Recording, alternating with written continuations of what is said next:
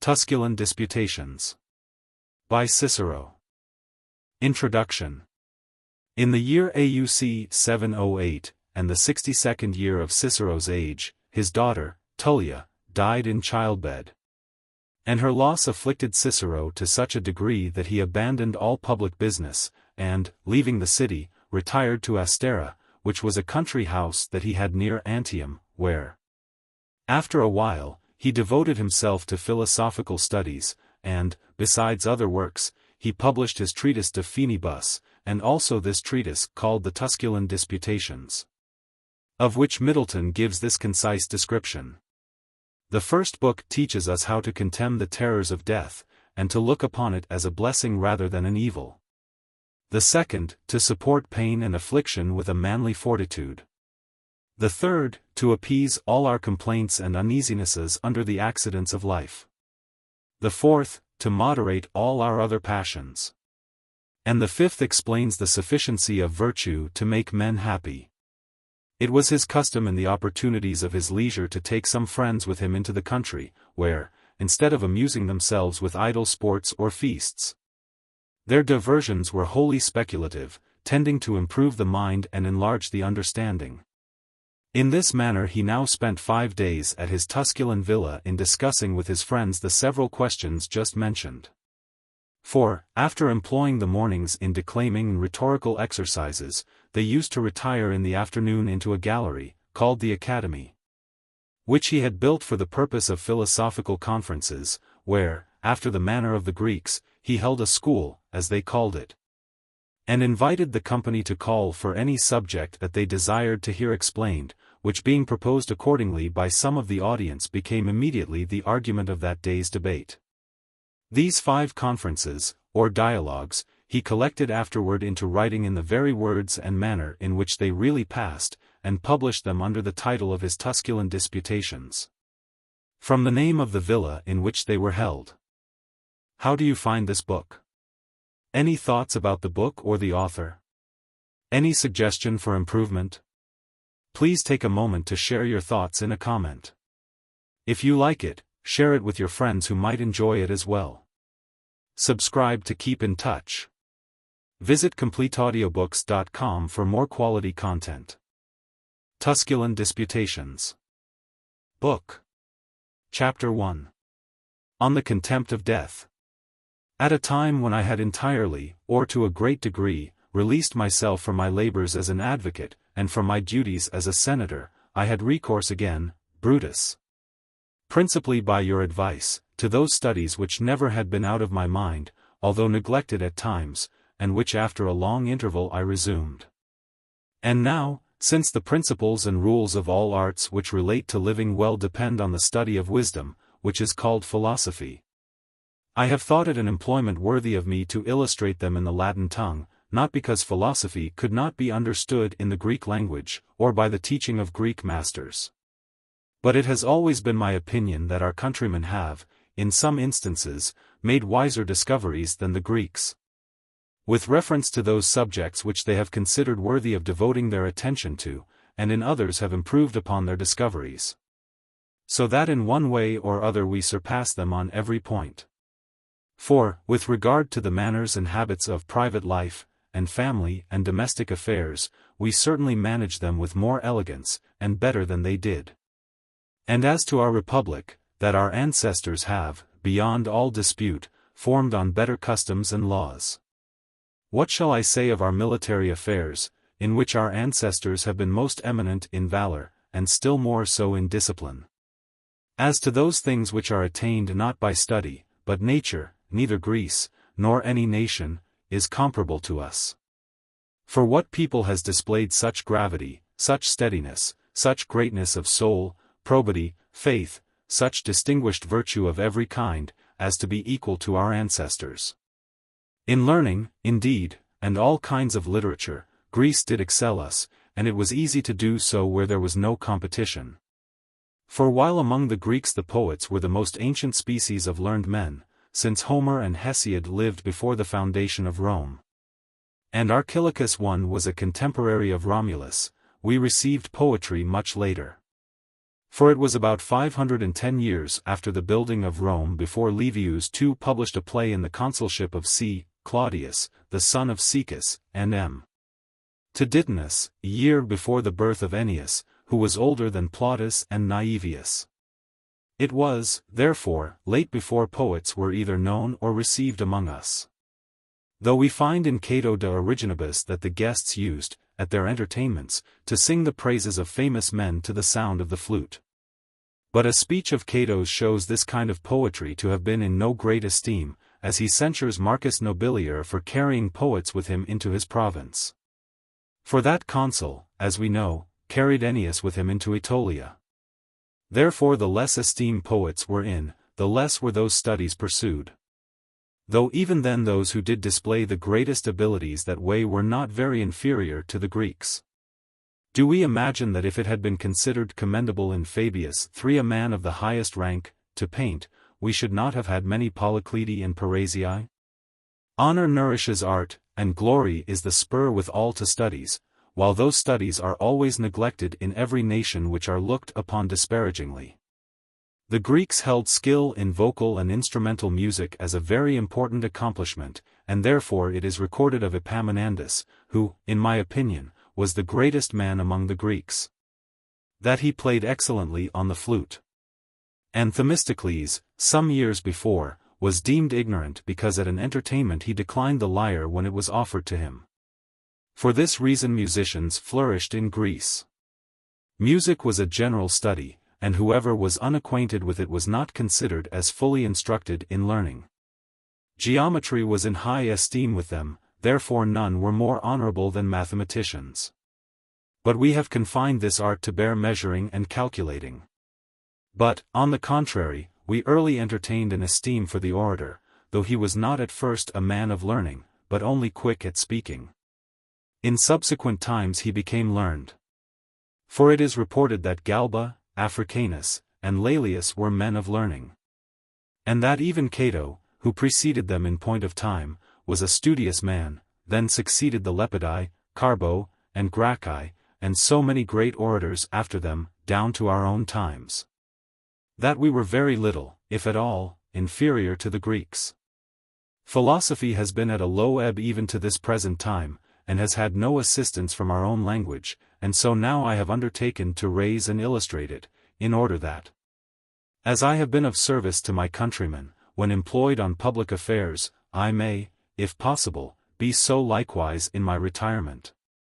And in this I must take the more pains, because there are already many books in the Latin language which are said to be written inaccurately, having been composed by excellent men, only not of sufficient learning. For, indeed, it is possible that a man may think well, and yet not be able to express his thoughts elegantly.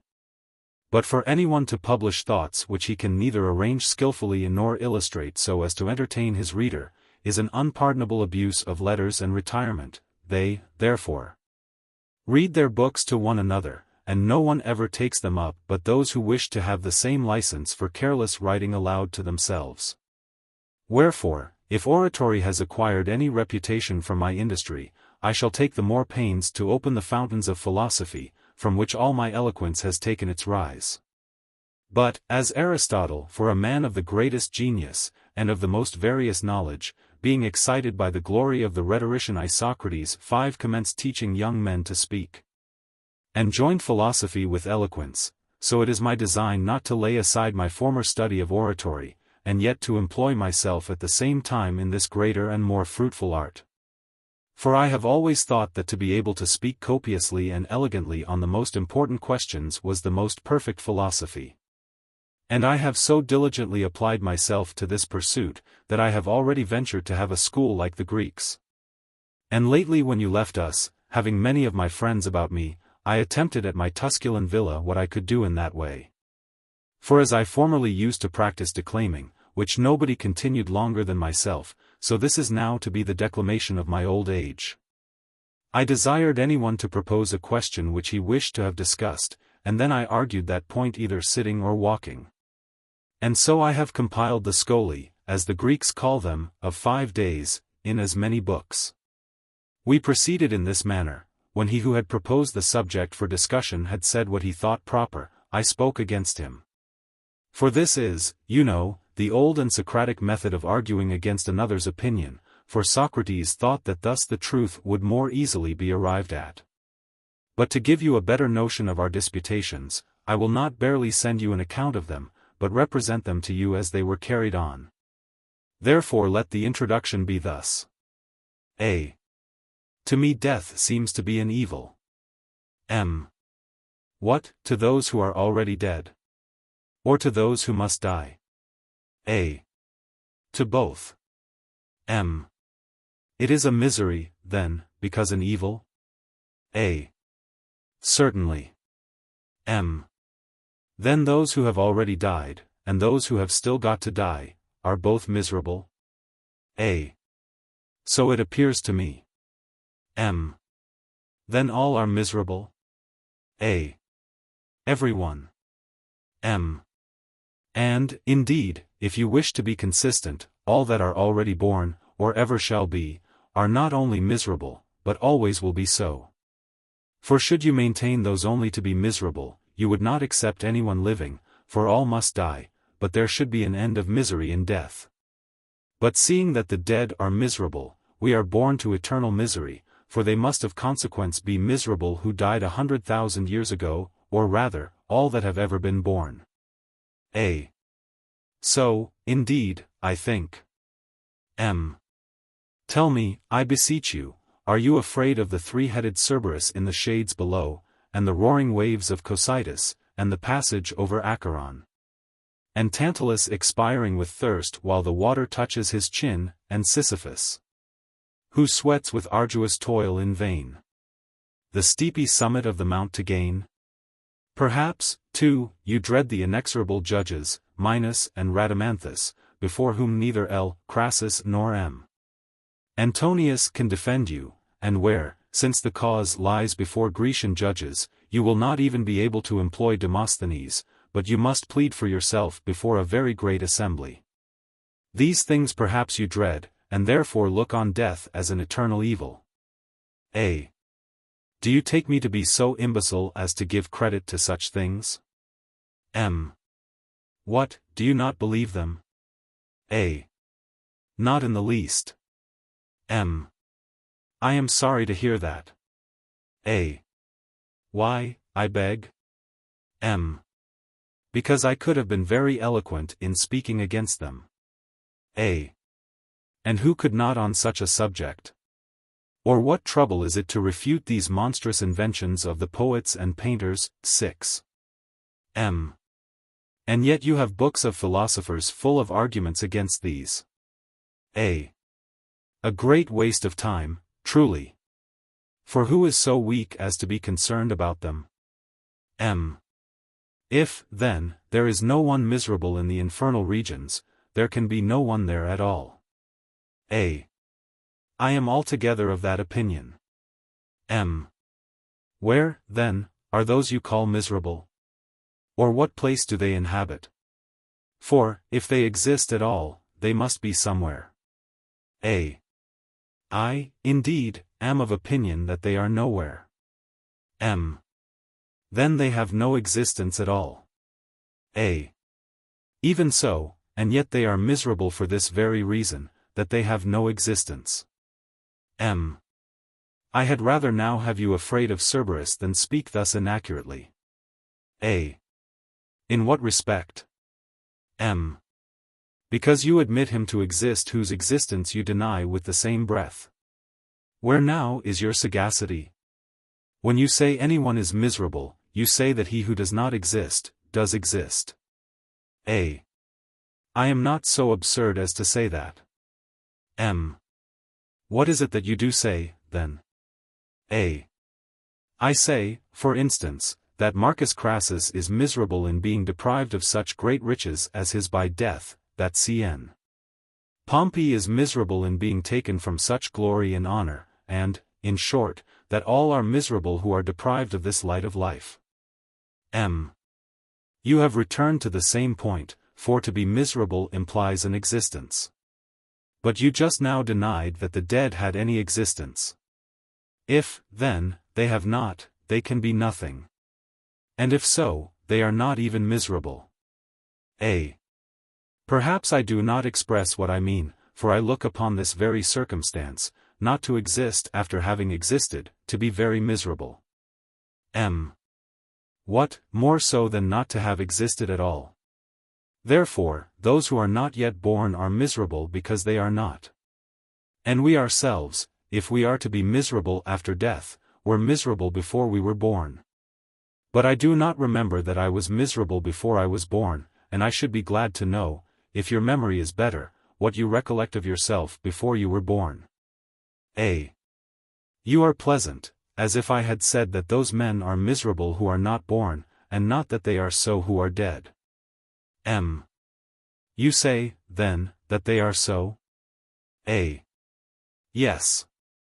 I say that because they no longer exist after having existed, they are miserable. M. You do not perceive that you are asserting contradictions, for what is a greater contradiction than that should be not only miserable, but should have any existence at all? Which does not exist. When you go out at the Capine gate and see the tombs of the Calatini, the Scipios, Servilii, and Metelli, do you look on them as miserable? A. Because you press me with a word, henceforward I will not say they are miserable absolutely, but miserable on this account, because they have no existence. M. You do not say, then, M. Crassus is miserable, but only miserable M. Crassus. A.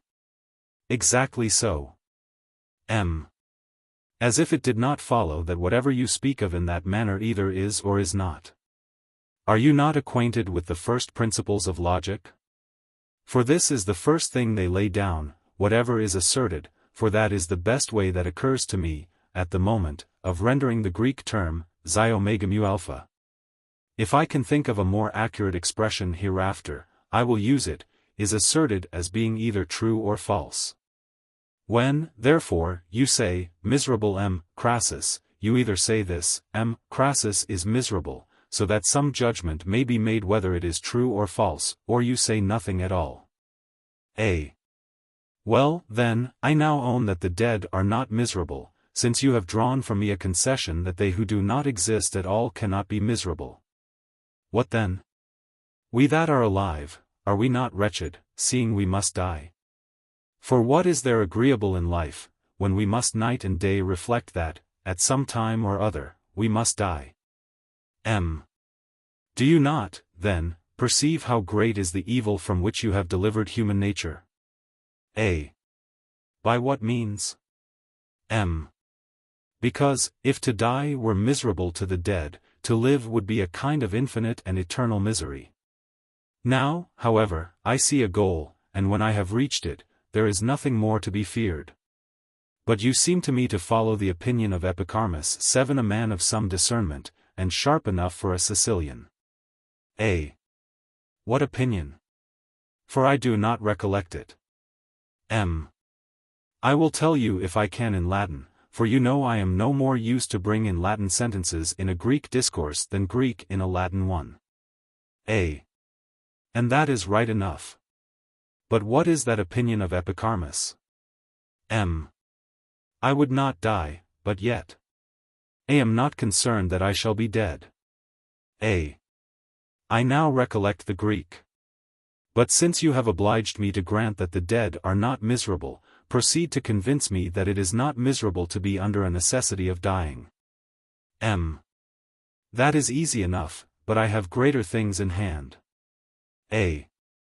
How comes that to be so easy? And what are those things of more consequence? M. Thus, because, if there is no evil after death, then even death itself can be none.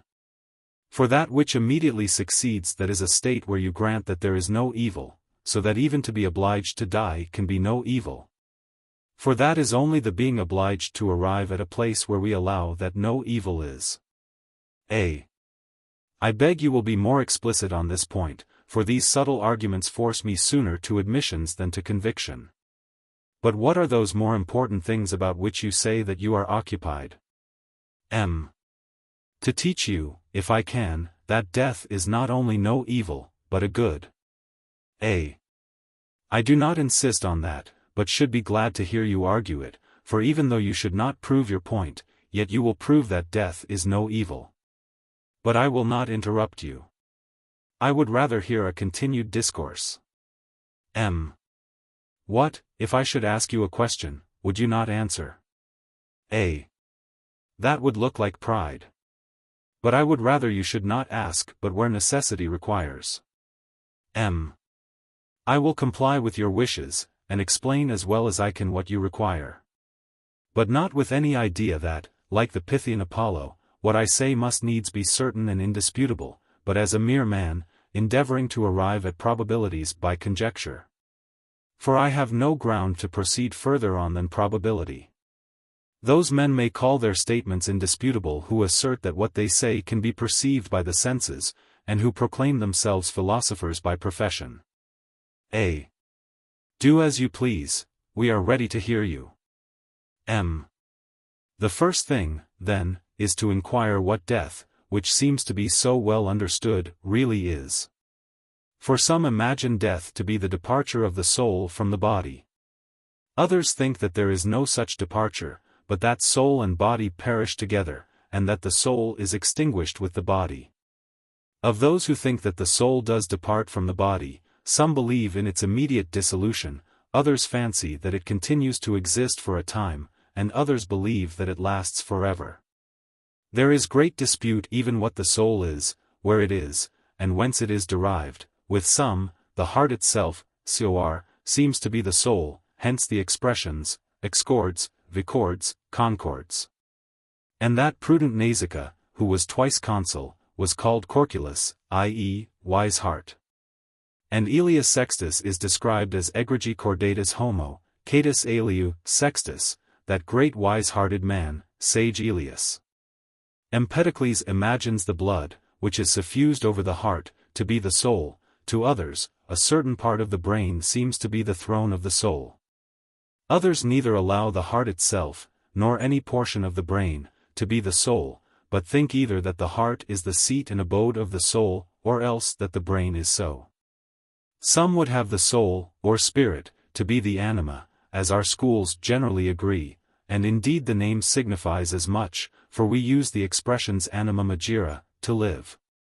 Anima maflare, to expire, animosi, men of spirit, bene animati, men of right feeling, exanimi sententia, according to our real opinion, and the very word animus is derived from anima. Again, the soul seems to Zeno the Stoic to be fire. But what I have said as to the heart, the blood, the brain, air, or fire being the soul, are common opinions.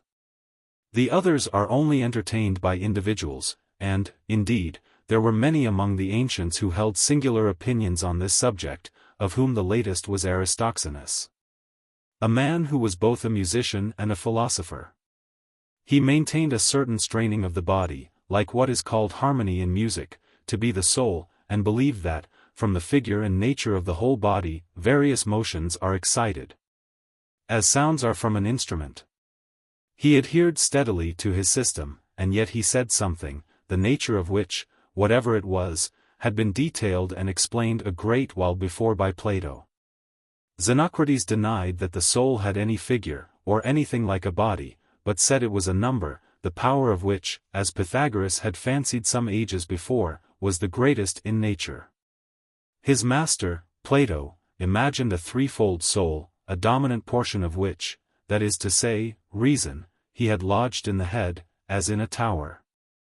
And the other two parts, namely, anger and desire, he made subservient to this one, and allotted them distinct abodes, placing anger in the breast, and desire under the precordia. But Dicaeurchus, in that discourse of some learned disputants, held at Corinth, which he details to us in 3 books, in the first book introduces many speakers. And in the other 2 he introduces a certain Pherocrates, an old man of Phthia, who, as he said, was descended from Deucalion, asserting that there is in fact no such thing at all as a soul. But that it is a name without a meaning, and that it is idle to use the expression animals, or animated beings.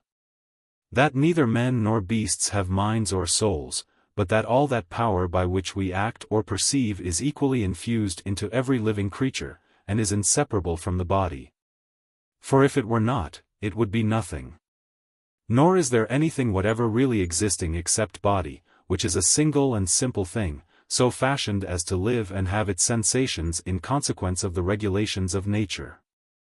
Aristotle, a man superior to all others both in genius and industry, I always except Plato, after having embraced these four known sorts of principles from which all things deduce their origin, imagines that there is a certain fifth nature from whence comes the soul, for to think, to foresee, to learn, to teach, to invent anything, and many other attributes of the same kind, such as to remember, to love, to hate, to desire, to fear, to be pleased or displeased, these, and others like them, exist, he thinks, in none of those first four kinds.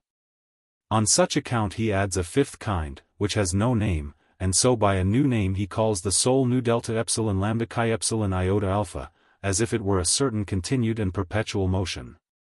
If I have not forgotten anything unintentionally, these are the principal opinions concerning the soul. I have omitted Democritus, a very great man indeed, but one who deduces the soul from the fortuitous concourse of small, light, and round substances. For, if you believe men of his school, there is nothing which a crowd of atoms cannot effect. Which of these opinions is true, some God must determine. It is an important question for us, which has the most appearance of truth. Shall we, then, prefer determining between them, or shall we return to our subject? A. I could wish both, if possible, but it is difficult to mix them. Therefore, if without a discussion of them we can get rid of the fears of death, let us proceed to do so.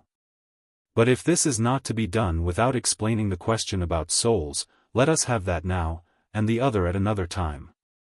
M.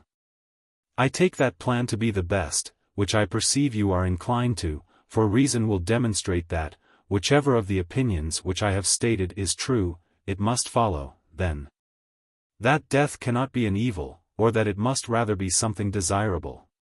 For if either the heart, or the blood, or the brain, is the soul, then certainly the soul, being corporeal, must perish with the rest of the body.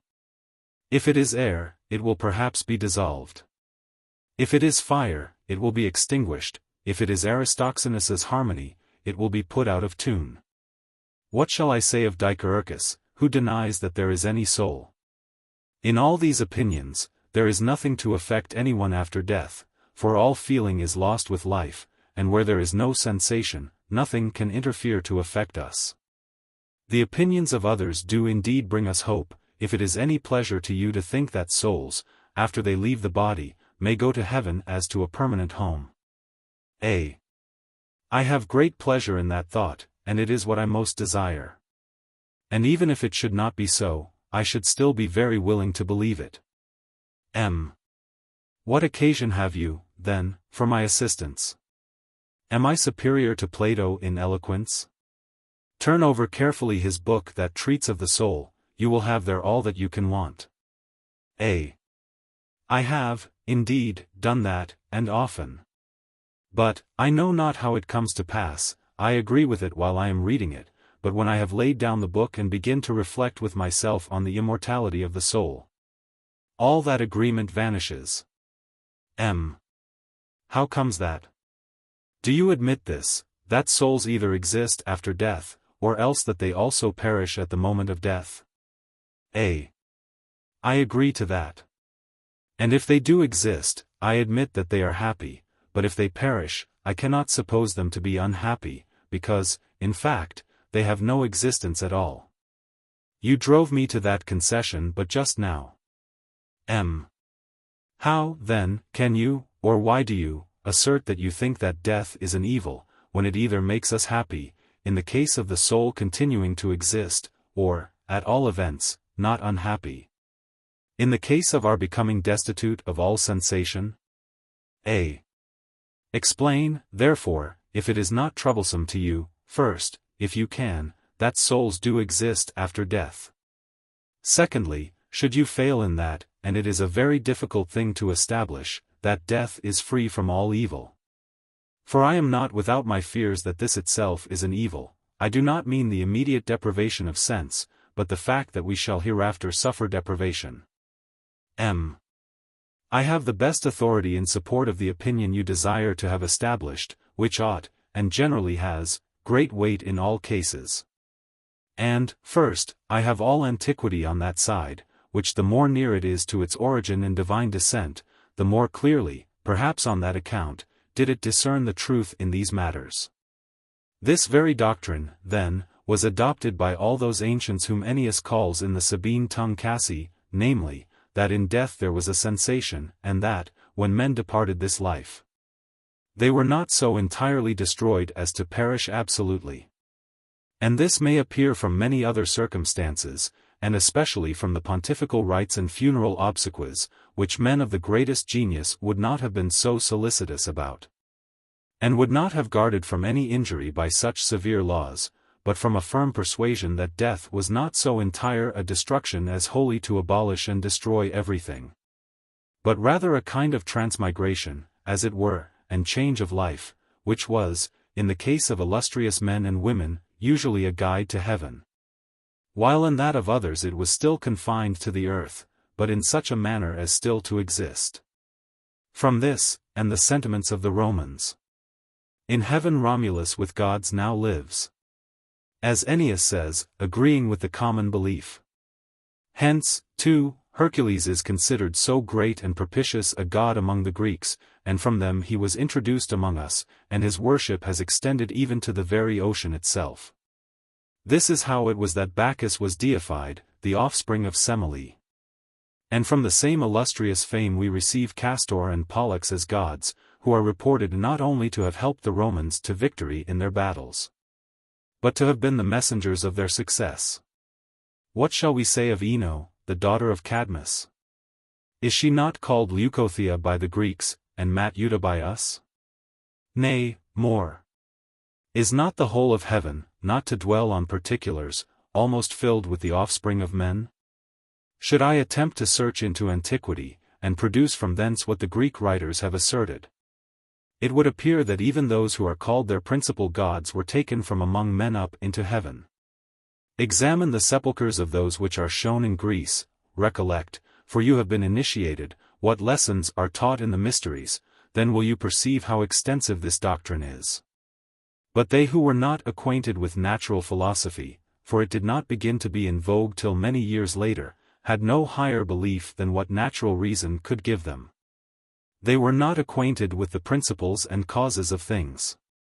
They were often induced by certain visions, and those generally in the night, to think that those men who had departed from this life were still alive.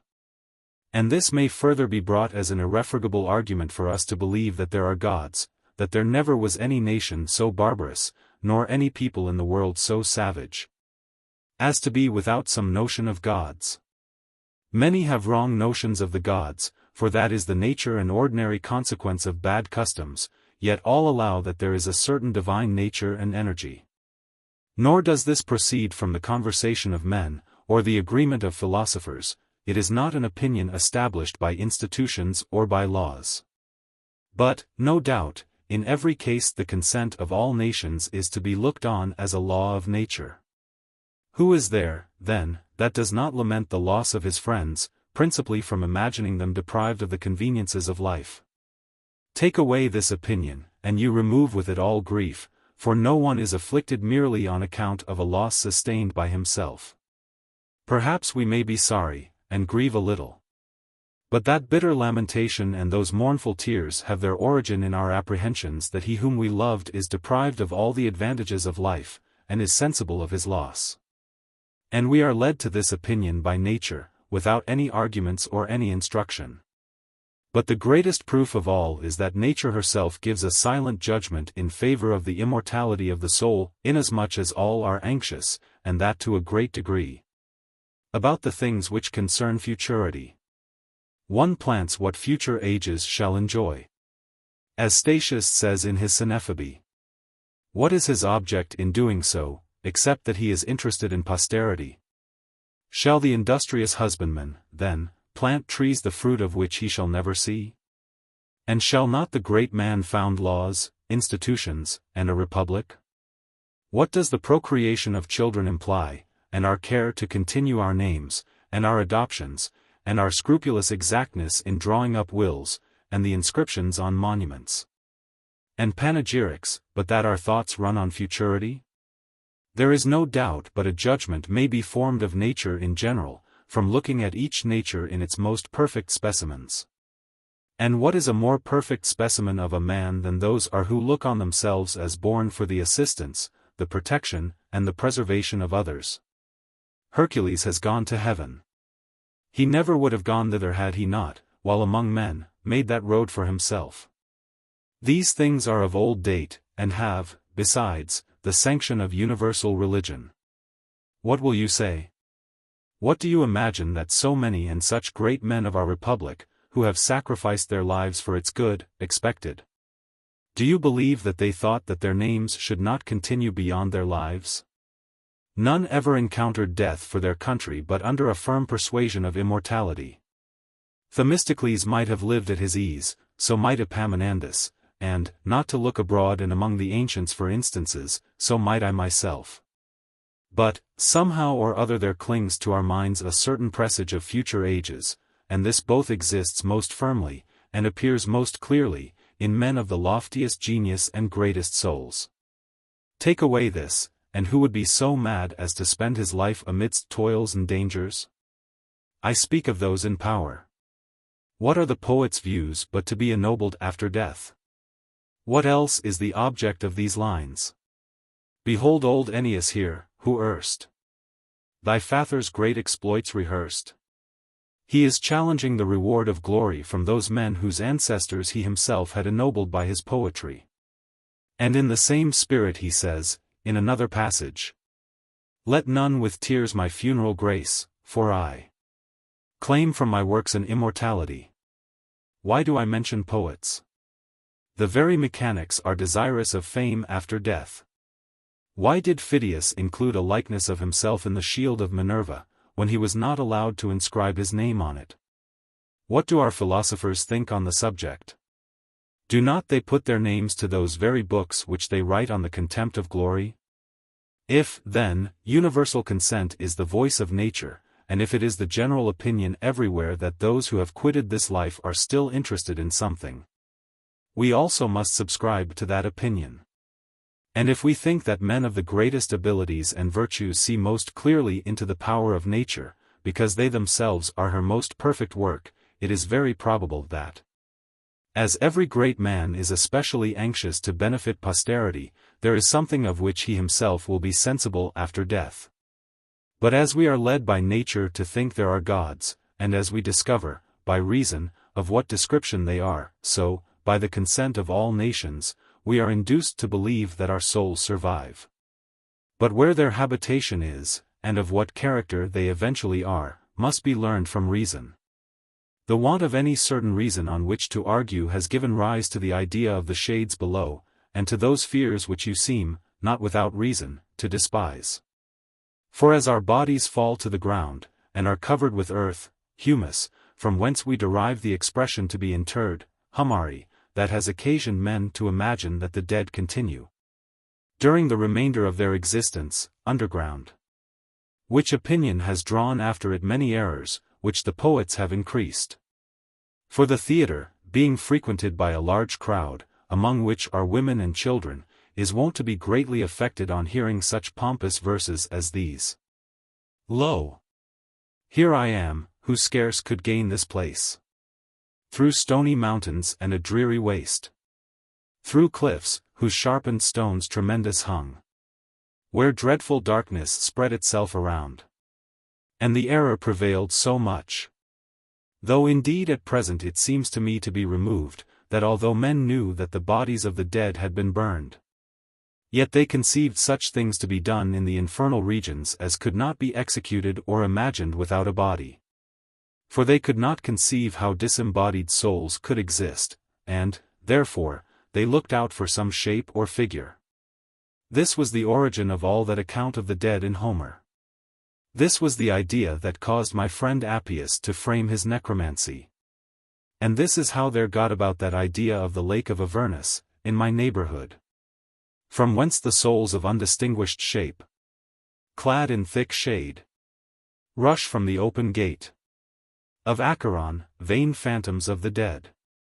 And they must needs have these appearances speak, which is not possible without a tongue, and a palate, and jaws, and without the help of lungs and sides, and without some shape or figure. For they could see nothing by their mind alone, they referred all to their eyes. To withdraw the mind from sensual objects, and abstract our thoughts from what we are accustomed to, is an attribute of great genius. I am persuaded, indeed, that there were many such men in former ages. But Pherecydes VIII the Syrian is the first on record who said that the souls of men were immortal, and he was a philosopher of great antiquity, in the reign of my namesake Tullius.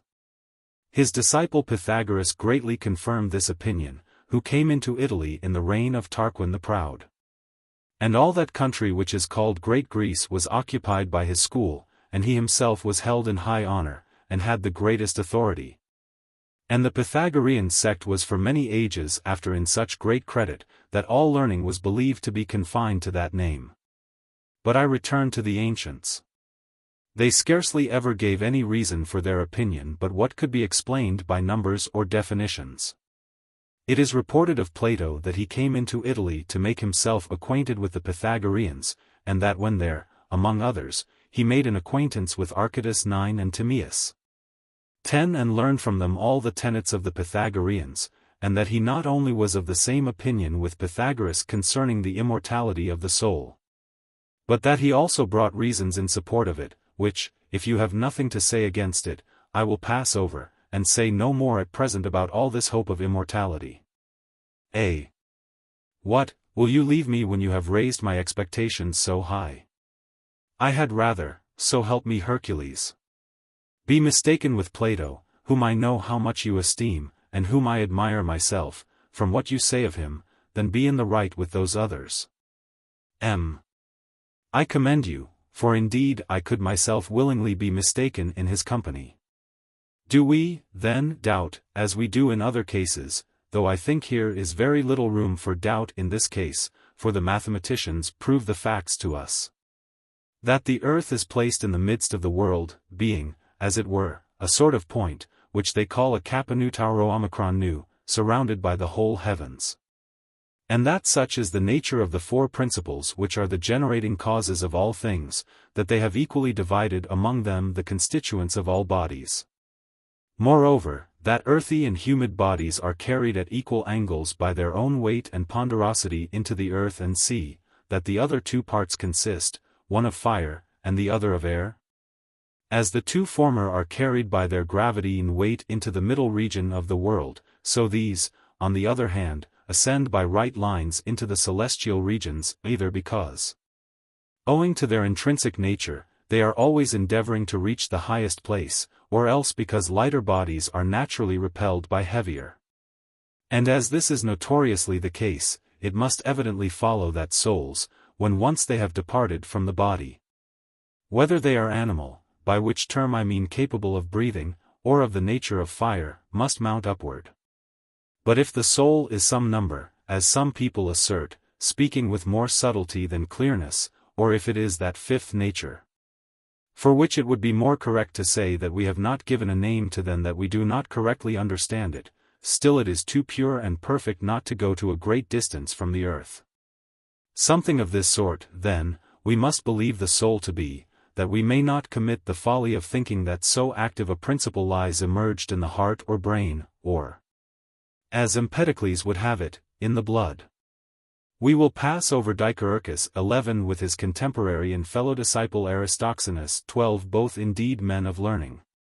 One of them seems never even to have been affected with grief, as he could not perceive that he had a soul, while the other is so pleased with his musical compositions that he endeavors to show an analogy betwixt them and souls. Now, we may understand harmony to arise from the intervals of sounds, whose various compositions occasion many harmonies, but I do not see how a disposition of members, and the figure of a body without a soul, can occasion harmony. He had better, learned as he is, leave these speculations to his master Aristotle, and follow his own trade as a musician. Good advice is given him in that Greek proverb. Apply your talents where you best are skilled. I will have nothing at all to do with that fortuitous concourse of individual light and round bodies, notwithstanding Democritus insists on their being warm and having breath, that is to say, life. But this soul, which is compounded of either of the four principles from which we assert that all things are derived, is of inflamed air, as seems particularly to have been the opinion of Panetius, and must necessarily mount upward. For air and fire have no tendency downward, but always ascend, so should they be dissipated that must be at some distance from the earth. But should they remain, and preserve their original state, it is clearer still that they must be carried heavenward, and this gross and concrete air, which is nearest the earth, must be divided and broken by them. For the soul is warmer, or rather hotter, than that air, which I just now called gross and concrete, and this may be made evident from this consideration, that our bodies, being compounded of the earthy class of principles, grow warm by the heat of the soul. We may add that the soul can the more easily escape from this air, which I have often named, and break through it, because nothing is swifter than the soul. No swiftness is comparable to the swiftness of the soul, which, should it remain uncorrupt and without alteration, must necessarily be carried on with such velocity as to penetrate and divide all this atmosphere where clouds, and rain, and winds are formed, which, in consequence of the exhalations from the earth, is moist and dark. But, when the soul has once got above this region, and falls in with and recognizes a nature like its own, it then rests upon fires composed of a combination of thin air and a moderate solar heat, and does not aim at any higher flight. For then, after it has attained a lightness and heat resembling its own, it moves no more, but remains steady, being balanced, as it were, between two equal weights. That, then, is its natural seat where it has penetrated to something like itself, and where, wanting nothing further, it may be supported and maintained by the same aliment which nourishes and maintains the stars.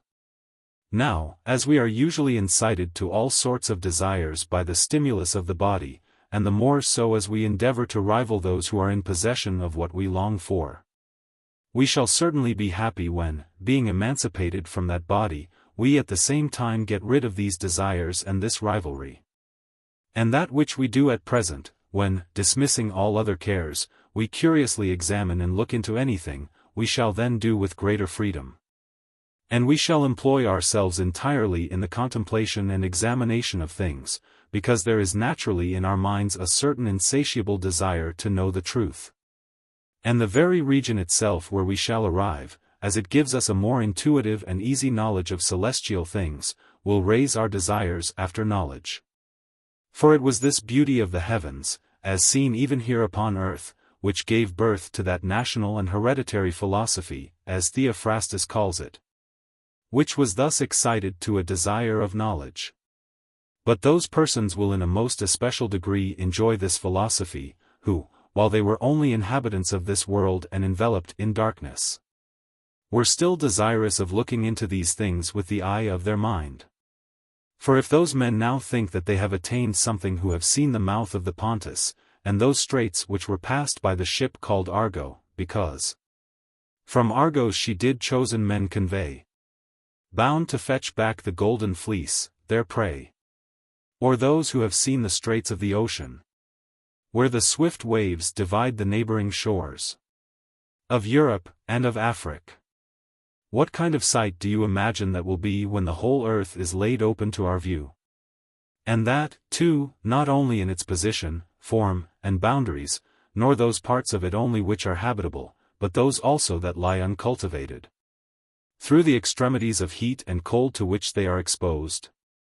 For not even now is it with our eyes that we view what we see, for the body itself has no senses.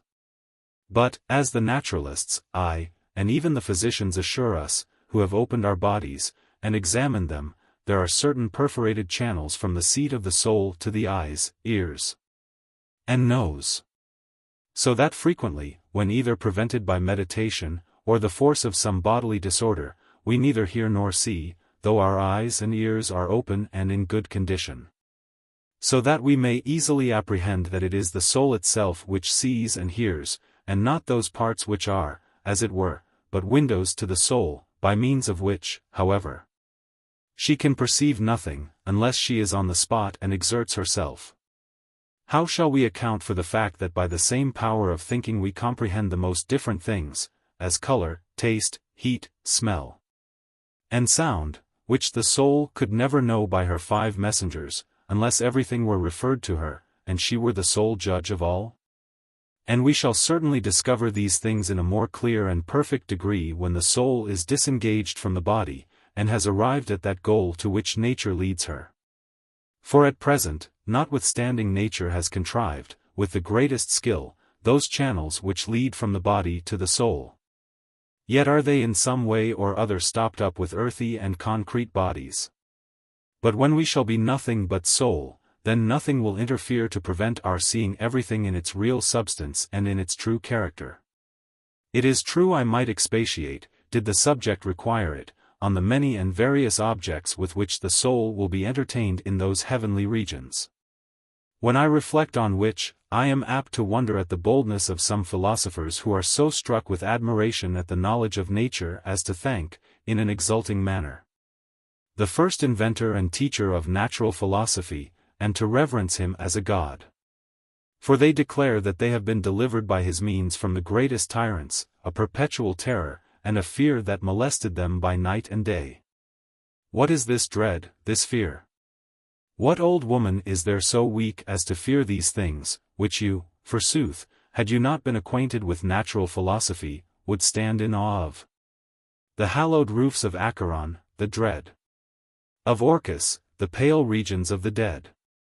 And does it become a philosopher to boast that he is not afraid of these things, and that he has discovered them to be false? And from this we may perceive how acute these men were by nature, who, if they had been left without any instruction, would have believed in these things. But now they have certainly made a very fine acquisition in learning that when the day of their death arrives, they will perish entirely. And if that really is the case, for I say nothing either way, what is there agreeable or glorious in it? Not that I see any reason why the opinion of Pythagoras and Plato may not be true. But even although Plato were to have assigned no reason for his opinion, observe how much I esteem the man, the weight of his authority would have borne me down. But he has brought so many reasons that he appears to me to have endeavored to convince others, and certainly to have convinced himself. But there are many who labor on the other side of the question, and condemn souls to death as if they were criminals capitally convicted. Nor have they any other reason to allege why the immortality of the soul appears to them to be incredible, except that they are not able to conceive what sort of thing the soul can be when disentangled from the body. Just as if they could really form a correct idea as to what sort of thing it is, even when it is in the body, what its form, and size, and abode are. So that were they able to have a full view of all that is now hidden from them in a living body, they have no idea whether the soul would be discernible by them, or whether it is of so fine a texture that it would escape their sight. Let those consider this, who say that they are unable to form any idea of the soul without the body. And then they will see whether they can form any adequate idea of what it is when it is in the body. For my own part, when I reflect on the nature of the soul, it appears to me a far more perplexing and obscure question to determine what is its character while it is in the body, a place which, as it were, does not belong to it, than to imagine what it is when it leaves it, and has arrived at the free ether, which is, if I may so say, its proper, its own habitation. For unless we are to say that we cannot apprehend the character or nature of anything which we have never seen, we certainly may be able to form some notion of God, and of the divine soul when released from the body. Dicaeurchus, indeed, and Aristoxenus, because it was hard to understand the existence and substance and nature of the soul, asserted that there was no such thing as a soul at all. It is, indeed, the most difficult thing imaginable to discern the soul by the soul. And this, doubtless, is the meaning of the precept of Apollo, which advises everyone to know himself. For I do not apprehend the meaning of the God to have been that we should understand our members, our stature, and form, for we are not merely bodies. Nor, when I say these things to you, am I addressing myself to your body. When, therefore, he says, know yourself, he says this, inform yourself of the nature of your soul. For the body is but a kind of vessel or receptacle of the soul, and whatever your soul does is your own act.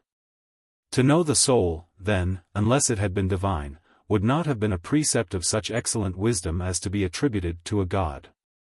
But even though the soul should not know of what nature itself is, will you say that it does not even perceive that it exists at all, or that it has motion? On which is founded that reason of Plato's, which is explained by Socrates in the Phaedrus, and inserted by me, in my 6th book of the Republic. That which is always moved is eternal.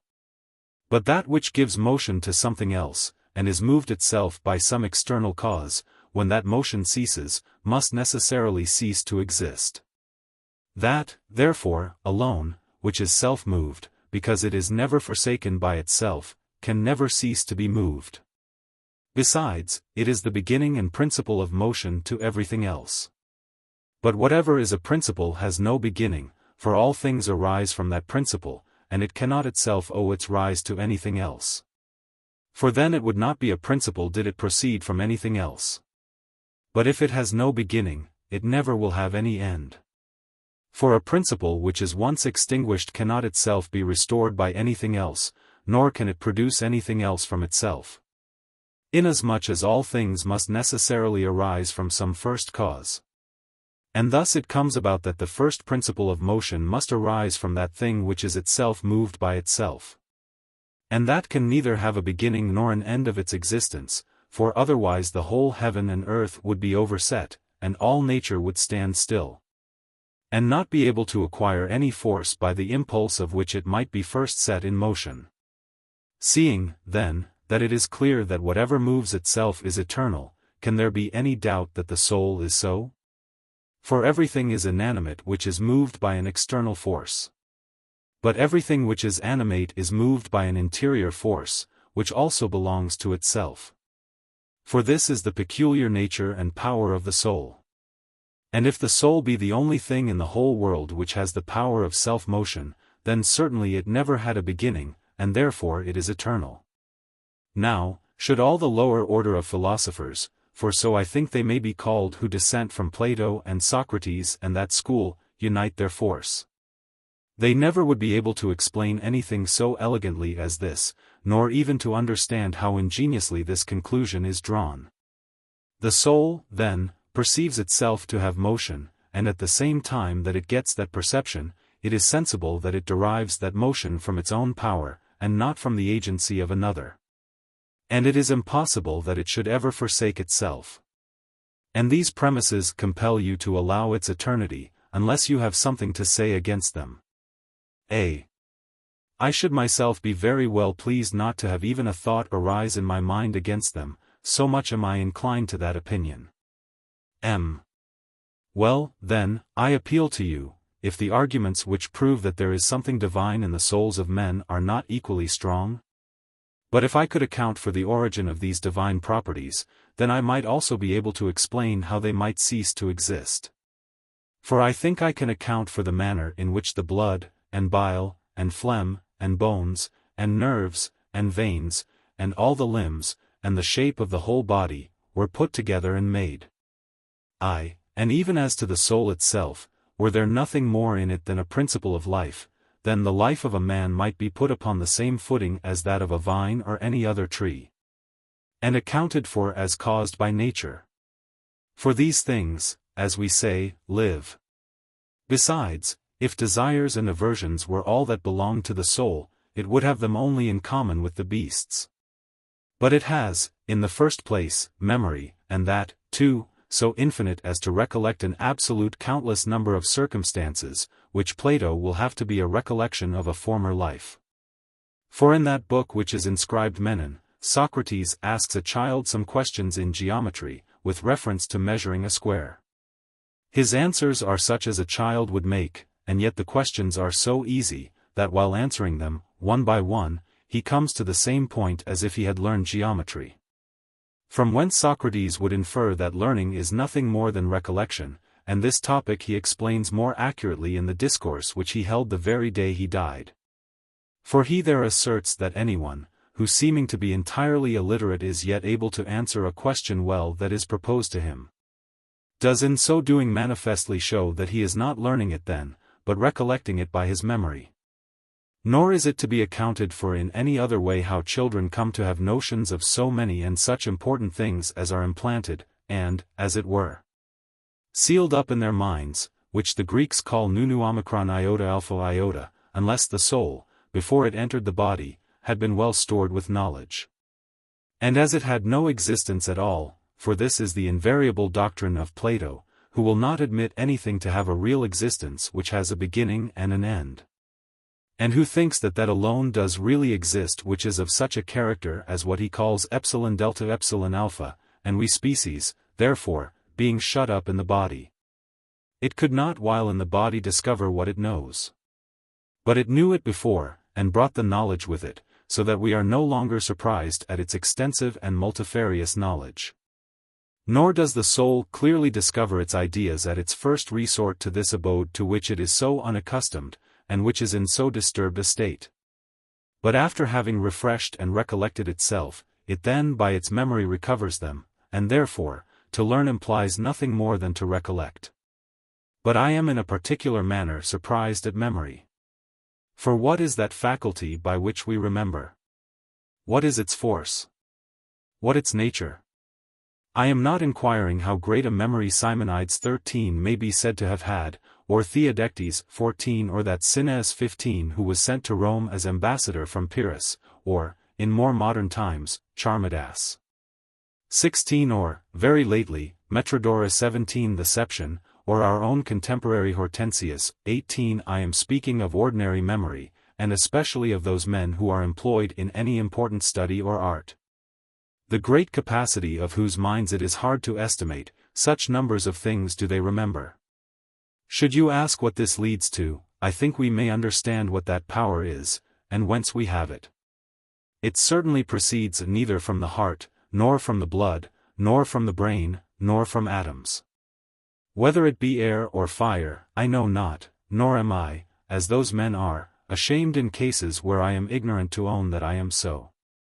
If in any other obscure matter I were able to assert anything positively, then I would swear that the soul, be it air or fire, is divine.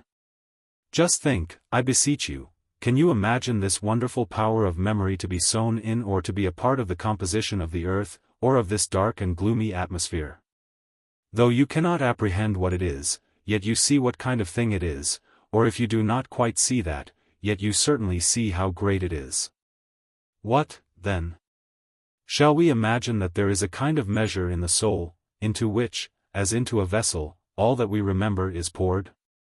That indeed is absurd, for how shall we form any idea of the bottom, or of the shape or fashion of such a soul as that?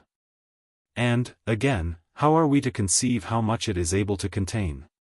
Shall we imagine the soul to receive impressions like wax, and memory to be marks of the impressions made on the soul?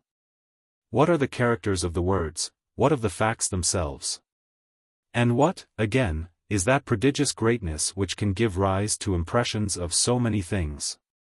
What, lastly, is that power which investigates secret things, and is called invention and contrivance? Does that man seem to be compounded of this earthly, mortal, and perishing nature who first invented names for everything, which, if you will believe Pythagoras, is the highest pitch of wisdom? Or he who collected the dispersed inhabitants of the world, and united them in the bonds of social life? Or he who confined the sounds of the voice, which used to seem infinite, to the marks of a few letters? Or he who first observed the courses of the planets, their progressive motions, their laws? These were all great men. But they were greater still who invented food, and raiment, and houses, who introduced civilization among us, and armed us against the wild beasts, by whom we were made sociable and polished, and so proceeded from the necessaries of life to its embellishments. For we have provided great entertainments for the ears by inventing and modulating the variety and nature of sounds. We have learned to survey the stars, not only those that are fixed, but also those which are improperly called wandering. And the man who has acquainted himself with all their revolutions and motions is fairly considered to have a soul resembling the soul of that being who has created those stars in the heavens, for when Archimedes described in a sphere the motions of the moon, sun, and 5 planets, he did the very same thing as Plato's God, in his Timaeus, who made the world, causing one revolution to adjust motions differing as much as possible in their slowness and velocity. Now, allowing that what we see in the world could not be effected without a God, Archimedes could not have imitated the same motions in his sphere without a divine soul.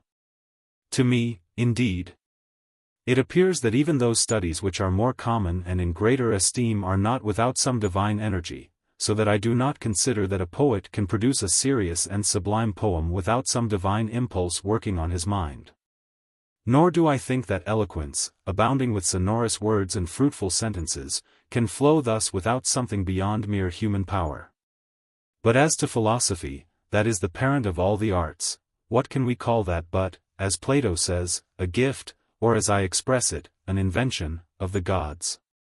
This it was which first taught us the worship of the gods, and then led us on to justice, which arises from the human race being formed into society.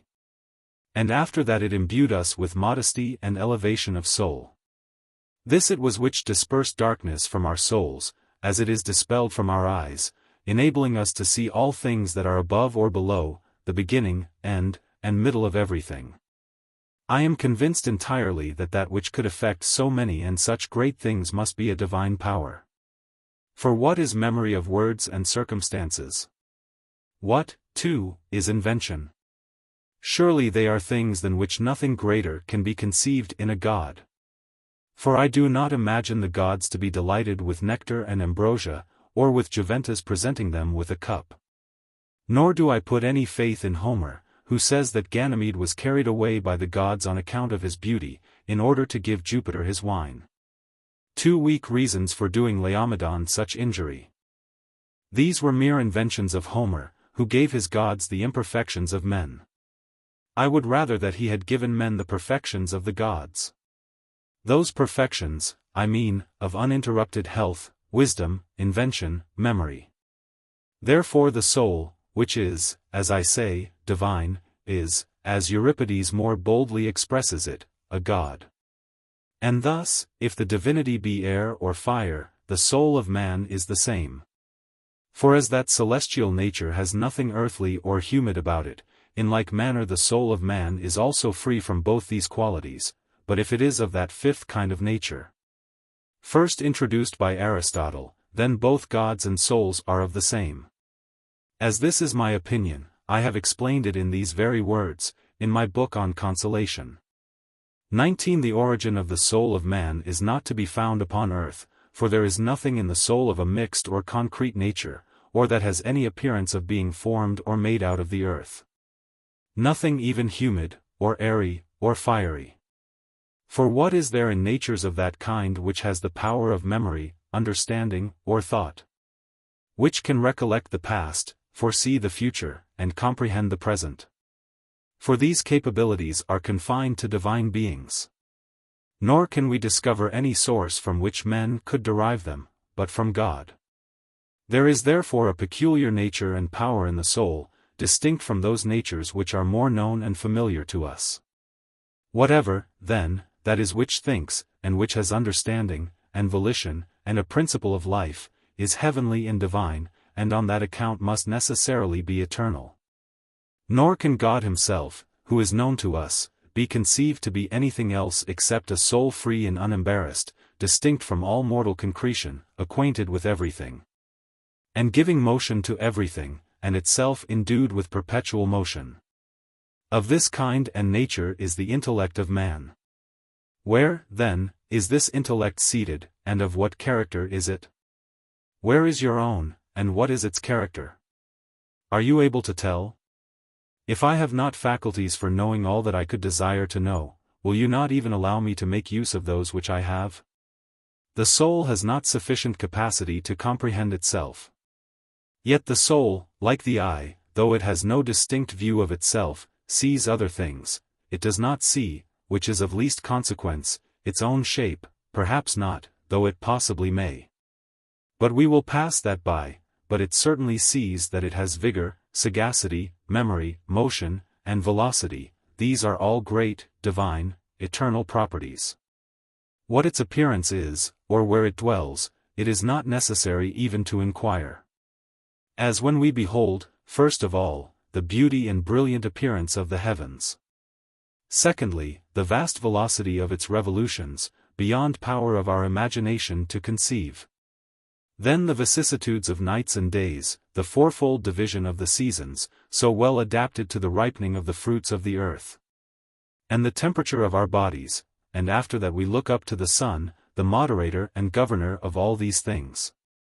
And view the moon, by the increase and decrease of its light marking, as it were, and appointing our holy days.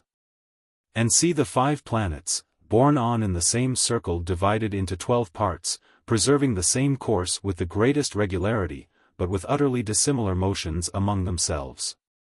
And the nightly appearance of the heaven, adorned on all sides with stars.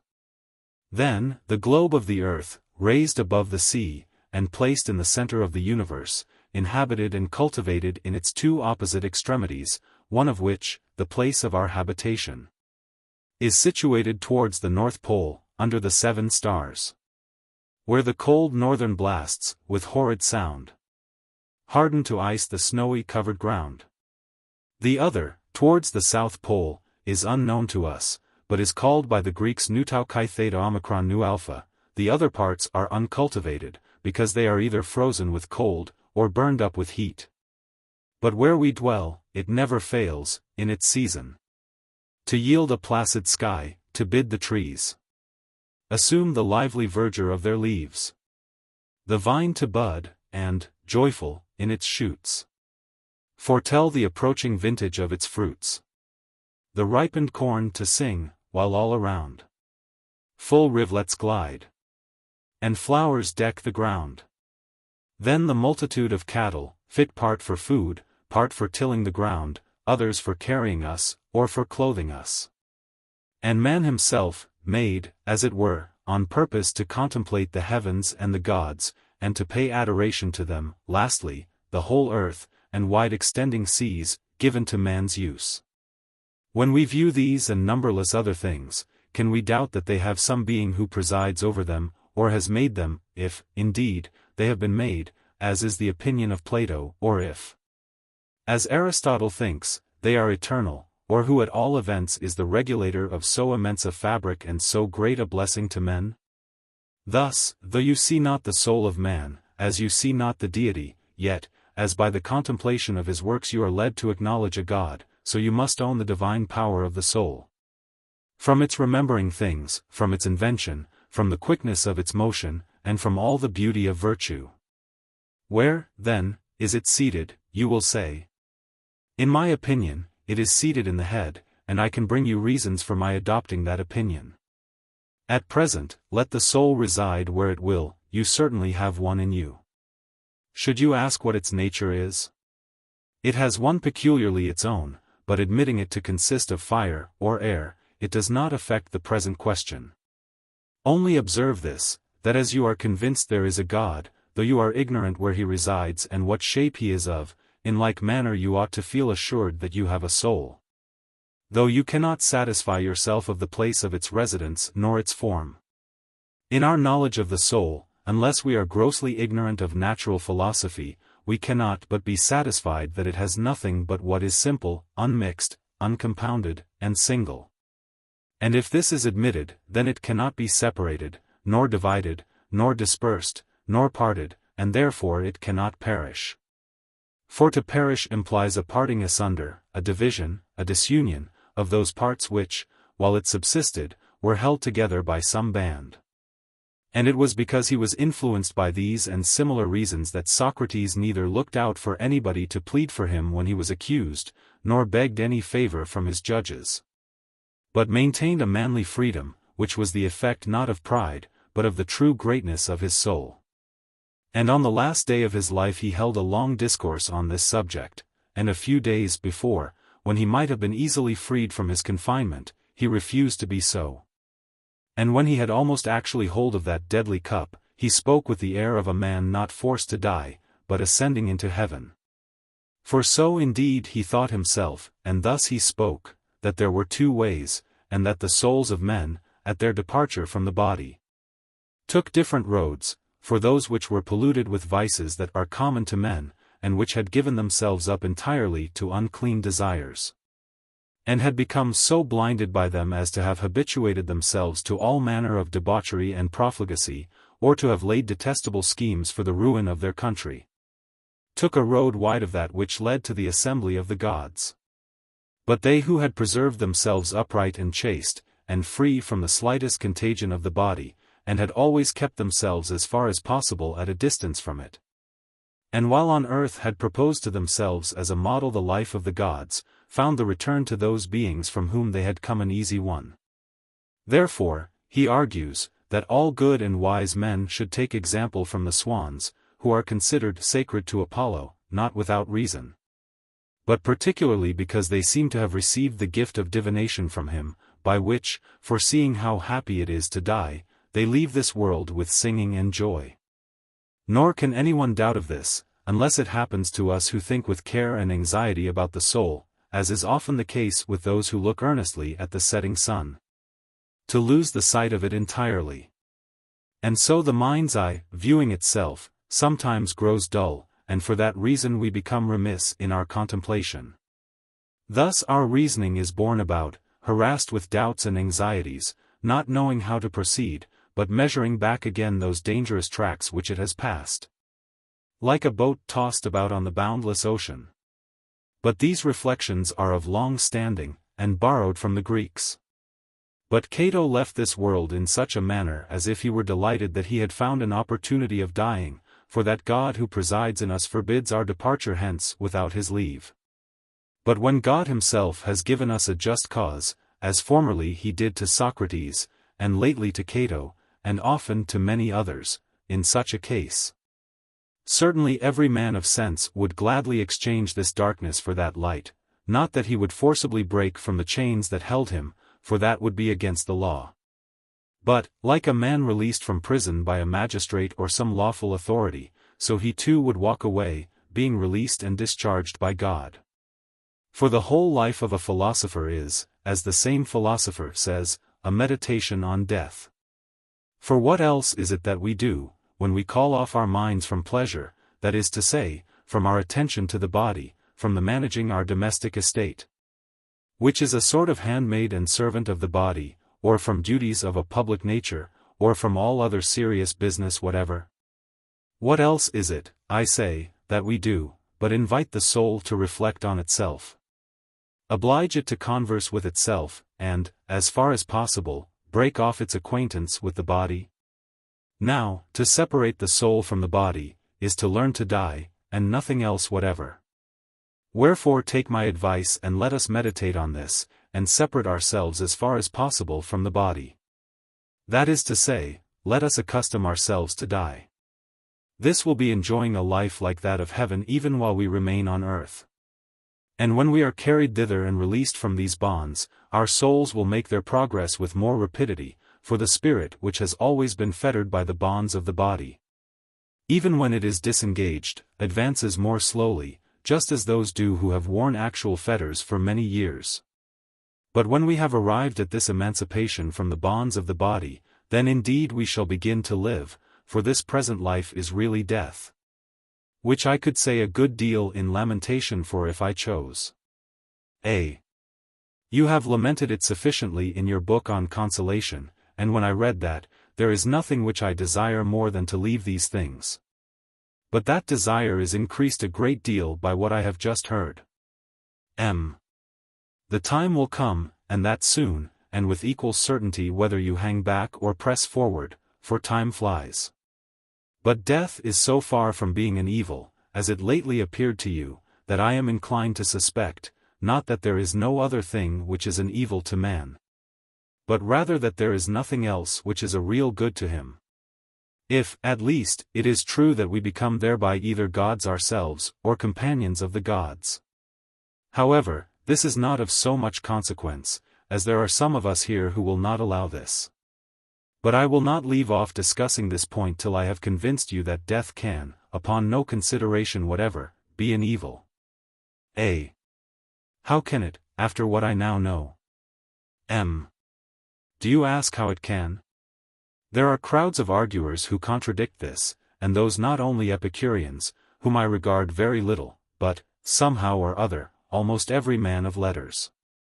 And, above all, my favorite Dicaeurchus is very strenuous in opposing the immortality of the soul, for he has written 3 books, which are entitled Lesbiacs because the discourse was held at Mytilene, in which he seeks to prove that souls are mortal. The Stoics, on the other hand, allow us as long a time for enjoyment as the life of a raven. They allow the soul to exist a great while, but are against its eternity. Are you willing to hear then why, even allowing this, death cannot be an evil? A. As you please. But no one shall drive me from my belief in mortality. M. I commend you, indeed, for that, though we should not be too confident in our belief of anything, for we are frequently disturbed by some subtle conclusion. We give way and change our opinions even in things that are more evident than this, for in this there certainly is some obscurity. Therefore, should anything of this kind happen, it is well to be on our guard. A. You are right in that, but I will provide against any accident. M. Have you any objection to our dismissing our friends the Stoics, those, I mean, who allow that the souls exist after they have left the body, but yet deny that they exist forever? A. We certainly may dismiss the consideration of those men who admit that which is the most difficult point in the whole question, namely, that a soul can exist independently of the body. And yet refuse to grant that which is not only very easy to believe, but which is even the natural consequence of the concession which they have made, that if they can exist for a length of time, they most likely do so forever. M. You take it right, that is the very thing. Shall we give, therefore, any credit to Poestius, when he dissents from his master, Plato? Whom he everywhere calls divine, the wisest, the holiest of men, the Homer of philosophers. And whom he opposes in nothing except this single opinion of the soul's immortality, for he maintains what nobody denies, that everything which has been generated will perish. And that even souls are generated, which he thinks appears from their resemblance to those of the men who begot them. For that likeness is as apparent in the turn of their minds as in their bodies. But he brings another reason, that there is nothing which is sensible of pain which is not also liable to disease. But whatever is liable to disease must be liable to death. The soul is sensible of pain, therefore it is liable to perish. These arguments may be refuted. For they proceed from his not knowing that, while discussing the subject of the immortality of the soul, he is speaking of the intellect, which is free from all turbid motion. But not of those parts of the mind in which those disorders anger and lust have their seat, and which he whom he is opposing, when he argues thus, imagines to be distinct and separate from the mind. Now this resemblance is more remarkable in beasts, whose souls are void of reason. But the likeness in men consists more in the configuration of the bodies, and it is of no little consequence in what bodies the soul is lodged. For there are many things which depend on the body that give an edge to the soul. Many which blunt it. Aristotle, indeed, says that all men of great genius are melancholy, so that I should not have been displeased to have been somewhat duller than I am. He instances many, and, as if it were matter of fact, brings his reasons for it. But if the power of those things that proceed from the body be so great as to influence the mind, for they are the things, whatever they are, that occasion this likeness, still that does not necessarily prove why a similitude of souls should be generated. I say nothing about cases of unlikeness. I wish Panetius could be here, he lived with Africanus. I would inquire of him which of his family the nephew of Africanus's brother was like. Possibly he may in person have resembled his father, but in his manners he was so like every profligate, abandoned man, that it was impossible to be more so. Whom did the grandson of P. Crassus, that wise and eloquent and most distinguished man, resemble? Or the relations and sons of many other excellent men, whose names there is no occasion to mention? But what are we doing? Have we forgotten that our purpose was, when we had sufficiently spoken on the subject of the immortality of the soul, to prove that, even if the soul did perish, there would be, even then, no evil in death? I remembered it very well. But I had no dislike to your digressing a little from your original design, while you were talking of the soul's immortality. I perceive you have sublime thoughts, and are eager to mount up to heaven. I am not without hopes myself that such may be our fate. But admit what they assert, that the soul does not continue to exist after death. Should it be so, I see that we are then deprived of the hopes of a happier life. But what is there of evil in that opinion? For let the soul perish as the body, is there any pain, or indeed any feeling at all, in the body after death? No one, indeed, asserts that, though Epicurus charges Democritus with saying so, but the disciples of Democritus deny it. No sense, therefore, remains in the soul, for the soul is nowhere. Where, then, is the evil? For there is nothing but these two things. Is it because the mere separation of the soul and body cannot be effected without pain? But even should that be granted, how small a pain must that be? Yet I think that it is false, and that it is very often unaccompanied by any sensation at all, and sometimes even attended with pleasure. But certainly the whole must be very trifling, whatever it is, for it is instantaneous. What makes us uneasy, or rather gives us pain, is the leaving all the good things of life. But just consider, if I might not more properly say, leaving the evils of life, only there is no reason for my now occupying myself in bewailing the life of man, and yet I might with very good reason. But what occasion is there, when what I am laboring to prove is that no one is miserable after death, to make life more miserable by lamenting over it? I have done that in the book which I wrote, in order to comfort myself as well as I could. If, then, our inquiry is after truth, death withdraws us from evil, not from good. This subject is indeed so copiously handled by Hegesias, the Cyrenaic philosopher, that he is said to have been forbidden by Ptolemy from delivering his lectures in the schools. Because some who heard him made away with themselves. There is, too, an epigram of Callimachus 20 on Cleombrotus of Ambracia, who, without any misfortune having befallen him, as he says, threw himself from a wall into the sea, after he had read a book of Plato's. The book I mentioned of that Hegesias is called Pi Omicron Kappa Alpha Rho Tau Epsilon Rho Nu, or A Man Who Starves Himself, in which a man is represented as killing himself by starvation, till he is prevented by his friends. In reply to whom he reckons up all the miseries of human life. I might do the same, though not so fully as he who thinks it not worth any man's while to live. I pass over others. Was it even worth my while to live, for, had I died before I was deprived of the comforts of my own family, and of the honors which I received for my public services? Would not death have taken me from the evils of life rather than from its blessings? Mention, therefore, someone who never knew distress, who never received any blow from fortune. The great Metellus had 4 distinguished sons, but Priam had 50, 17 of whom were born to him by his lawful wife.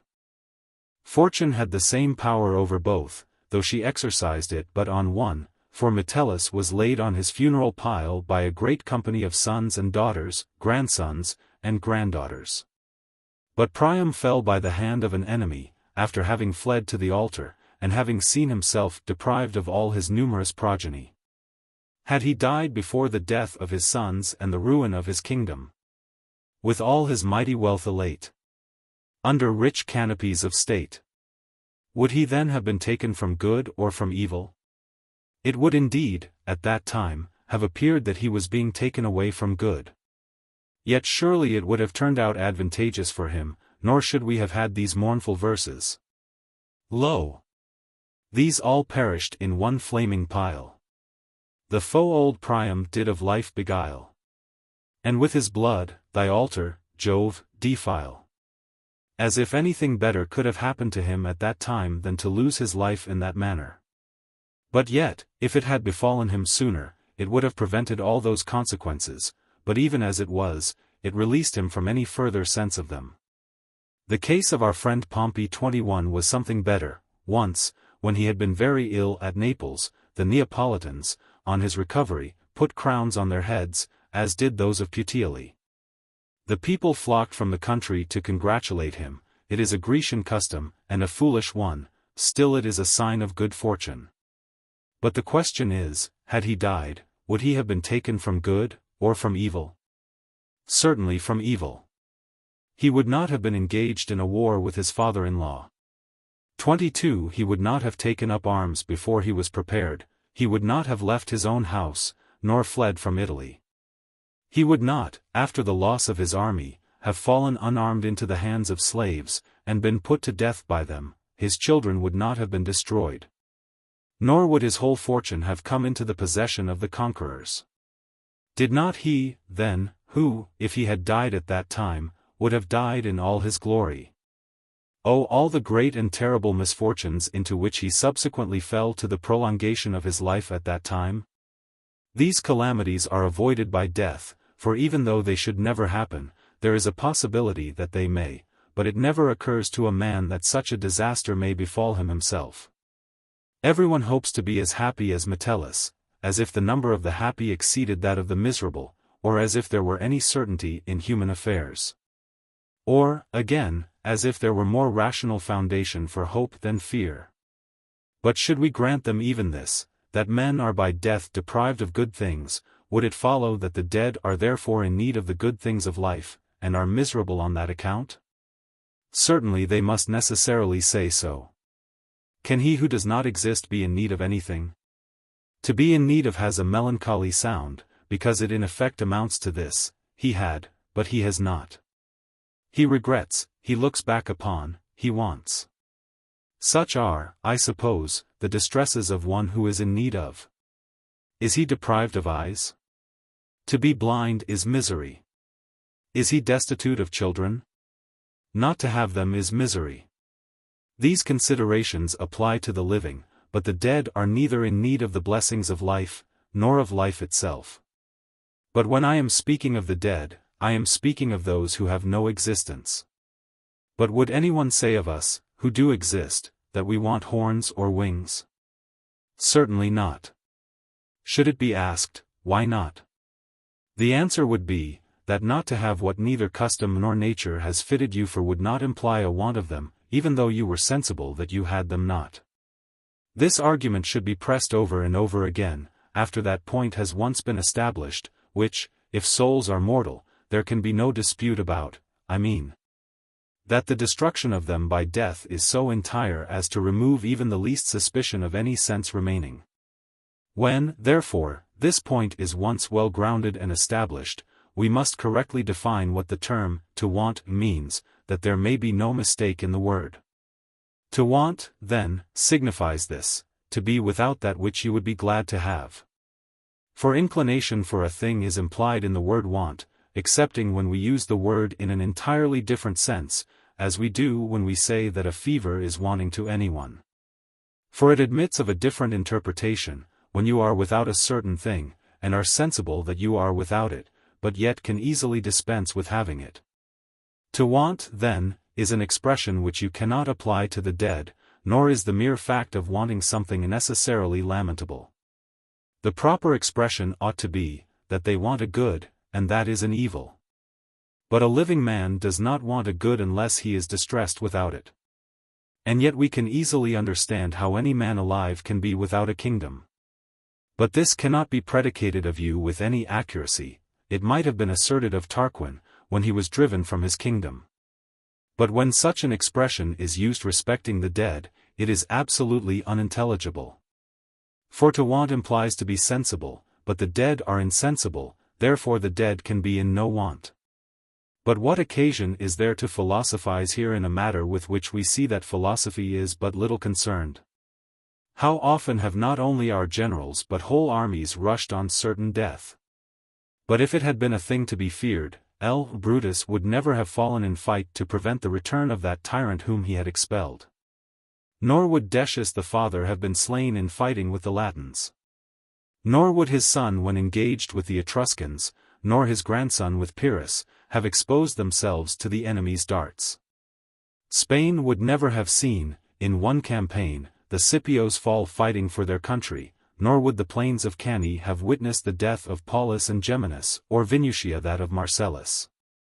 Nor would the Latins have beheld the death of Albinus, nor the Lucanians that of Gracchus. But are any of these miserable now? Nay, they were not so even at the first moment after they had breathed their last, nor can anyone be miserable after he has lost all sensation. Oh, but the mere circumstance of being without sensation is miserable. It might be so if being without sensation were the same thing as wanting it.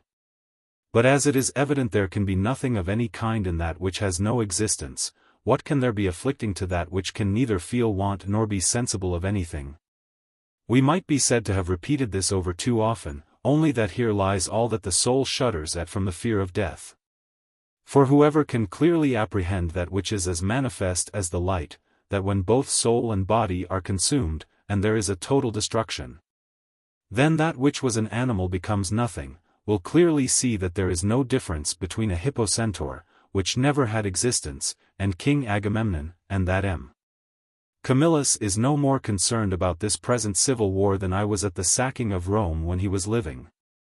Why, then, should Camillus be affected with the thoughts of these things happening 350 years after his time? And why should I be uneasy if I were to expect that some nation might possess itself of this city 10,000 years hence? Because so great is our regard for our country, as not to be measured by our own feeling, but by its own actual safety. Death, then, which threatens us daily from 1,000 accidents, and which, by reason of the shortness of life, can never be far off, does not deter a wise man from making such provision for his country and his family as he hopes may last forever, and from regarding posterity, of which he can never have any real perception, as belonging to himself. Wherefore a man may act for eternity, even though he be persuaded that his soul is mortal, not, indeed, from a desire of glory, which he will be insensible of, but from a principle of virtue, which glory will inevitably attend, though that is not his object. The process, indeed, of nature is this, that just in the same manner as our birth was the beginning of things with us, so death will be the end. And as we were no ways concerned with anything before we were born, so neither shall we be after we are dead. And in this state of things where can the evil be, since death has no connection with either the living or the dead? The one have no existence at all, the other are not yet affected by it. They who make the least of death consider it as having a great resemblance to sleep, as if anyone would choose to live 90 years on condition that, at the expiration of 60, he should sleep out the remainder. The very swine would not accept of life on those terms, much less I. Endymion, indeed, if you listen to fables, slept once on a time on Latmus, a mountain of Caria, and for such a length of time that I imagine he is not as yet awake. Do you think that he is concerned at the moon's being in difficulties, though it was by her that he was thrown into that sleep, in order that she might kiss him while sleeping? For what should he be concerned for who has not even any sensation? You look on sleep as an image of death, and you take that on you daily. And have you, then, any doubt that there is no sensation in death, when you see there is none in sleep, which is its near resemblance? Away, then, with those follies, which are little better than the old women's dreams, such as that it is miserable to die before our time. What time do you mean? That of nature? But she has only lent you life, as she might lend you money, without fixing any certain time for its repayment. Have you any grounds of complaint, then, that she recalls it at her pleasure? For you received it on these terms. They that complain thus allow that if a young child dies, the survivors ought to bear his loss with equanimity. That if an infant in the cradle dies, they ought not even to utter a complaint, and yet nature has been more severe with them in demanding back what she gave.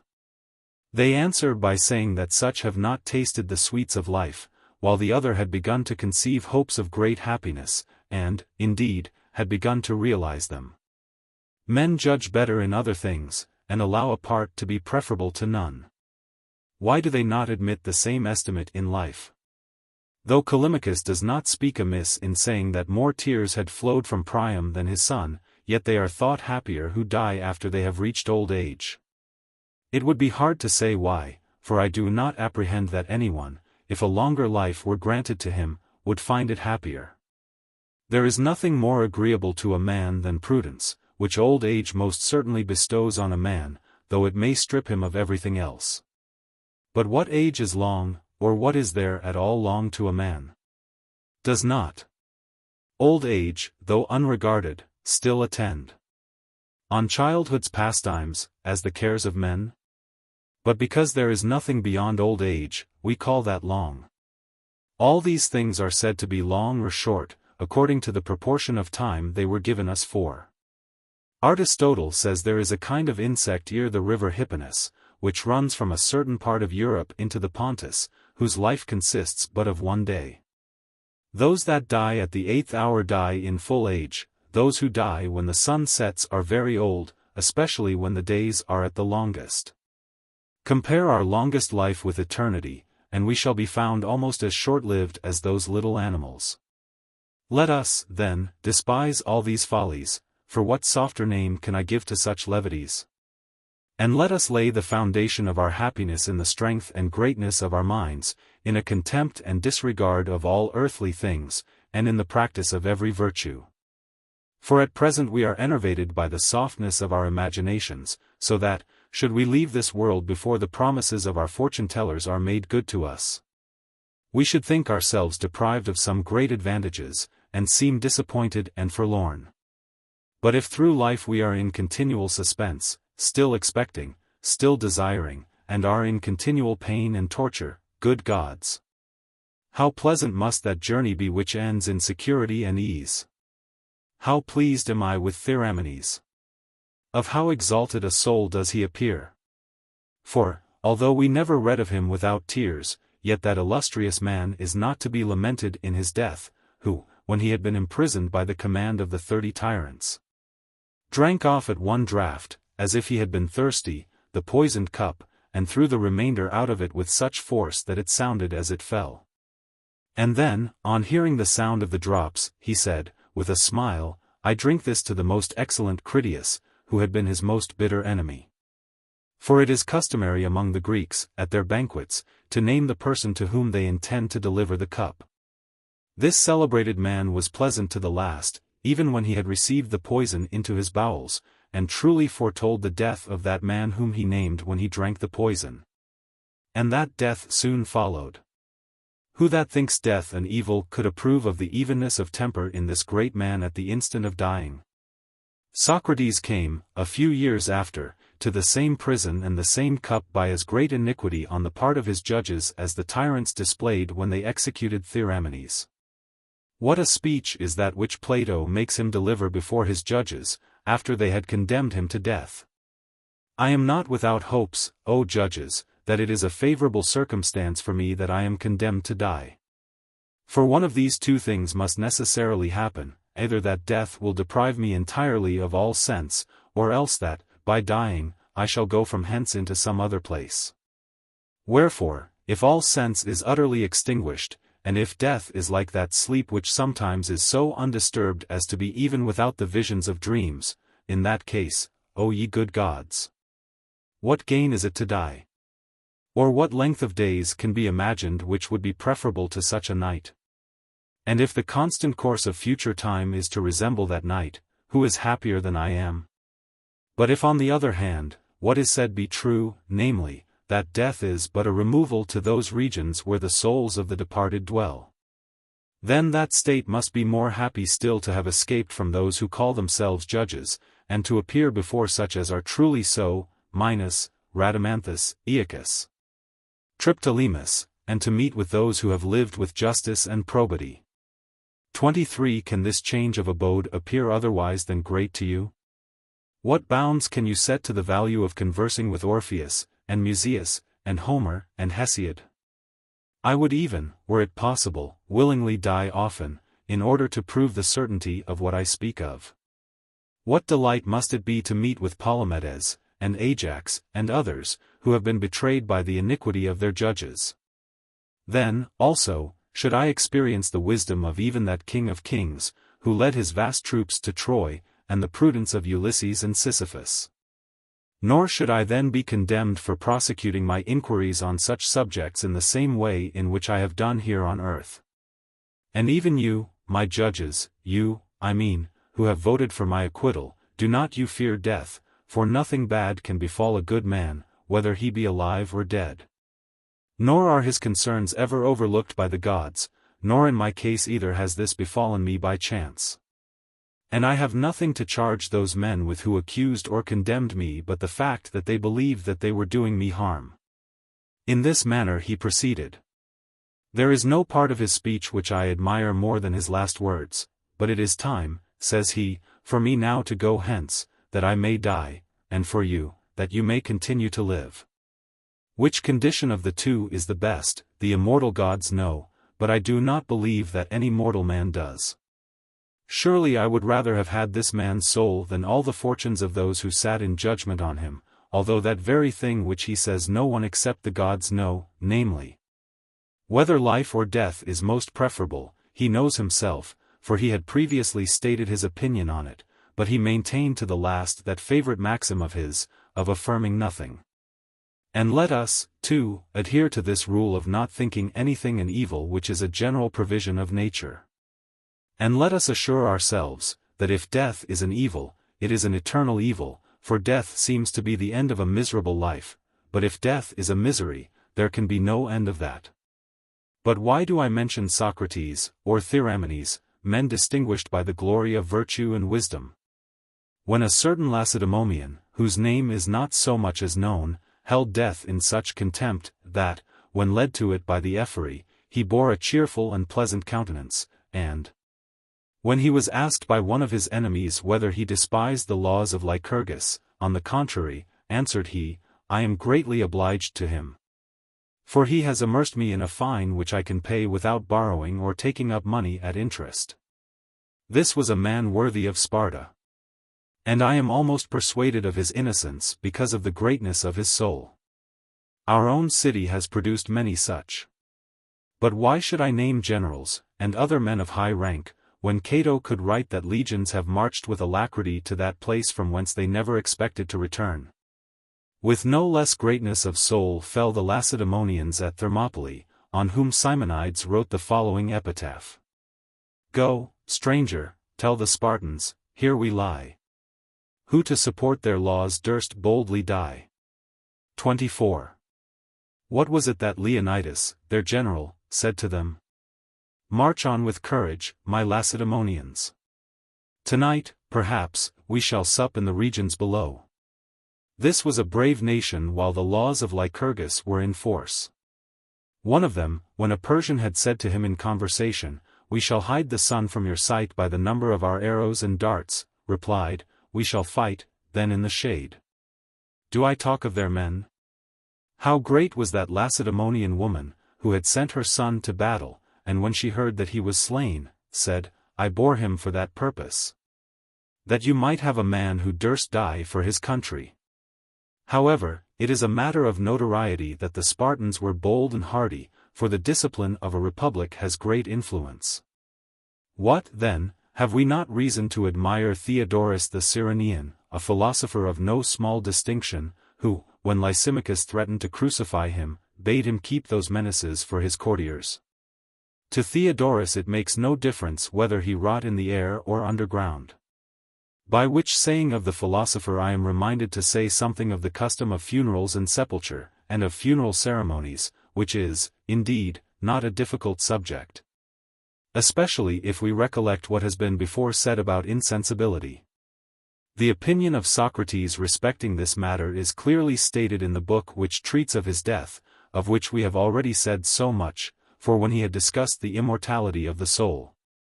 And when the time of his dying was approaching rapidly, being asked by Crichton how he would be buried, I have taken a great deal of pains, says he, my friends, to no purpose. For I have not convinced our Crichton that I shall fly from hence, and leave no part of me behind. Notwithstanding, Crichton, if you can overtake me, wheresoever you get hold of me, bury me as you please. But believe me, none of you will be able to catch me when I have flown away from hence. That was excellently said, inasmuch as he allows his friend to do as he pleased, and yet shows his indifference about anything of this kind. Diogenes was rougher, though of the same opinion, but in his character of a cynic he expressed himself in a somewhat harsher manner. He ordered himself to be thrown anywhere without being buried. And when his friends replied, "What? To the birds and beasts?" "By no means," says he, "place my staff near me, that I may drive them away." "How can you do that," they answer, "for you will not perceive them? How am I then injured by being torn by those animals, if I have no sensation?" Anaxagoras, when he was at the point of death at Lampsacus, and was asked by his friends, whether, if anything should happen to him, he would not choose to be carried to Clazomenae, his country, made this excellent answer: "There is," says he, "no occasion for that, for all places are at an equal distance from the infernal regions. There is one thing to be observed with respect to the whole subject of burial, that it relates to the body, whether the soul live or die. Now, with regard to the body it is clear that, whether the soul live or die, that has no sensation. But all things are full of errors. Achilles drags Hector, tied to his chariot. He thinks, I suppose, he tears his flesh, and that Hector feels the pain of it, therefore he avenges himself on him, as he imagines. But Hecuba bewails this as a sore misfortune. I saw, a dreadful sight, great Hector slain, dragged at Achilles' car along the plain. What Hector? Or how long will he be Hector? Axius is better in this, and Achilles, too, is sometimes reasonable. I Hector's body to his sire conveyed. Hector I sent to the infernal shade. It was not Hector that you dragged along, but a body that had been Hector's. Here another starts from underground, and will not suffer his mother to sleep. To thee I call, my once loved parent, hear. Nor longer with thy sleep relieve thy care. Thine eye which pities not is closed, arise. Lingering I wait the unpaid obsequies. When these verses are sung with a slow and melancholy tune, so as to affect the whole theatre with sadness, one can scarce help thinking those unhappy that are unburied ere the devouring dogs and hungry vultures. He is afraid he shall not have the use of his limbs so well if they are torn to pieces, but is under no such apprehensions if they are burned. Nor leave my naked bones, my poor remains, to shameful violence and bloody stains. I do not understand what he could fear who could pour forth such excellent verses to the sound of the flute. We must, therefore, adhere to this, that nothing is to be regarded after we are dead, though many people revenge themselves on their dead enemies. Thyestes pours forth several curses in some good lines of Ennius, praying, first of all, that Atreus may perish by a shipwreck, which is certainly a very terrible thing. For such a death is not free from very grievous sensations. Then follow these unmeaning expressions. May on the sharp rock his mangled carcass lie, his entrails torn, to hungry birds a prey. May he convulsive writhe his bleeding side, and with his clotted gore the stones be dyed. The rocks themselves were not more destitute of feeling than he who was hanging to them by his side, though Thyestes imagines he is wishing him the greatest torture. It would be torture, indeed, if he were sensible, but as he is not, it can be none. Then how very unmeaning is this. Let him, still hovering o'er the Stygian wave, ne'er reach the body's peaceful port, the grave. You see under what mistaken notions all this is said. He imagines the body has its haven, and that the dead are at rest in their graves. Pelops was greatly to blame in not having informed and taught his son what regard was due to everything. But what occasion is there to animadvert on the opinions of individuals, when we may observe whole nations to fall into all sorts of errors? The Egyptians embalm their dead, and keep them in their houses, the Persians dress them over with wax, and then bury them, that they may preserve their bodies as long as possible. It is customary with the Magi to bury none of their order, unless they have been first torn by wild beasts. In Hyrcania, the people maintain dogs for the public use. The nobles have their own, and we know that they have a good breed of dogs, but everyone, according to his ability, provides himself with some, in order to be torn by them. And they hold that to be the best kind of interment. Chrysippus, who is curious in all kinds of historical facts, has collected many other things of this kind, but some of them are so offensive as not to admit of being related. All that has been said of burying is not worth our regard with respect to ourselves, though it is not to be neglected as to our friends, provided we are thoroughly aware that the dead are insensible. But the living, indeed, should consider what is due to custom and opinion, only they should at the same time consider that the dead are no ways interested in it. But death truly is then met with the greatest tranquility when the dying man can comfort himself with his own praise. No one dies too soon who has finished the course of perfect virtue. I myself have known many occasions when I have seemed in danger of immediate death. Oh, how I wish it had come to me! For I have gained nothing by the delay. I had gone over and over again the duties of life, nothing remained but to contend with fortune. If reason, then, cannot sufficiently fortify us to enable us to feel a contempt for death, at all events let our past life prove that we have lived long enough, and even longer than was necessary. For notwithstanding the deprivation of sense, the dead are not without that good which peculiarly belongs to them, namely, the praise and glory which they have acquired. Even though they are not sensible of it. For although there be nothing in glory to make it desirable, yet it follows virtue as its shadow, and the genuine judgment of the multitude on good men, if ever they form any, is more to their own praise than of any real advantage to the dead. Yet I cannot say, however it may be received, that Lycurgus and Solon have no glory from their laws, and from the political constitution which they established in their country. Or that Themistocles and Epaminondas have not glory from their martial virtue. For Neptune shall sooner bury Salamis itself with his waters than the memory of the trophies gained there, and the Boeotian Leuctra shall perish sooner than the glory of that great battle. And longer still shall fame be before it deserts Curius, and Fabricius, and Collatinus, and the two Scipios, and the two Africani, and Maximus, and Marcellus, and Paulus, and Cato, and Laelius, and numberless other heroes. And whoever has caught any resemblance of them, not estimating it by common fame, but by the real applause of good men, may with confidence, when the occasion requires, approach death. On which we are sure that even if the chief good is not continued, at least no evil is. Such a man would even wish to die while in prosperity, for all the favors that could be heaped on him would not be so agreeable to him as the loss of them would be painful. That speech of the Lacedaemonian seems to have the same meaning, who, when Diagoras the Rhodian, who had himself been a conqueror at the Olympic Games, saw two of his own sons conquerors there on the same day, approached the old man, and, congratulating him, said, "You should die now, Diagoras, for no greater happiness can possibly await you." The Greeks look on these as great things, perhaps they think too highly of them, or, rather, they did so then. And so he who said this to Diagoras, looking on it as something very glorious, that 3 men out of 1 family should have been conquerors there, thought it could answer no purpose to him to continue any longer in life, where he could only be exposed to a reverse of fortune. I might have given you a sufficient answer, as it seems to me, on this point, in a few words, as you had allowed the dead were not exposed to any positive evil. But I have spoken at greater length on the subject for this reason, because this is our greatest consolation in the losing and bewailing of our friends. For we ought to bear with moderation any grief which arises from ourselves, or is endured on our own account, lest we should seem to be too much influenced by self-love.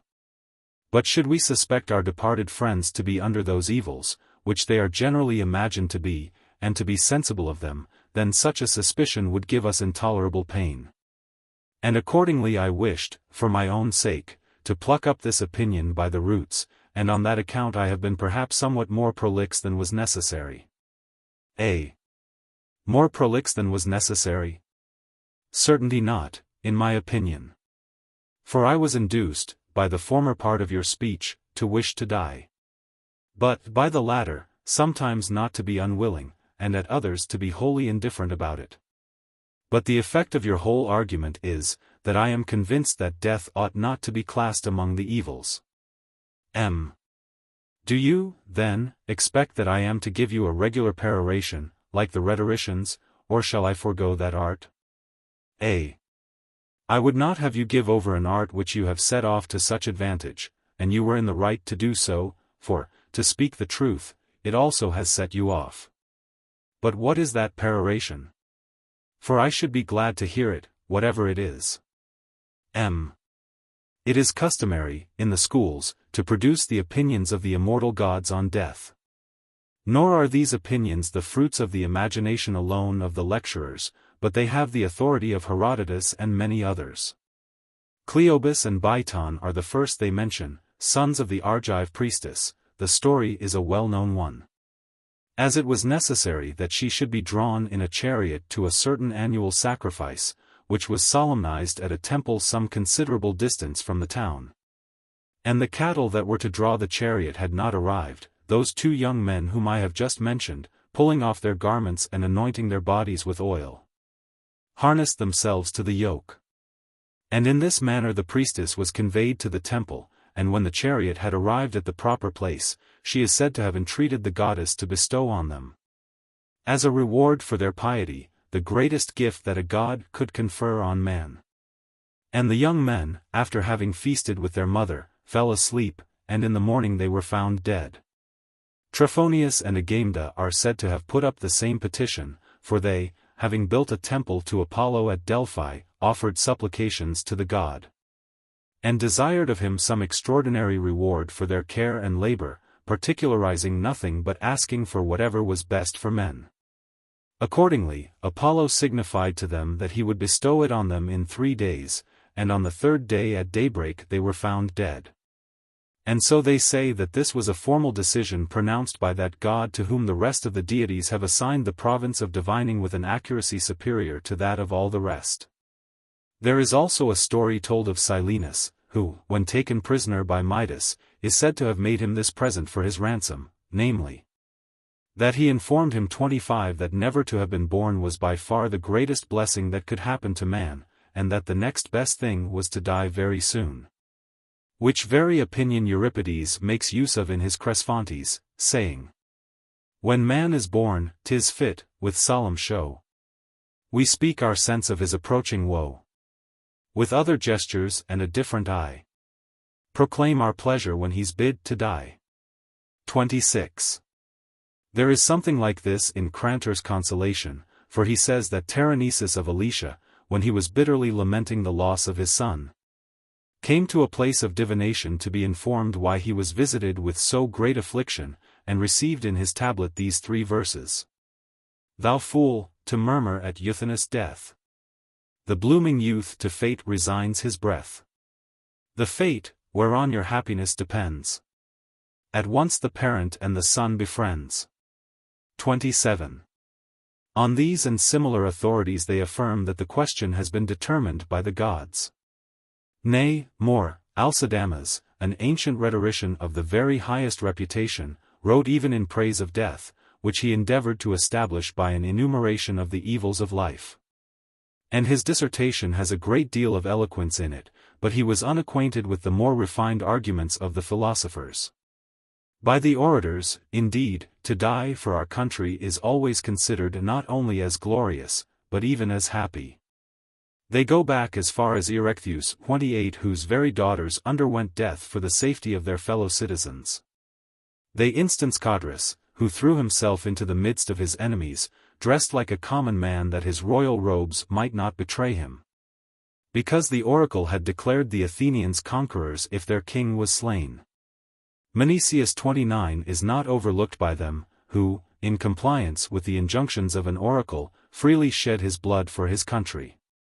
Iphigenia ordered herself to be conveyed to Aulis, to be sacrificed, that her blood might be the cause of spilling that of her enemies. From hence they proceed to instances of a fresher date. Harmodius and Aristogiton are in everybody's mouth. The memory of Leonidas the Lacedaemonian and Epaminondas the Theban is as fresh as ever. Those philosophers were not acquainted with the many instances in our country, to give a list of whom would take up too much time, who, we see, considered death desirable as long as it was accompanied with honor. But, notwithstanding this is the correct view of the case, we must use much persuasion, speak as if we were endued with some higher authority, in order to bring men to begin to wish to die, or cease to be afraid of death. For if that last day does not occasion an entire extinction, but a change of abode only, what can be more desirable? And if it, on the other hand, destroys and absolutely puts an end to us, what can be preferable to the having a deep sleep fall on us in the midst of the fatigues of life, and being thus overtaken to sleep to eternity?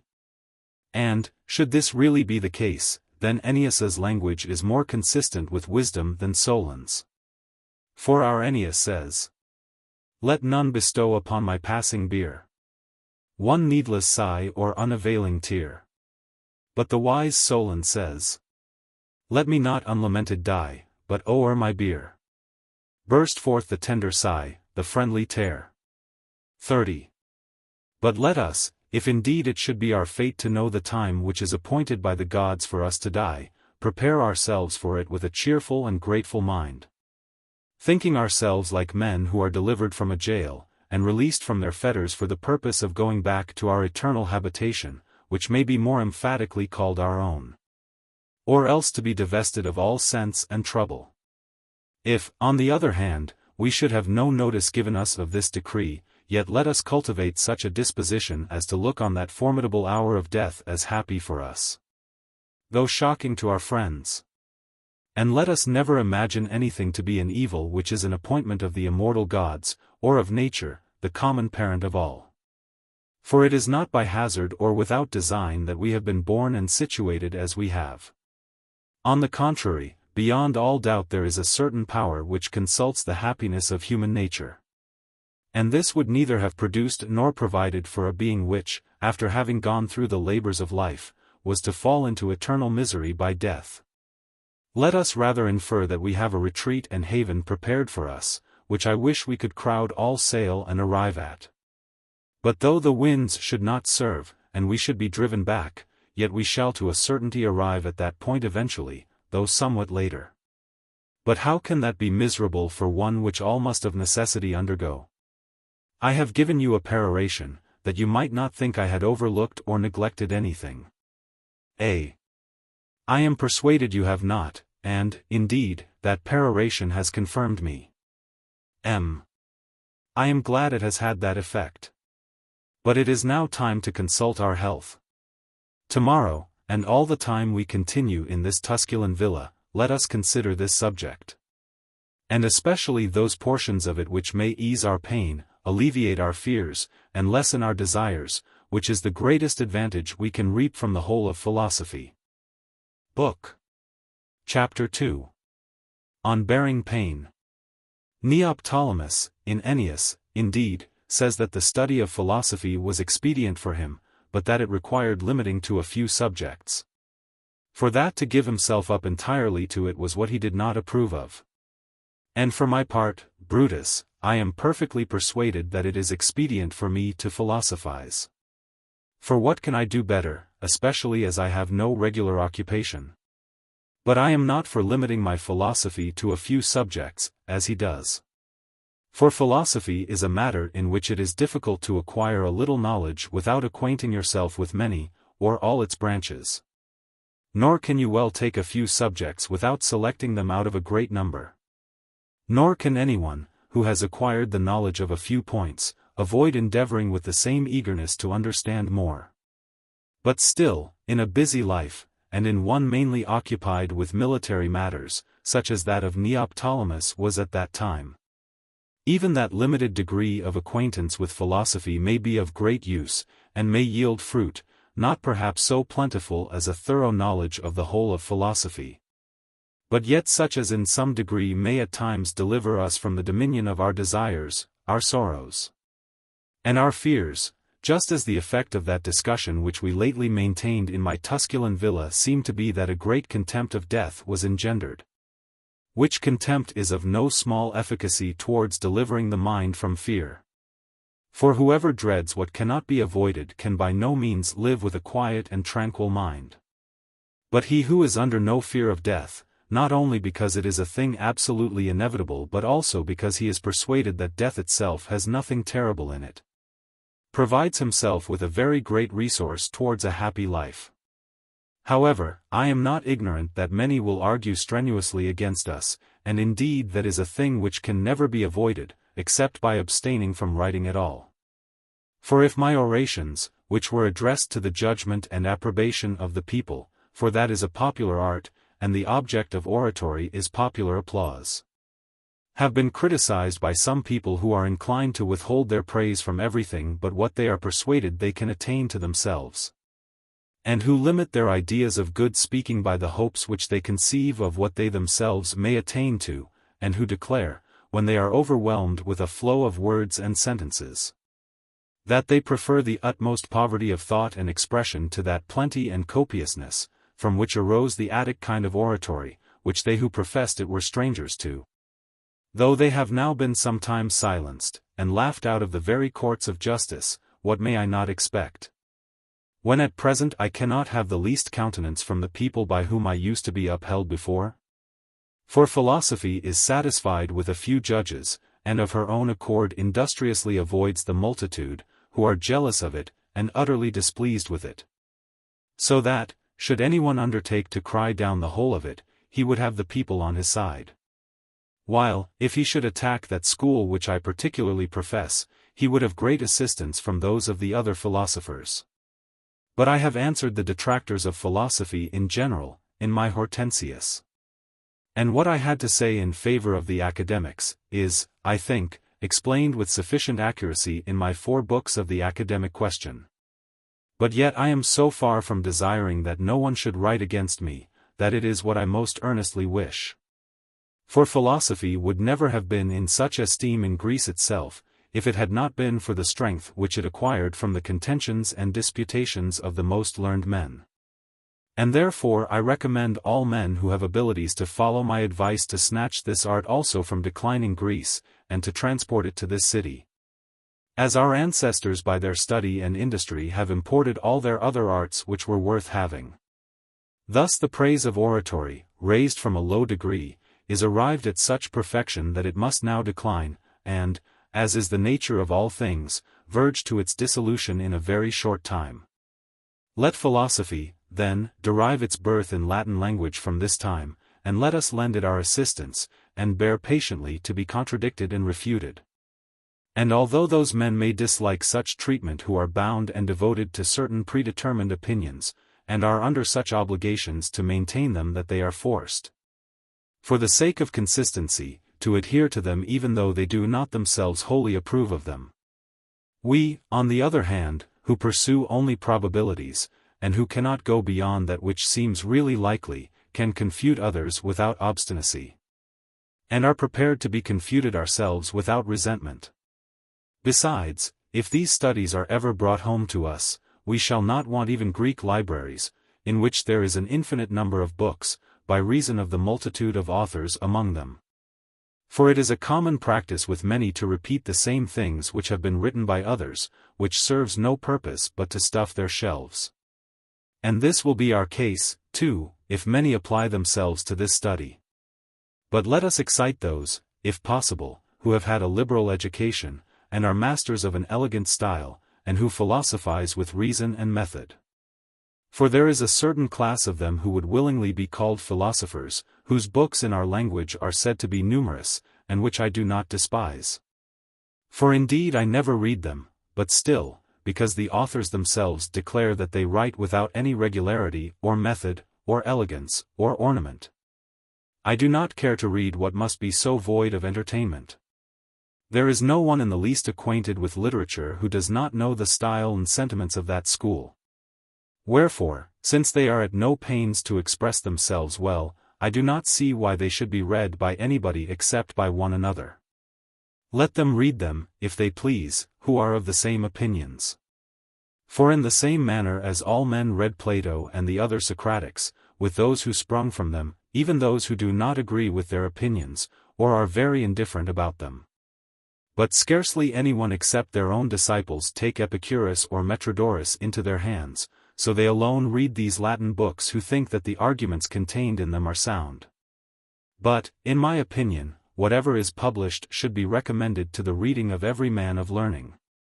And though we may not succeed in this ourselves, yet nevertheless we must be sensible that this ought to be the aim of every writer. And on this account I have always been pleased with the custom of the peripatetics and academics, of disputing on both sides of the question, not solely from its being the only method of discovering what is probable on every subject, but also because it affords the greatest scope for practicing eloquence. A method that Aristotle first made use of, and afterward all the Aristotelians.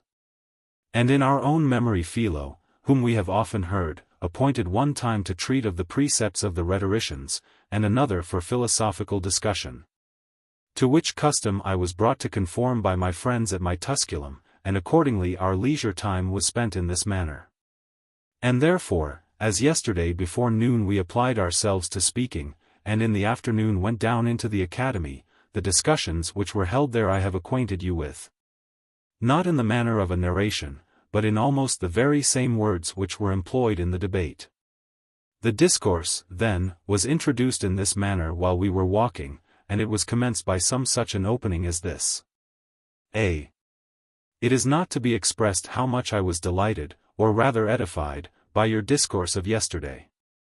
For although I am conscious to myself that I have never been too fond of life, yet at times, when I have considered that there would be an end to this life, and that I must some time or other part with all its good things, a certain dread and uneasiness used to intrude itself on my thoughts. But now, believe me, I am so freed from that kind of uneasiness that there is nothing that I think less worth any regard. I am not at all surprised at that, for it is the effect of philosophy, which is the medicine of our souls. It banishes all groundless apprehensions, frees us from desires, and drives away fears. But it has not the same influence over all men. It is a very great influence when it falls in with a disposition well adapted to it. For not only does fortune, as the old proverb says, assist the bold, but reason does so in a still greater degree, for it, by certain precepts, as it were, strengthens even courage itself. You were born naturally great and soaring, and with a contempt for all things which pertain to man alone. Therefore a discourse against death took easy possession of a brave soul. But do you imagine that these same arguments have any force with those very persons who have invented, and canvassed, and published them, excepting indeed some very few particular persons? For how few philosophers will you meet with whose life and manners are conformable to the dictates of reason? Who look on their profession, not as a means of displaying their learning, but as a rule for their own practice? Who follow their own precepts, and comply with their own decrees? You may see some of such levity and such vanity, that it would have been better for them to have been ignorant, some covetous of money, some others eager for glory. Many slaves to their lusts, so that their discourses and their actions are most strangely at variance, than which nothing in my opinion can be more unbecoming. For just as if one who professed to teach grammar should speak with impropriety, or a master of music sing out of tune, such conduct has the worst appearance in these men, because they blunder in the very particular with which they profess that they are well acquainted. So a philosopher who errs in the conduct of his life is the more infamous because he is erring in the very thing which he pretends to teach, and, while he lays down rules to regulate life by, is irregular in his own life.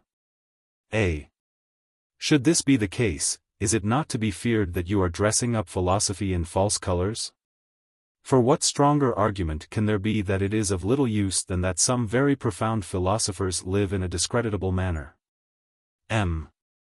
That, indeed, is no argument at all, for as all the fields which are cultivated are not fruitful, and this sentiment of Axius is false, and asserted without any foundation.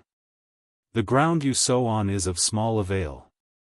To yield a crop good seed can never fail. It is not every mind which has been properly cultivated that produces fruit. And, to go on with the comparison, as a field, although it may be naturally fruitful, cannot produce a crop without dressing, so neither can the mind without education. such is the weakness of either without the other.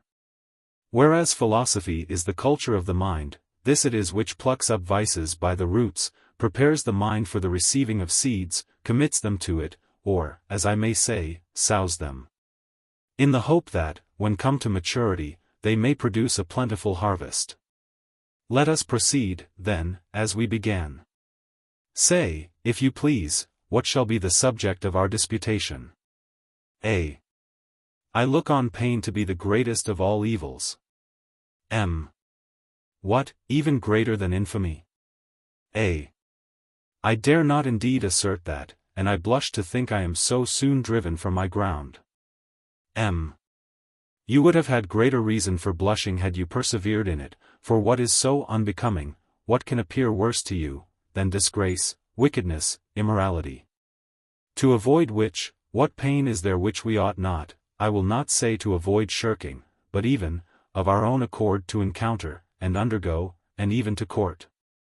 A. I am entirely of that opinion. But notwithstanding that pain is not the greatest evil, yet surely it is an evil. M. Do you perceive, then, how much of the terror of pain you have given up on a small hint? A. I see that plainly. But I should be glad to give up more of it. M. I will endeavor to make you do so. But it is a great undertaking, and I must have a disposition on your part which is not inclined to offer any obstacles. A. You shall have such. For as I behaved yesterday, so now I will follow reason wherever she leads. M. First, then, I will speak of the weakness of many philosophers, and those, too, of various sects. The head of whom, both in authority and antiquity, was Aristippus, the pupil of Socrates, who hesitated not to say that pain was the greatest of all evils. And after him Epicurus easily gave in to this effeminate and enervated doctrine. After him Hieronymus the Rhodian said that to be without pain was the chief good, so great an evil did pain appear to him to be. The rest, with the exceptions of Zeno, Aristo, Pyrrho, were pretty much of the same opinion that you were of just now, that it was indeed an evil, but that there were many worse. When, then, nature herself, and a certain generous feeling of virtue, at once prevents you from persisting in the assertion that pain is the chief evil. And when you were driven from such an opinion when disgrace was contrasted with pain, shall philosophy, the preceptress of life, cling to this idea for so many ages? What duty of life, what praise, what reputation, would be of such consequence that a man should be desirous of gaining it at the expense of submitting to bodily pain? When he has persuaded himself that pain is the greatest evil? On the other side, what disgrace, what ignominy, would he not submit to that he might avoid pain, when persuaded that it was the greatest of evils? Besides, what person, if it be only true that pain is the greatest of evils, is not miserable, not only when he actually feels pain, but also whenever he is aware that it may befall him? And who is there whom pain may not befall? So that it is clear that there is absolutely no one who can possibly be happy. Metrodorus, indeed, thinks that man perfectly happy whose body is free from all disorders, and who has an assurance that it will always continue so, but who is there who can be assured of that? But Epicurus, indeed, says such things that it should seem that his design was only to make people laugh. For he affirms somewhere that if a wise man were to be burned or put to the torture, you expect, perhaps, that he is going to say he would bear it. He would support himself under it with resolution, he would not yield to it, and that, by Hercules, would be very commendable, and worthy of that very Hercules whom I have just invoked. But even this will not satisfy Epicurus, that robust and hardy man. No. His wise man, even if he were in Phalaris's bull, would say, how sweet it is! How little do I regard it! What, sweet? Is it not sufficient if it is not disagreeable? But those very men who deny pain to be an evil are not in the habit of saying that it is agreeable to anyone to be tormented. They rather say that it is cruel, or hard to bear, afflicting, unnatural, but still not an evil. While this man who says that it is the only evil, and the very worst of all evils, yet thinks that a wise man would pronounce it sweet. I do not require of you to speak of pain in the same words which Epicurus uses, a man, as you know, devoted to pleasure. He may make no difference, if he pleases, between Phalaris's bull and his own bed. But I cannot allow the wise man to be so indifferent about pain. If he bears it with courage, it is sufficient. That he should rejoice in it, I do not expect. For pain is, beyond all question, sharp, bitter, against nature, hard to submit to and to bear. Observe Philoctetes. We may allow him to lament, for he saw Hercules himself groaning loudly through extremity of pain on Mount Ida. The arrows with which Hercules presented him were then no consolation to him, when the vipers bite, impregnating his veins with poison, racked him with its bitter pains. And therefore he cries out, desiring help, and wishing to die. Oh, that some friendly hand its aid would lend, my body from this rock's vast height to send into the briny deep. I'm all on fire, and by this fatal wound must soon expire. It is hard to say that the man who was obliged to cry out in this manner was not oppressed with evil, and great evil too. But let us observe Hercules himself, who was subdued by pain at the very time when he was on the point of attaining immortality by death. What words does Sophocles here put in his mouth, in his Trachiniae? Who, when Deianira had put upon him a tunic dyed in the centaur's blood, and it stuck to his entrails, says, what tortures I endure no words can tell. Far greater these than those which erst befell. From the dire terror of thy consort, Jove, e'en stern Eurystheus' dire command above. This of thy daughter, Enyeus, is the fruit, beguiling me with her envenomed suit, whose close embrace doth on my entrails prey. Consuming life, my lungs forbid to play. The blood forsakes my veins, my manly heart forgets to beat, enervated, each part neglects its office, while my fatal doom proceeds ignobly from the weaver's loom. The hand of foe ne'er hurt me, nor the fierce giant issuing from his parent earth. Ne'er could the centaur such a blow enforce. No barbarous foe, nor all the Grecian force. This arm no savage people could withstand, whose realms I traversed to reform the land. Thus, though I ever bore a manly heart, I fall a victim to a woman's art. Assist, my son, if thou that name dost hear, my groans preferring to thy mother's tear. Convey her here, if, in thy pious heart, thy mother shares not an unequal part. Proceed, be bold, thy father's fate bemoan. Nations will join, you will not weep alone. Oh, what a sight is this same briny source! Unknown before, through all my labor's course. That virtue, which could brave each toil but late, with woman's weakness now bewails its fate. Approach, my son, behold thy father laid, a withered carcass that implores thy aid. Let all behold, and thou, imperious Jove, on me direct thy lightning from above. Now all its force the poison doth assume, and my burnt entrails with its flame consume. Crestfallen, unembraced, I now let fall, listless, those hands that lately conquered all, when the Nemean lion owned their force, and he indignant fell a breathless corse. The serpent slew, of the Lernaean lake, as did the hydra of its force partake. By this, too, fell the Erymanthian boar. E'en Cerberus did his weak strength deplore. This sinewy arm did overcome with ease that dragon, guardian of the golden fleece. My many conquests let some others trace. It's mine to say, I never knew disgrace. 31. Can we then, despise pain, when we see Hercules himself giving vent to his expressions of agony with such impatience? Let us see what Aeschylus says, who was not only a poet but a Pythagorean philosopher also, for that is the account which you have received of him. How does he make Prometheus bear the pain he suffered for the Lemnian theft, when he clandestinely stole away the celestial fire and bestowed it on men? and was severely punished by Jupiter for the theft? Fastened to Mount Caucasus, he speaks thus. Thou heathen-born race of Titans here fast bound.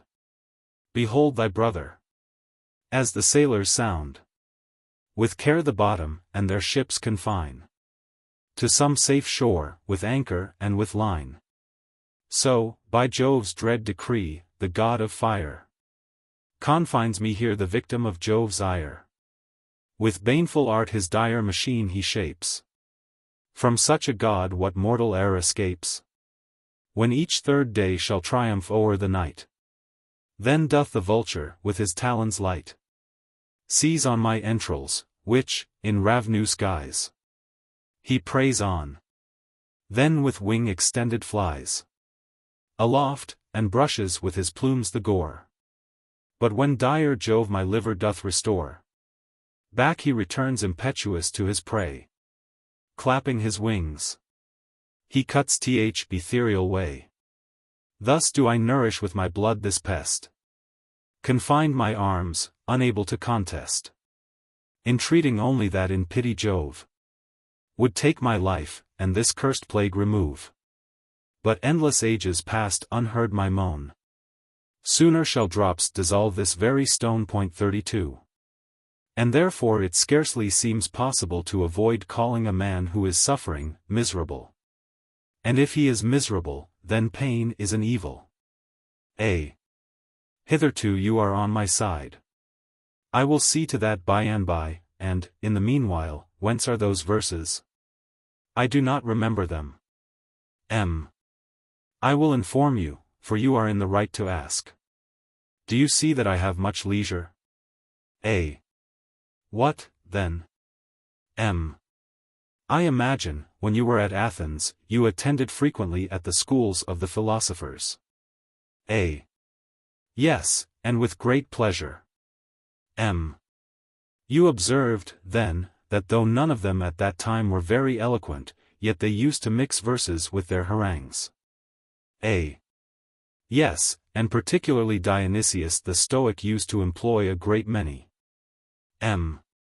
You say right, but they were quoted without any appropriateness or elegance.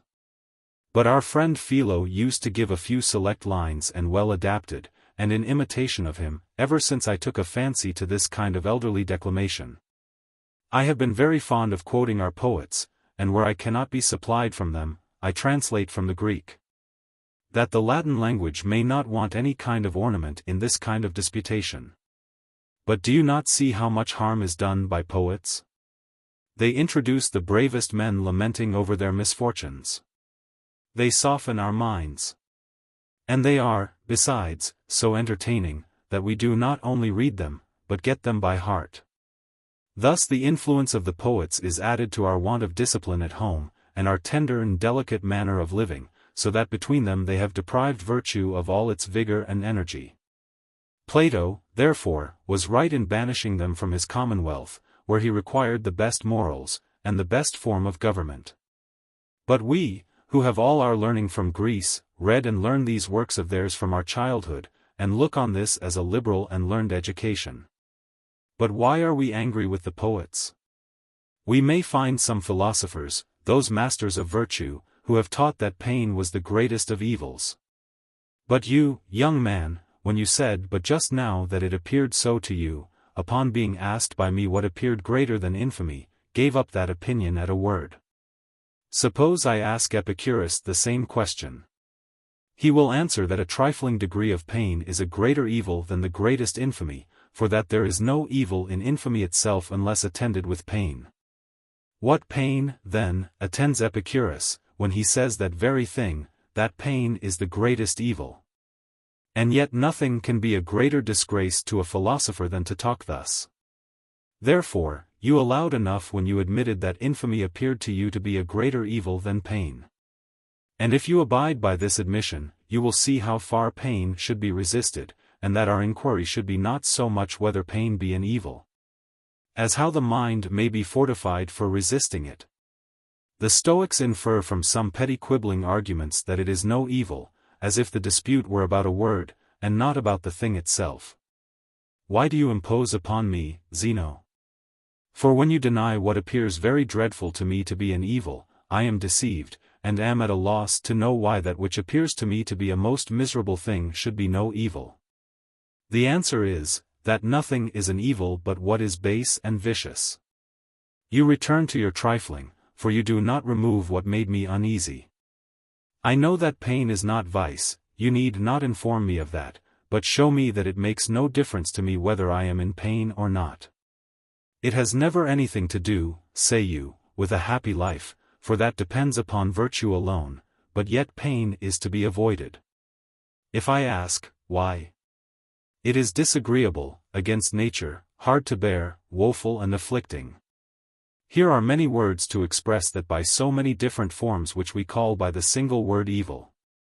You are defining pain, instead of removing it, when you say it is disagreeable, unnatural, scarcely possible to be endured or borne.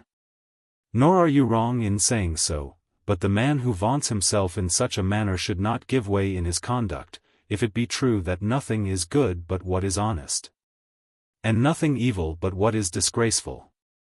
This would be wishing, not proving.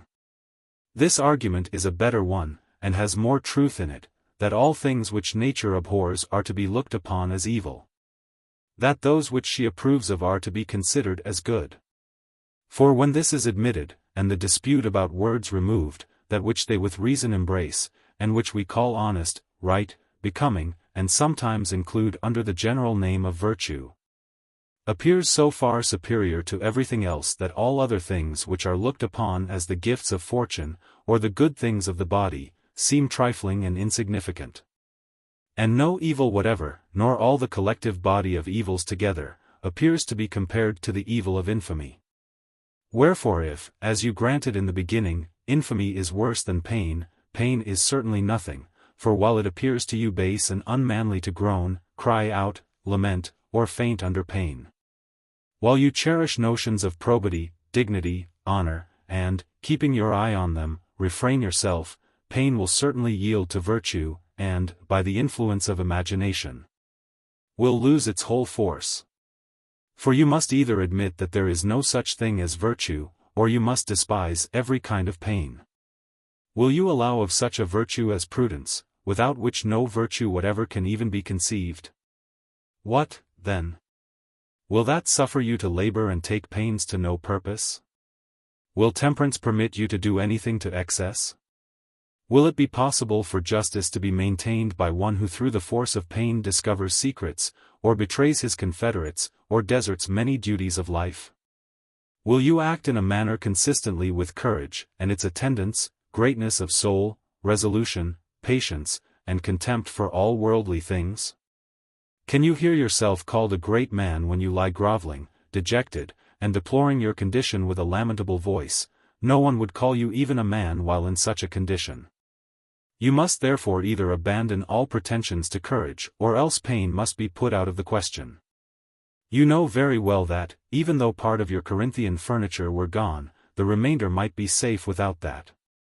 But if you lose one virtue, though virtue in reality cannot be lost, still if, I say, you should acknowledge that you were deficient in one, you would be stripped of all.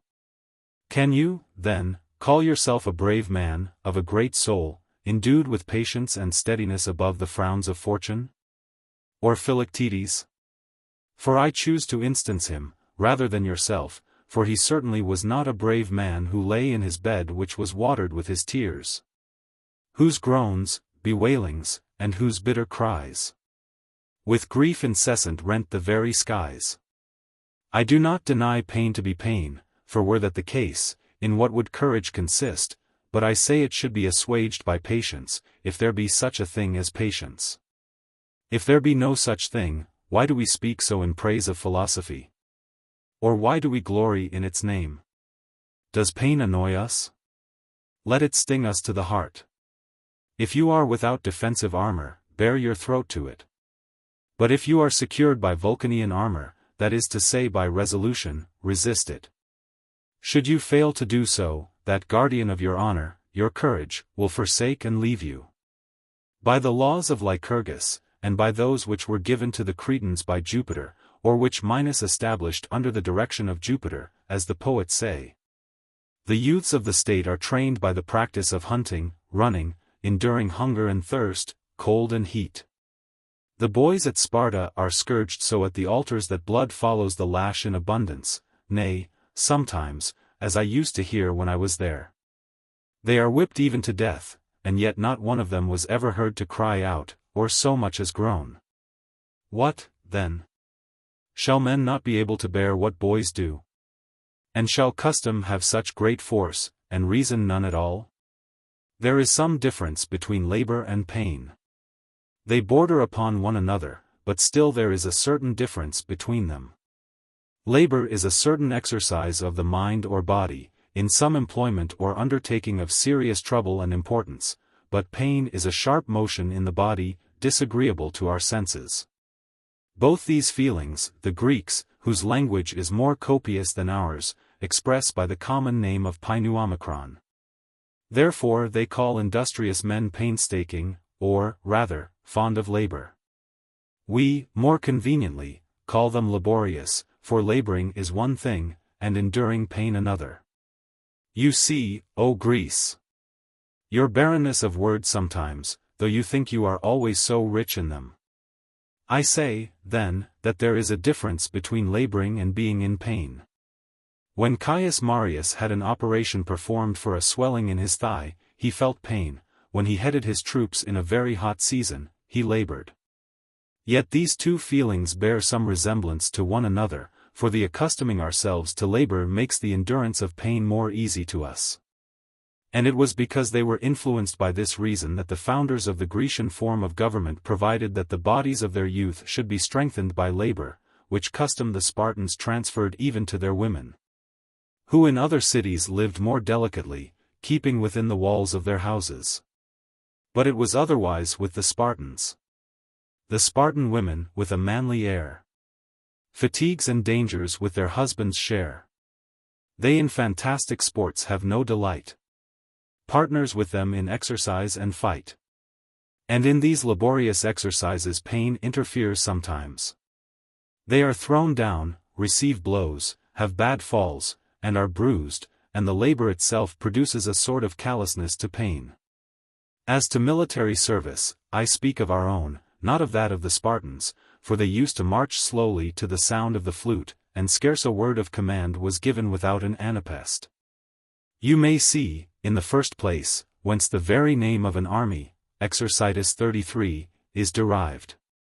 And, secondly, how great the labor is of an army on its march. Then consider that they carry more than a fortnight's provision, and whatever else they may want.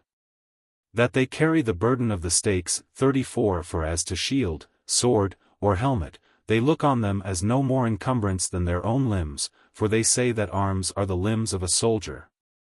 And those, indeed, they carry so commodiously that, when there is occasion, they throw down their burdens, and use their arms as readily as their limbs. Why need I mention the exercises of the legions? And how great the labor is which is undergone in the running, encounters, shouts. Hence it is that their minds are worked up to make so light of wounds in action. Take a soldier of equal bravery, but undisciplined, and he will seem a woman. Why is it that there is this sensible difference between a raw recruit and a veteran soldier? The age of the young soldiers is for the most part in their favor, but it is practice only that enables men to bear labor and despise wounds. Moreover, we often see, when the wounded are carried off the field, the raw, untried soldier, though but slightly wounded, cries out most shamefully, but the more brave, experienced veteran only inquires for someone to dress his wounds, and says, Patroclus, to thy aid I must appeal. Ere worse ensue, my bleeding wounds to heal. The sons of Aesculapius are employed. No room for me, so many are annoyed. This is certainly Eurypylus himself. What an experienced man! While his friend is continually enlarging on his misfortunes, you may observe that he is so far from weeping that he even assigns a reason why he should bear his wounds with patience. Who at his enemy a stroke directs, his sword to light upon himself expects. Patroclus, I suppose, will lead him off to his chamber to bind up his wounds, at least if he be a man. But not a word of that, he only inquires how the battle went. Say how the Argives bear themselves in fight? And yet no words can show the truth as well as those, your deeds and visible sufferings. Peace. And my wounds bind up. But though Eurypylus could bear these afflictions, Aesopus could not. Where Hector's fortune pressed our yielding troops. And he explains the rest, though in pain, so unbounded is military glory in a brave man. Shall, then, a veteran soldier be able to behave in this manner, and shall a wise and learned man not be able? Surely the latter might be able to bear pain better, and in no small degree either. At present, however, I am confining myself to what is engendered by practice and discipline. I am not yet come to speak of reason and philosophy. You may often hear of old women living without victuals for 3 or 4 days. But take away a wrestler's provisions but for 1 day, and he will implore the aid of Jupiter Olympus, the very god for whom he exercises himself. He will cry out that he cannot endure it. Great is the force of custom. Sportsmen will continue whole nights in the snow, they will bear being almost frozen upon the mountains. From practice boxers will not so much as utter a groan, however bruised by the cestus. But what do you think of those to whom a victory in the Olympic Games seemed almost on a par with the ancient consulships of the Roman people? What wounds will the gladiators bear, who are either barbarians or the very dregs of mankind? How do they, who are trained to it, prefer being wounded to basely avoiding it? How often do they prove that they consider nothing but the giving satisfaction to their masters or to the people? For when covered with wounds, they send to their masters to learn their pleasure. If it is their will, they are ready to lie down and die. What gladiator, of even moderate reputation, ever gave a sigh? Who ever turned pale? Who ever disgraced himself either in the actual combat, or even when about to die? Who that had been defeated ever drew in his neck to avoid the stroke of death? So great is the force of practice, deliberation, and custom. Shall this, then, be done by a Samnite rascal, worthy of his trade? And shall a man born to glory have so soft a part in his soul as not to be able to fortify it by reason and reflection? The sight of the gladiators' combats is by some looked on as cruel and inhuman, and I do not know, as it is at present managed, but it may be so. But when the guilty fought, we might receive by our ears perhaps, but certainly by our eyes we could not, better training to harden us against pain and death. I have now said enough about the effects of exercise, custom, and careful meditation. Proceed we now to consider the force of reason, unless you have something to reply to what has been said. A. That I should interrupt you. By no means, for your discourse has brought me over to your opinion. M. Let the Stoics, then, think it their business to determine whether pain be an evil or not, while they endeavor to show by some strained and trifling conclusions, which are nothing to the purpose, that pain is no evil. My opinion is that whatever it is not so great as it appears, and I say that men are influenced to a great extent by some false representations and appearance of it, and that all which is really felt is capable of being endured. Where shall I begin, then? Shall I superficially go over what I said before, that my discourse may have a greater scope? This, then, is agreed upon by all, and not only by learned men but also by the unlearned, that it becomes the brave and magnanimous, those that have patience and a spirit above this world, not to give way to pain. Nor has there ever been anyone who did not commend a man who bore it in this manner. That, then, which is expected from a brave man, and is commended when it is seen, it must surely be base in anyone to be afraid of at its approach, or not to bear when it comes. But I would have you consider whether, as all the right affections of the soul are classed under the name of virtues, the truth is that this is not properly the name of them all, but that they all have their name from that leading virtue which is superior to all the rest, for the name, virtue, comes from vir, a man, and courage is the peculiar distinction of a man. And this virtue has 2 principal duties, to despise death and pain. We must, then, exert these if we would be men of virtue, or rather if we would be men, because virtue, virtus, takes its very name from vir, man. You may inquire, perhaps, how? And such an inquiry is not amiss, for philosophy is ready with her assistance. Epicurus offers himself to you, a man far from a bad, or, should rather say, a very good man. He advises no more than he knows. Despise pain, says he. Who is it said this? Is it the same man who calls pain the greatest of all evils? It is not, indeed, very consistent in him. Let us hear what he says. If the pain is excessive, it must needs be short. I must have that over again, for I do not apprehend what you mean exactly by excessive or short. That is excessive than which nothing can be greater, that is short than which nothing is shorter. I do not regard the greatness of any pain from which, by reason of the shortness of its continuance, I shall be delivered almost before it reaches me. But if the pain be as great as that of Philoctetes, it will appear great indeed to me, but yet not the greatest that I am capable of bearing, for the pain is confined to my foot. But my eye may pain me, I may have a pain in the head, or sides, or lungs, or in every part of me. It is far, then, from being excessive. Therefore, says he, pain of a long continuance has more pleasure in it than uneasiness. Now, I cannot bring myself to say so great a man talks nonsense, but I imagine he is laughing at us. My opinion is that the greatest pain, I say the greatest, though it may be 10 atoms less than another, is not therefore short, because acute. I could name to you a great many good men who have been tormented many years with the acutest pains of the gout. But this cautious man does not determine the measure of that greatness or of duration, so as to enable us to know what he calls excessive with regard to pain, or short with respect to its continuance.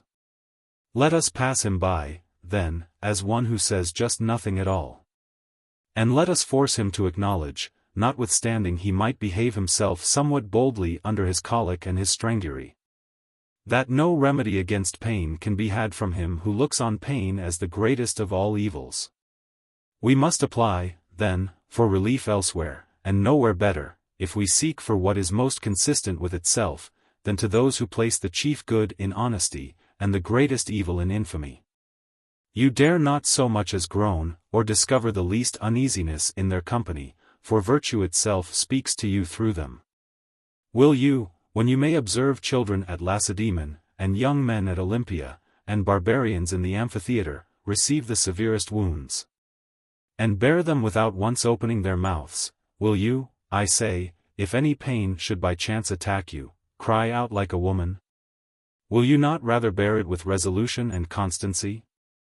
And not cry, it is intolerable, nature cannot bear it. I hear what you say, boys bear this because they are led thereto by glory. Some bear it through shame, many through fear, and yet are we afraid that nature cannot bear what is borne by many, and in such different circumstances. Nature not only bears it, but challenges it, for there is nothing with her preferable, nothing which she desires more than credit, and reputation, and praise, and honor, and glory. I choose here to describe this one thing under many names, and I have used many that you may have the clearer idea of it. For what I mean to say is that whatever is desirable of itself, proceeding from virtue, or placed in virtue, and commendable on its own account, which I would rather agree to call the only good than deny it to be the chief good, is what men should prefer above all things. And as we declare this to be the case with respect to honesty, so we speak in the contrary manner of infamy. Nothing is so odious, so detestable, nothing so unworthy of a man. And if you are thoroughly convinced of this, for, at the beginning of this discourse, you allowed that there appeared to you more evil in infamy than in pain, it follows that you ought to have the command over yourself, though I scarcely know how this expression may seem an accurate one, which appears to represent man as made up of two natures, so that one should be in command and the other be subject to it. Yet this division does not proceed from ignorance, for the soul admits of a twofold division, one of which partakes of reason, the other is without it. When, therefore, we are ordered to give a law to ourselves, the meaning is that reason should restrain our rashness. There is in the soul of every man something naturally soft, low, enervated in a manner, and languid. Were there nothing besides this, men would be the greatest of monsters. But there is present to every man reason, which presides over and gives laws to all, which, by improving itself, and making continual advances, becomes perfect virtue. It behooves a man, then, to take care that reason shall have the command over that part which is bound to practice obedience. In what manner? You will say. Why, as a master has over his slave, a general over his army, a father over his son. If that part of the soul which I have called soft behaves disgracefully, if it gives itself up to lamentations and womanish tears, then let it be restrained and committed to the care of friends and relations, for we often see those persons brought to order by shame whom no reasons can influence. Therefore, we should confine those feelings, like our servants, in safe custody, and almost with chains. But those who have more resolution, and yet are not utterly immovable, we should encourage with our exhortations, as we would good soldiers, to recollect themselves and maintain their honor. That wisest man of all Greece, in the Niptary, does not lament too much over his wounds, or rather he is moderate in his grief. Move slow, my friends. Your hasty speed refrain, lest by your motion you increase my pain. Pacuvius is better in this than Sophocles, for in the one Ulysses bemoans his wounds too vehemently, for the very people who carried him after he was wounded, though his grief was moderate, yet, considering the dignity of the man, did not scruple to say. And thou, Ulysses, long to war inured. Thy wounds, though great, too feebly hast endured. The wise poet understood that custom was no contemptible instructor how to bear pain. But the same hero complains with more decency, though in great pain. Assist, support me, never leave me so. Unbind my wounds, oh, execrable woe. He begins to give way, but instantly checks himself. Away! Begone! But cover first the sore. For your rude hands but make my pains the more. Do you observe how he constrains himself? Not that his bodily pains were less, but because he checks the anguish of his mind. Therefore, in the conclusion of the Niptary, he blames others, even when he himself is dying. Complaints of fortune may become the man. None but a woman will thus weeping stand. And so that soft place in his soul obeys his reason, just as an abashed soldier does his stern commander. The man, then, in whom absolute wisdom exists, such a man, indeed, we have never as yet seen, but the philosophers have described in their writings what sort of man he will be if he should exist. Such a man, or at least that perfect and absolute reason which exists in him, will have the same authority over the inferior part as a good parent has over his dutiful children. He will bring it to obey his nod without any trouble or difficulty. He will rouse himself, prepare and arm himself, to oppose pain as he would an enemy. If you inquire what arms he will provide himself with, they will be contention, encouragement, discourse with himself. He will say thus to himself, take care that you are guilty of nothing base, languid, or unmanly. He will turn over in his mind all the different kinds of honor. Zeno of Elea will occur to him, who suffered everything rather than betray his confederates in the design of putting an end to the tyranny. He will reflect on Anaxarchus, the pupil of Democritus, who, having fallen into the hands of Nicocreon, king of Cyprus, without the least entreaty for mercy or refusal, submitted to every kind of torture. Calenus the Indian will occur to him, an ignorant man and a barbarian, born at the foot of Mount Caucasus, who committed himself to the flames by his own free, voluntary act. But we, if we have the toothache, or a pain in the foot, or if the body be anyways affected, cannot bear it. For our sentiments of pain as well as pleasure are so trifling and effeminate, we are so enervated and relaxed by luxuries, that we cannot bear the sting of a bee without crying out. But Caius Marius, a plain countryman, but of a manly soul, when he had an operation performed on him, as I mentioned above, at first refused to be tied down, and he is the first instance of anyone's having had an operation performed on him without being tied down. Why, then, did others bear it afterward? Why, from the force of example. You see, then, that pain exists more in opinion than in nature. And yet the same Marius gave a proof that there is something very sharp in pain, for he would not submit to have the other thigh cut. So that he bore his pain with resolution as a man, but, like a reasonable person, he was not willing to undergo any greater pain without some necessary reason. The whole, then, consists in this, that you should have command over yourself. I have already told you what kind of command this is. And by considering what is most consistent with patience, fortitude, and greatness of soul, a man not only restrains himself, but, somehow or other, mitigates even pain itself.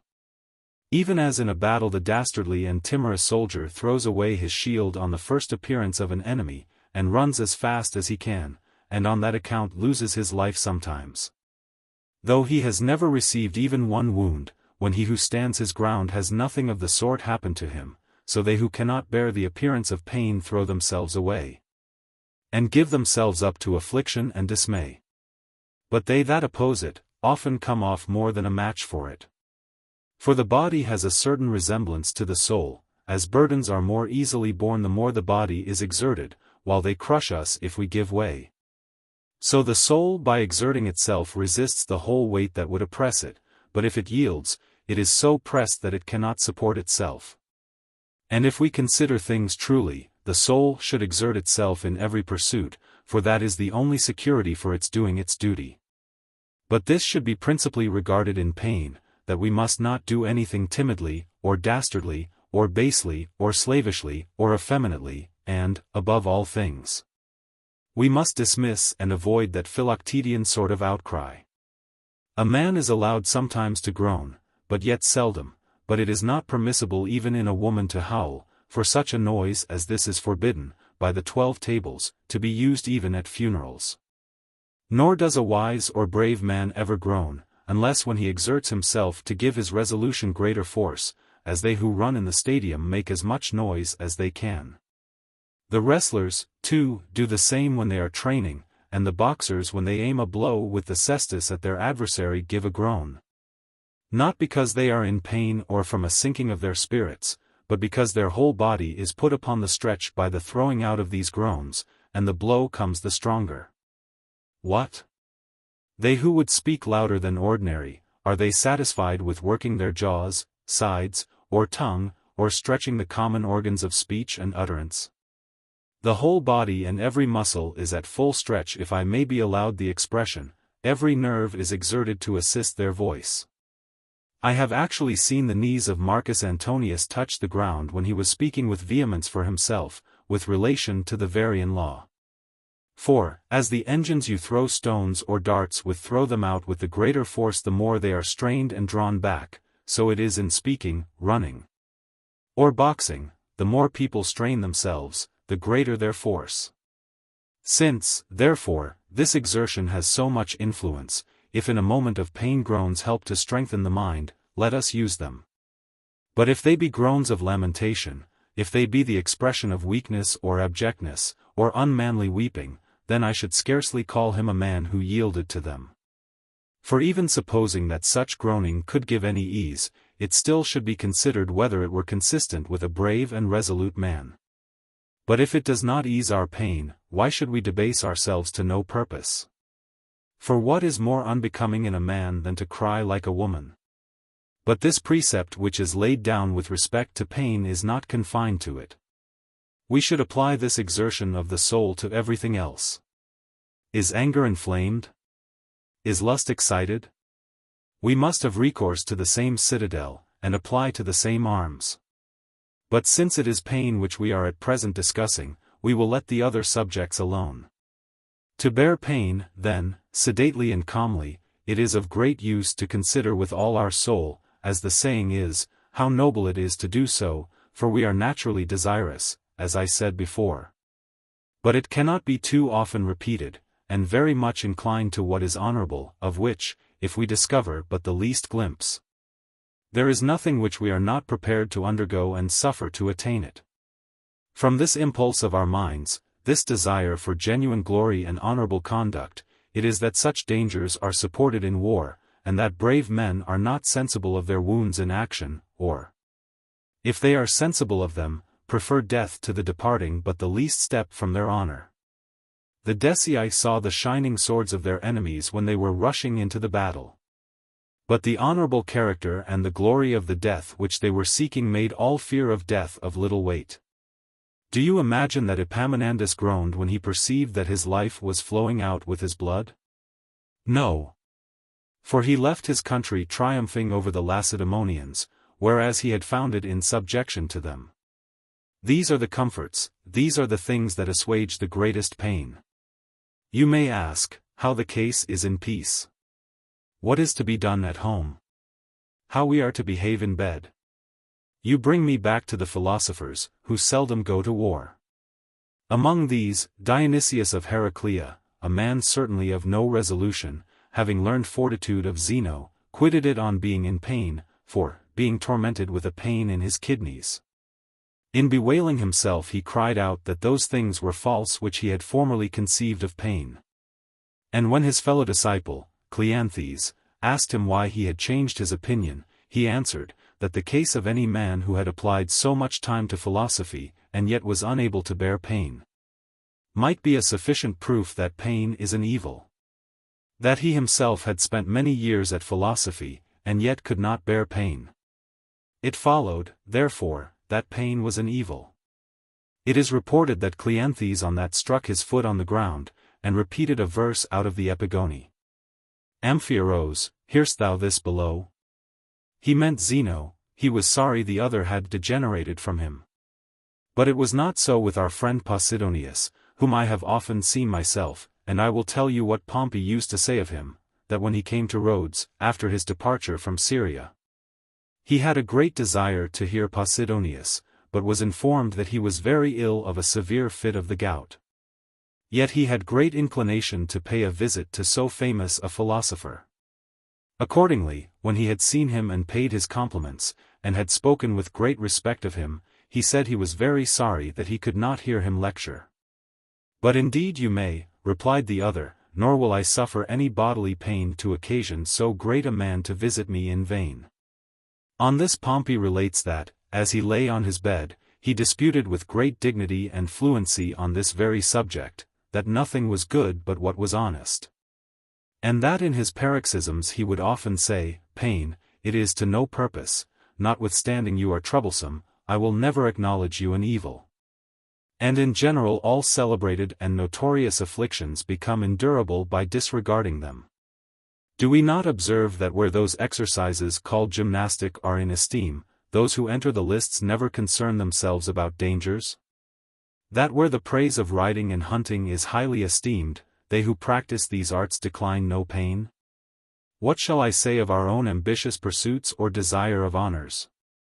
What fire have not candidates run through to gain a single vote? Therefore Africanus had always in his hands Xenophon, the pupil of Socrates. Being particularly pleased with his saying that the same labors were not equally heavy to the general and to the common man, because the honor itself made the labor lighter to the general. But yet, so it happens that even with the illiterate vulgar an idea of honor is of great influence, though they cannot understand what it is. They are led by report and common opinion to look on that as honorable which has the general voice. Not that I would have you, should the multitude be ever so fond of you, rely on their judgment, nor approve of everything which they think right, you must use your own judgment. If you are satisfied with yourself when you have approved of what is right, you will not only have the mastery over yourself, which I recommended to you just now, but over everybody in everything.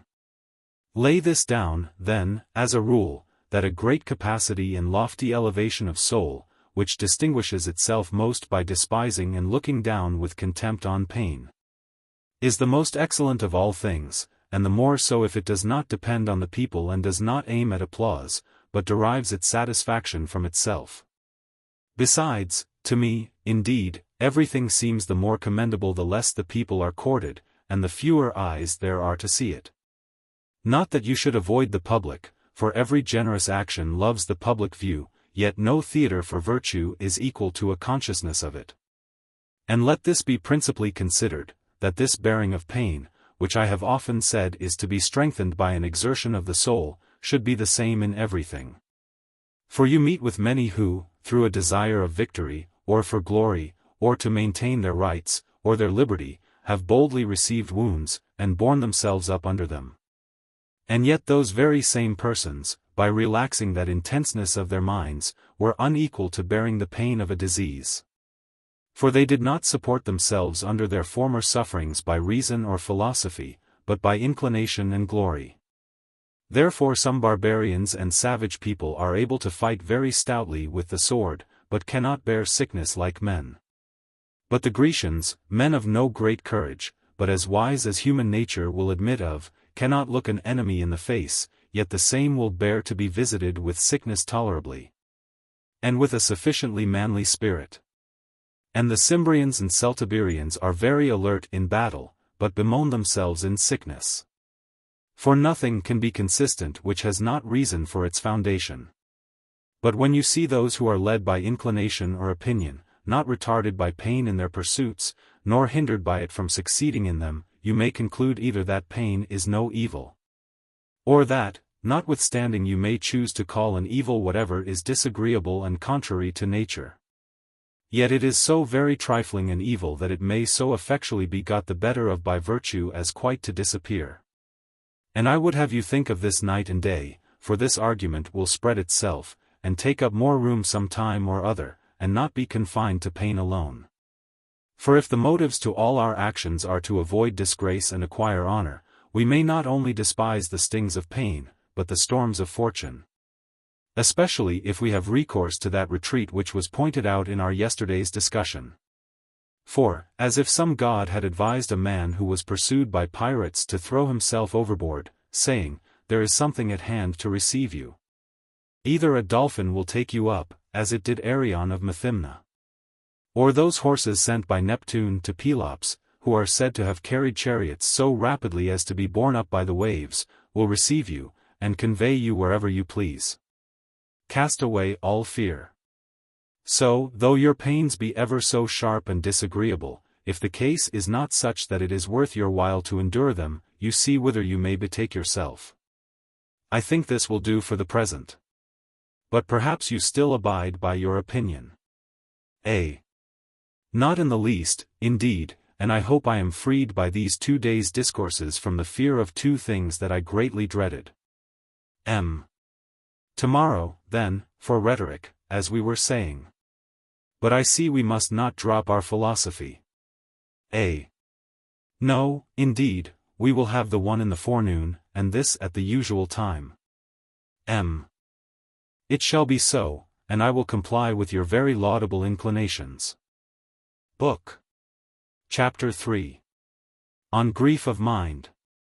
What reason shall I assign, O Brutus, why, as we consist of mind and body, the art of curing and preserving the body should be so much sought after, and the invention of it, as being so useful, should be ascribed to the immortal gods, but the medicine of the mind should not have been so much the object of inquiry while it was unknown, nor so much attended to and cultivated after its discovery, nor so well received or approved of by some, and accounted actually disagreeable, and looked upon with an envious eye by many?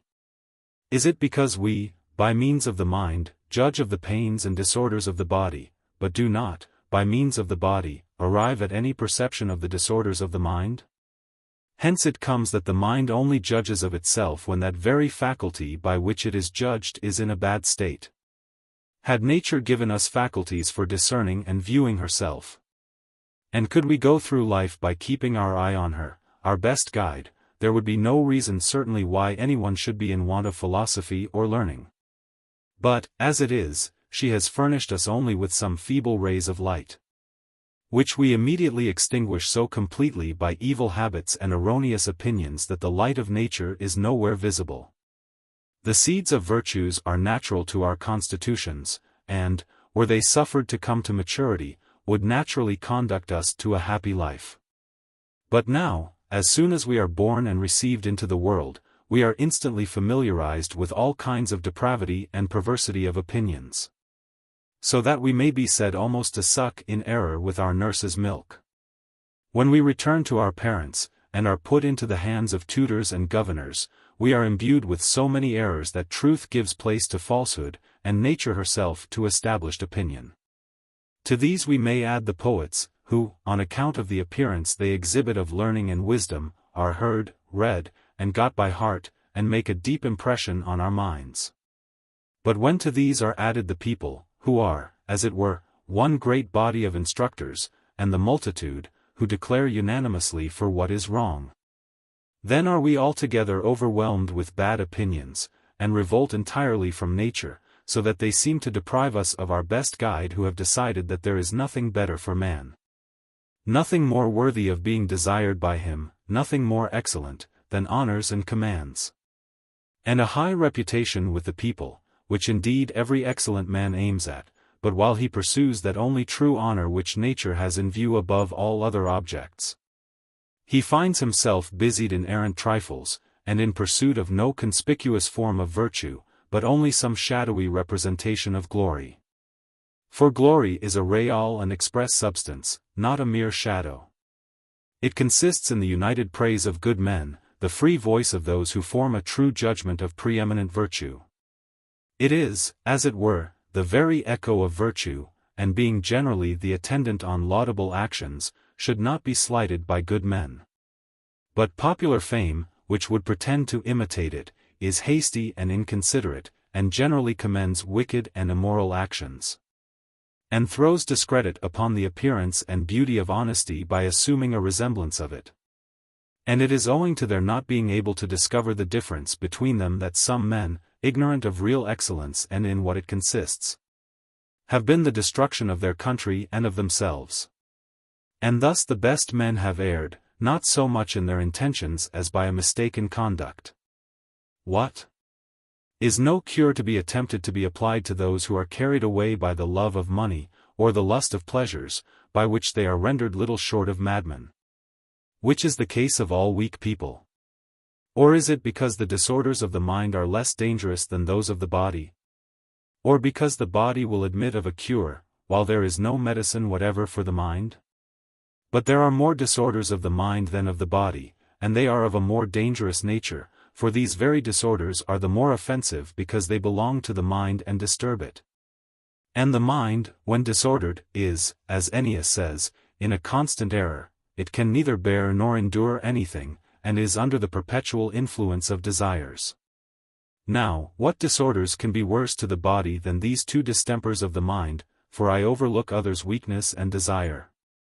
But how, indeed, can it be maintained that the mind cannot prescribe for itself, when she it is who has invented the medicines for the body, when, with regard to bodily cures, constitution and nature have a great share, nor do all who suffer themselves to be cured find that effect instantly, but those minds which are disposed to be cured, and submit to the precepts of the wise, may undoubtedly recover a healthy state?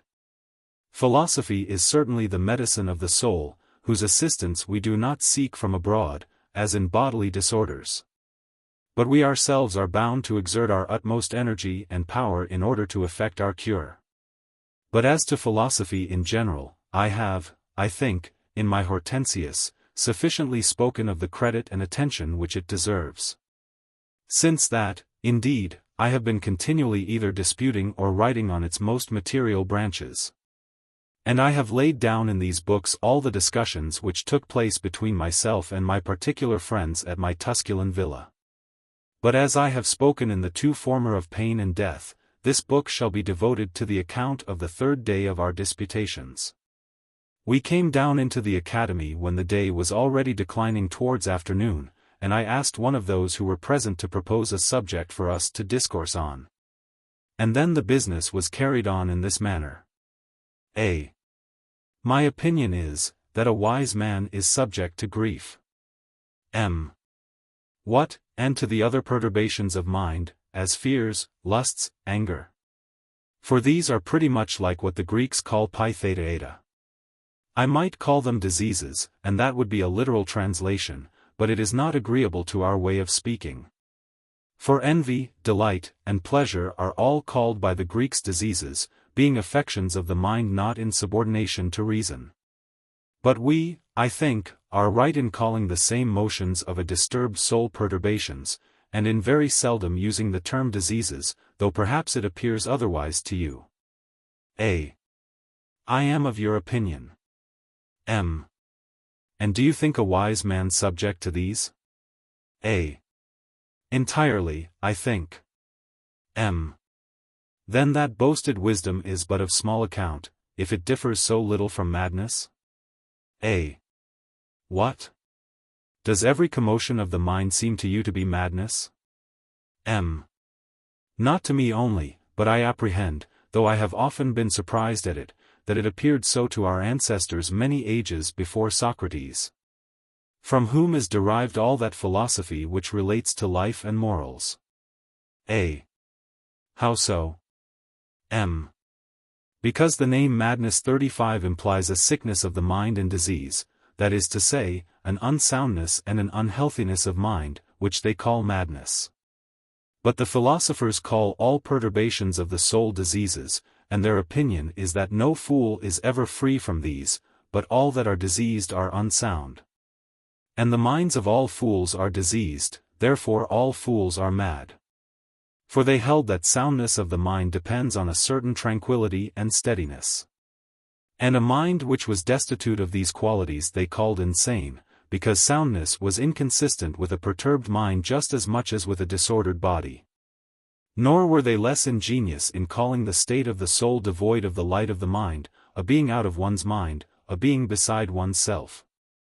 From whence we may understand that they who gave these names to things were of the same opinion with Socrates, that all silly people were unsound. Which the Stoics have carefully preserved as being derived from him.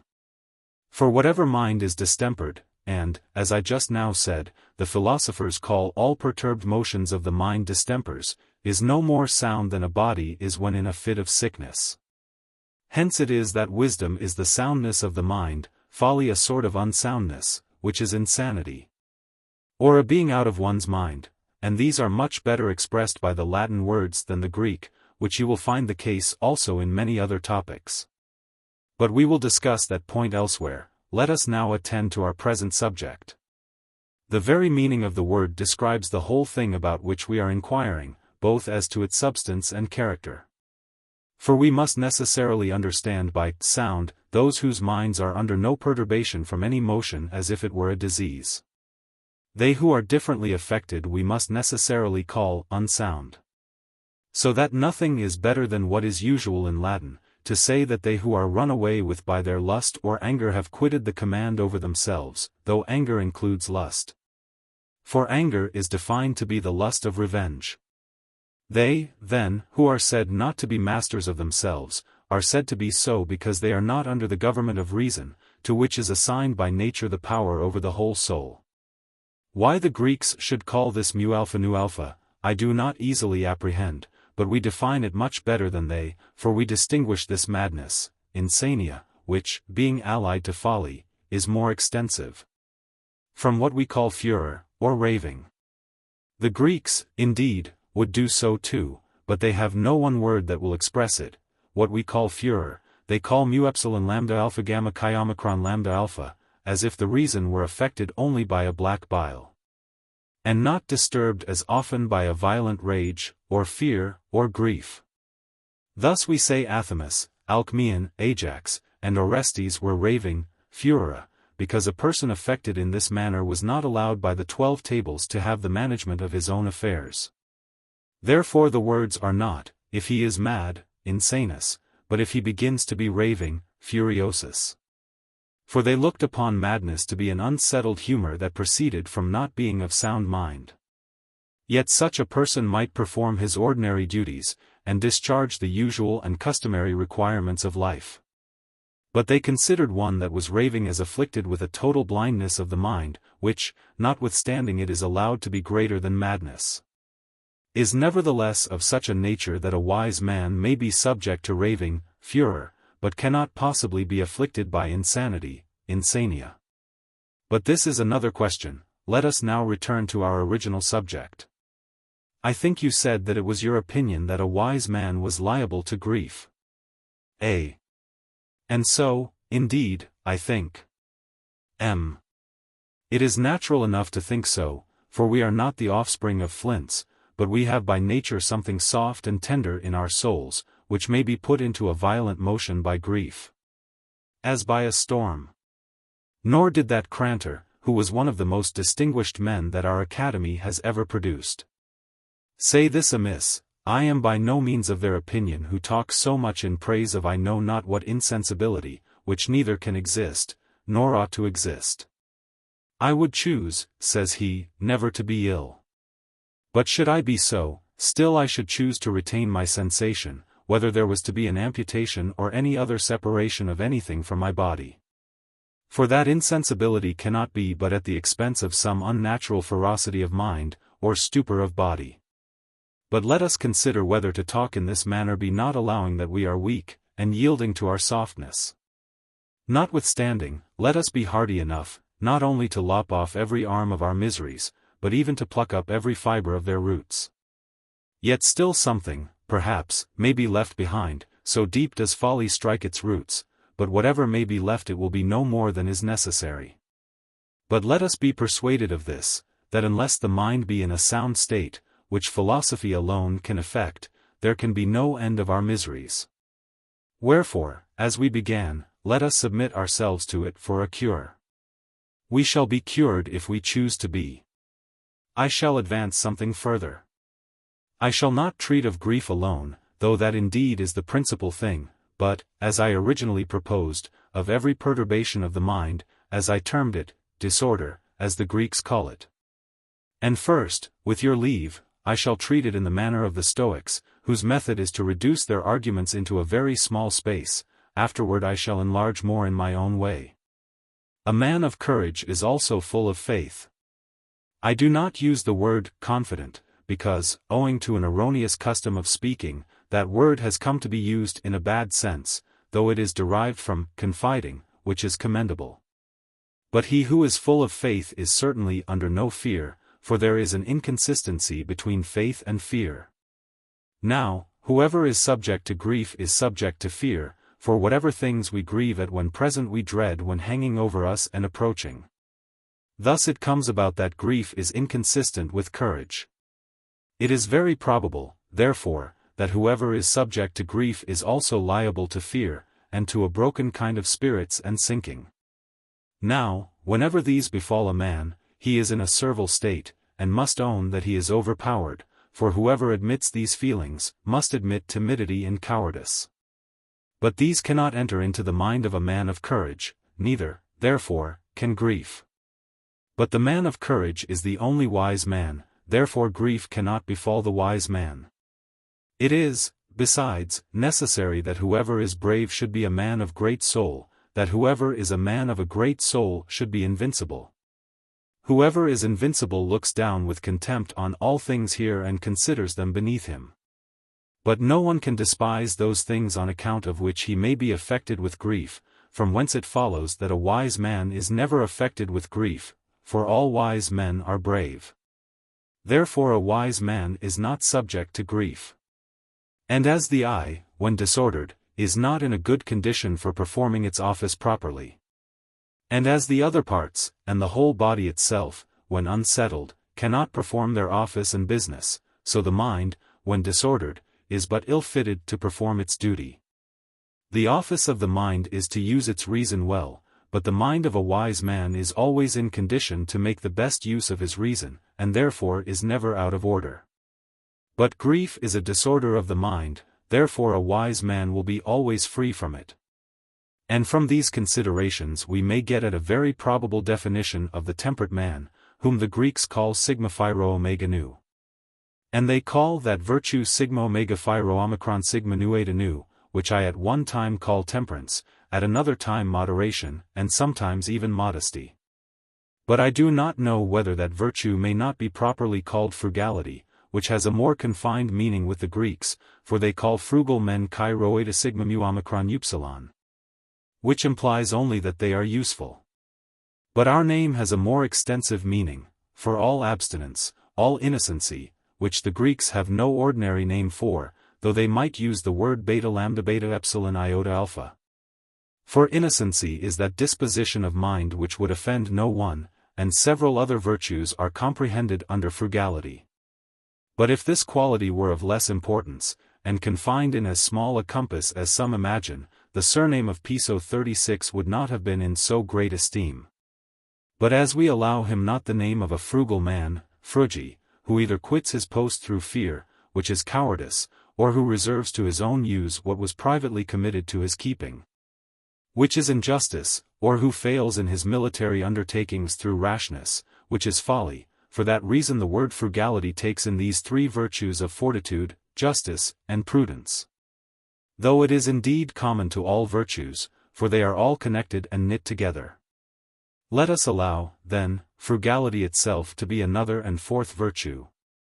For its peculiar property seems to be to govern and appease all tendencies to too eager a desire after anything, to restrain lust, and to preserve a decent steadiness in everything. The vice in contrast to this is called prodigality, nequitia. Frugality, I imagine, is derived from the word fruge, the best thing which the earth produces. Nequitia is derived, though this is perhaps rather more strained, still, let us try it. We shall only be thought to have been trifling if there is nothing in what we say, from the fact of everything being to no purpose, nequiquum, in such a man. From which circumstance he is called also nihil, nothing. Whoever is frugal then, or if it is more agreeable to you, whoever is moderate and temperate, such a one must of course be consistent, whoever is consistent must be quiet. The quiet man must be free from all perturbation, therefore from grief likewise, and these are the properties of a wise man, therefore a wise man must be free from grief. So that Dionysius of Heraclea is right when, upon this complaint of Achilles in Homer, well hast thou spoke, but at the tyrant's name my rage rekindles, and my soul's in flame. 'Tis just resentment, and becomes the brave. Disgraced, dishonored like the vilest slave. 37. He reasons thus, is the hand as it should be, when it is affected with a swelling? Or is it possible for any other member of the body, when swollen or enlarged, to be in any other than a disordered state? Must not the mind, then, when it is puffed up or distended, be out of order? But the mind of a wise man is always free from every kind of disorder, it never swells, never is puffed up, but the mind when in anger is in a different state. A wise man, therefore, is never angry. For when he is angry, he lusts after something. For whoever is angry naturally has a longing desire to give all the pain he can to the person who he thinks has injured him. And whoever has this earnest desire must necessarily be much pleased with the accomplishment of his wishes. Hence he is delighted with his neighbor's misery. And as a wise man is not capable of such feelings as these, he is therefore not capable of anger. But should a wise man be subject to grief, he may likewise be subject to anger, for as he is free from anger, he must likewise be free from grief. Again, could a wise man be subject to grief, he might also be liable to pity, or even might be open to a disposition towards envy, invidentia. I do not say to envy, invidia, for that can only exist by the very act of envying, but we may fairly form the word invidentia from invidendo, and so avoid the doubtful name invidia. For this word is probably derived from in and video, looking too closely into another's fortune. As it is said in the Melanippus, who envies me the flower of my children? Where the Latin is invidit florem. It may appear not good Latin, but it is very well put by Axius. For as video governs an accusative case, so it is more correct to say invideo florem than flori. We are debarred from saying so by common usage. The poet stood in his own right, and expressed himself with more freedom. Therefore compassion and envy are consistent in the same man. For whoever is uneasy at anyone's adversity is also uneasy at another's prosperity, as Theophrastus, while he laments the death of his companion Callisthenes, is at the same time disturbed at the success of Alexander. And therefore he says that Callisthenes met with man of the greatest power and good fortune, but one who did not know how to make use of his good fortune.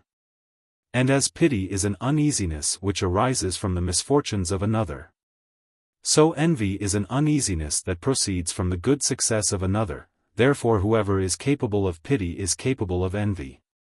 But a wise man is incapable of envy, and consequently incapable of pity. But were a wise man used to grieve, to pity also would be familiar to him. Therefore to grieve is a feeling which cannot affect a wise man.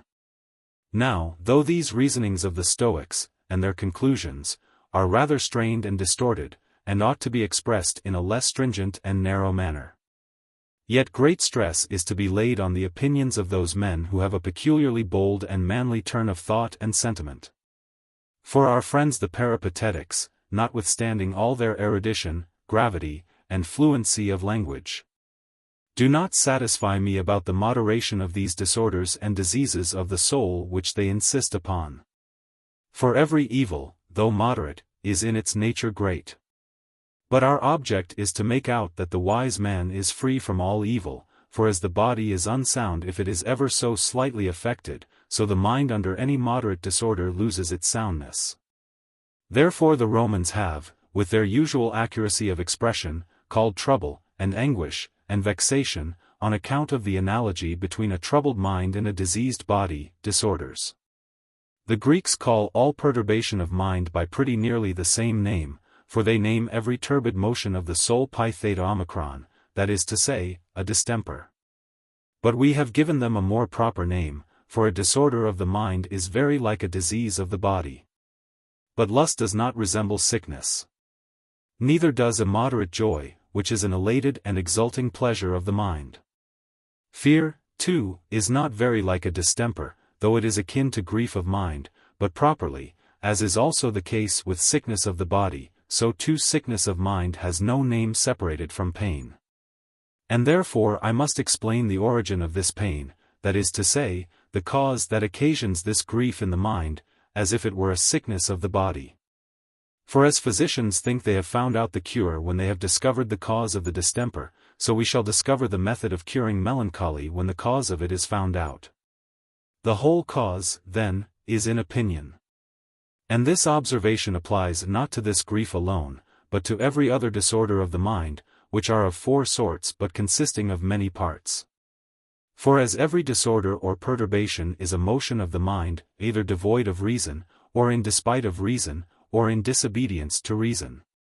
And as that motion is excited by an opinion of either good or evil. These 4 perturbations are divided equally into 2 parts, for 2 of them proceed from an opinion of good, one of which is an exulting pleasure, that is to say a joy elated beyond measure, arising from an opinion of some present great good. The other is a desire which may fairly be called even a lust, and is an immoderate inclination after some conceived great good without any obedience to reason. Therefore these 2 kinds, the exulting pleasure and the lust, have their rise from an opinion of good, as the other 2, fear and grief, have from an opinion of evil.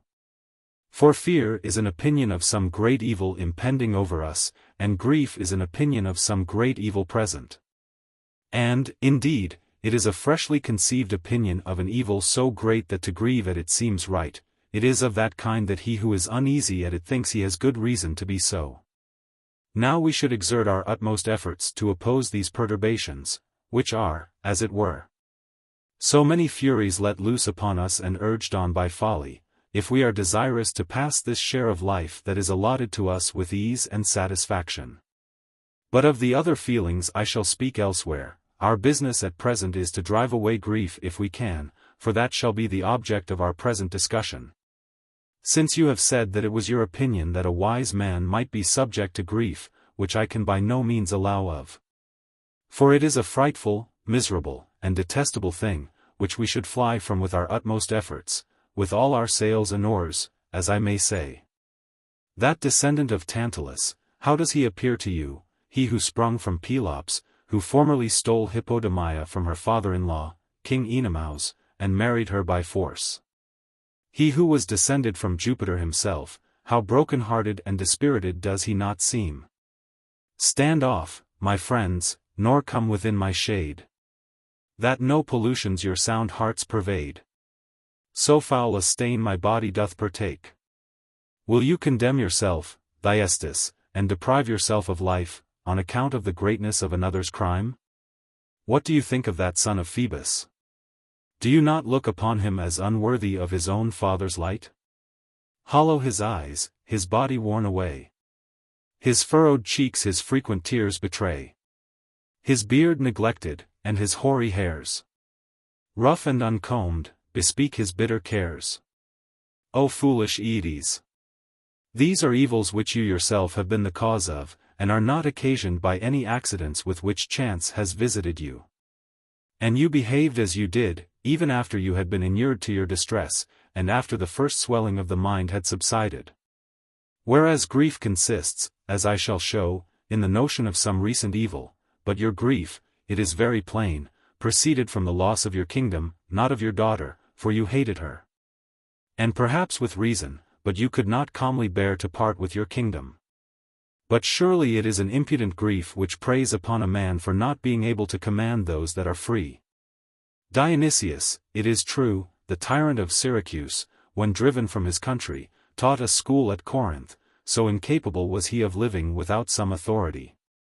But what could be more impudent than Tarquin, who made war upon those who could not bear his tyranny, and, when he could not recover his kingdom by the aid of the forces of the Veientians and the Latins, is said to have bade Ken himself to Cuma and to have died in that city of old age and grief. Do you, then, think that it can befall a wise man to be oppressed with grief, that is to say, with misery? For, as all perturbation is misery, grief is the rack itself. Lust is attended with heat, exulting joy with levity, fear with meanness, but grief with something greater than these, it consumes, torments, afflicts, and disgraces a man. It tears him, preys upon his mind, and utterly destroys him. If we do not so divest ourselves of it as to throw it completely off, we cannot be free from misery. And it is clear that there must be grief where anything has the appearance of a present sore and oppressing evil. Epicurus is of opinion that grief arises naturally from the imagination of any evil, so that whosoever is eyewitness of any great misfortune, if he conceives that the like may possibly befall himself, becomes sad instantly from such an idea. The Cyrenaics think that grief is not engendered by every kind of evil, but only by unexpected, unforeseen evil. And that circumstance is, indeed, of no small effect on the heightening of grief, for whatsoever comes of a sudden appears more formidable. Hence these lines are deservedly commended. I knew my son, when first he drew his breath, destined by fate to an untimely death. And when I sent him to defend the Greeks, war was his business, not your sportive freaks. Therefore, this ruminating beforehand upon future evils which you see at a distance makes their approach more tolerable, and on this account what Euripides makes Theseus say is much commended. You will give me leave to translate them, as is usual with me. I treasured up what some learned sage did tell, and on my future misery did dwell. I thought of bitter death, of being drove far from my home by exile, and I strove with every evil to possess my mind, that, when they came, I the less care might find. 38.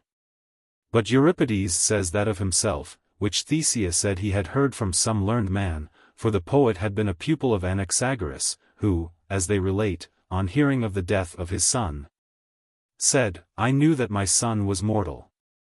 Which speech seems to intimate that such things afflict those men who have not thought on them before. Therefore, there is no doubt but that all those things which are considered evils are the heavier from not being foreseen. Though, notwithstanding this is not the only circumstance which occasions the greatest grief, still, as the mind, by foreseeing and preparing for it, has great power to make all grief the less. A man should at all times consider all the events that may befall him in this life. And certainly the excellence and divine nature of wisdom consists in taking a near view of, and gaining a thorough acquaintance with, all human affairs, in not being surprised when anything happens, and in thinking, before the event, that there is nothing but what may come to pass. Wherefore every man, when his affairs go on most swimmingly, e'en then it most behoves to arm himself against the coming storm, loss, danger, exile, returning ever. Let him look to meet his son in fault, wife dead, or daughter sick. All common accidents, and may have happened. That nothing shall seem new or strange. But if aught has fallen out beyond his hopes, all that let him account clear gain. 39. Therefore, as Terence has so well expressed what he borrowed from philosophy, shall not we, from whose fountains he drew it, say the same thing in a better manner? And abide by it with more steadiness? Hence came that steady countenance, which, according to Xanthippe, her husband Socrates always had. So that she said that she never observed any difference in his looks when he went out and when he came home. Yet the look of that old Roman, M. Crassus, who, as Lucilia says, never smiled but once in his lifetime, was not of this kind, but placid and serene, for so we are told. He indeed might well have had the same look at all times who never changed his mind, from which the countenance derives its expression. So that I am ready to borrow of the Cyrenaics those arms against the accidents and events of life by means of which, by long premeditation, they break the force of all approaching evils. And at the same time I think that those very evils themselves arise more from opinion than nature, for if they were real, no forecast could make them lighter. But I shall speak more particularly on these matters after I have first considered Epicurus's opinion, who thinks that all people must necessarily be uneasy who believe themselves to be in any evils. Let them be either foreseen and expected, or habitual to them. For with him evils are not the less by reason of their continuance, nor the lighter for having been foreseen. And it is folly to ruminate on evils to come, or such as, perhaps, never may come. Every evil is disagreeable enough when it does come. But he who is constantly considering that some evil may befall him is loading himself with a perpetual evil, and even should such evil never light on him, he voluntarily takes upon himself unnecessary misery, so that he is under constant uneasiness, whether he actually suffers any evil, or only thinks of it. But he makes the alleviation of grief depend on two things, a ceasing to think on evil, and a turning to the contemplation of pleasure. For he thinks that the mind may possibly be under the power of reason, and follow her directions. He forbids us, therefore, to mind trouble, and calls us off from sorrowful reflections. He throws a mist over our eyes to hinder us from the contemplation of misery. Having sounded a retreat from this statement, he drives our thoughts on again, and encourages them to view and engage the whole mind in the various pleasures with which he thinks the life of a wise man abounds, either from reflecting on the past, or from the hope of what is to come. I have said these things in my own way, the Epicureans have theirs. However, let us examine what they say, how they say it is of little consequence. In the first place, they are wrong in forbidding men to premeditate on futurity and blaming their wish to do so. For there is nothing that breaks the edge of grief and lightens it more than considering, during one's whole life, that there is nothing which it is impossible should happen. Or than considering what human nature is, on what conditions life was given, and how we may comply with them. The effect of which is that we are always grieving, but that we never do so, for whoever reflects on the nature of things, the various turns of life, and the weakness of human nature, grieves indeed at that reflection, but while so grieving he is, above all other times, behaving as a wise man, for he gains these two things by it: 1. That while he is considering the state of human nature he is performing the especial duties of philosophy, and is provided with a triple medicine against adversity, in the first place, because he has long reflected that such things might befall him, and this reflection by itself contributes much towards lessening and weakening all misfortunes. And, secondly, because he is persuaded that we should bear all the accidents which can happen to man with the feelings and spirit of a man. And lastly, because he considers that what is blamable is the only evil. But it is not your fault that something has happened to you which it was impossible for man to avoid. For that withdrawing of our thoughts which he recommends when he calls us off from contemplating our misfortunes is an imaginary action. For it is not in our power to dissemble or to forget those evils which lie heavy on us. They tear, vex, and sting us, they burn us up, and leave no breathing time. And do you order us to forget them, for such forgetfulness is contrary to nature, and at the same time deprive us of the only assistance which nature affords, the being accustomed to them? For that, though it is but a slow medicine, I mean that which is brought by lapse of time, is still a very effectual one. You order me to employ my thoughts on something good, and forget my misfortunes. You would say something worthy a great philosopher if you thought those things good which are best suited to the dignity of human nature. Should Pythagoras, Socrates, or Plato say to me, "Why are you dejected or sad? Why do you faint, and yield to fortune, which, perhaps, may have power to harass and disturb you, but should not quite unman you? There is great power in the virtues. Rouse them, if they chance to droop. Take fortitude for your guide, which will give you such spirits that you will despise everything that can befall man, and look on it as a trifle. Add to this temperance, which is moderation, and which was just now called frugality, which will not suffer you to do anything base or bad, for what is worse or baser than an effeminate man? Not even justice will suffer you to act in this manner, though she seems to have the least weight in this affair. But still, notwithstanding, even she will inform you that you are doubly unjust when you both require what does not belong to you. Inasmuch as though you who have been born mortal demand to be placed in the condition of the immortals, and at the same time you take it much to heart that you are to restore what was lent you. What answer will you make to Prudence, who informs you that she is a virtue sufficient of herself both to teach you a good life and also to secure you a happy one? And, indeed, if she were fettered by external circumstances, and dependent on others, and if she did not originate in herself and return to herself, and also embrace everything in herself, so as to seek no adventitious aid from any quarter, I cannot imagine why she should appear deserving of such lofty panegyrics, or of being sought after with such excessive eagerness. Now, Epicurus, if you call me back to such goods as these, I will obey you, and follow you, and use you as my guide, and even forget, as you order me, all my misfortunes. And I will do this the more readily from a persuasion that they are not to be ranked among evils at all. But you are for bringing my thoughts over to pleasure. What pleasures? Pleasures of the body, I imagine, or such as are recollected or imagined on account of the body. Is this all? Do I explain your opinion rightly? For your disciples are used to deny that we understand at all what Epicurus means. This is what he says, and what that subtle fellow, old Zeno, who is one of the sharpest of them, used, when I was attending lectures at Athens, to enforce and talk so loudly of. Saying that he alone was happy who could enjoy present pleasure, and who was at the same time persuaded that he should enjoy it without pain, either during the whole or the greatest part of his life. Or if, should any pain interfere, if it was very sharp, then it must be short, should it be of longer continuance, it would have more of what was sweet than bitter in it.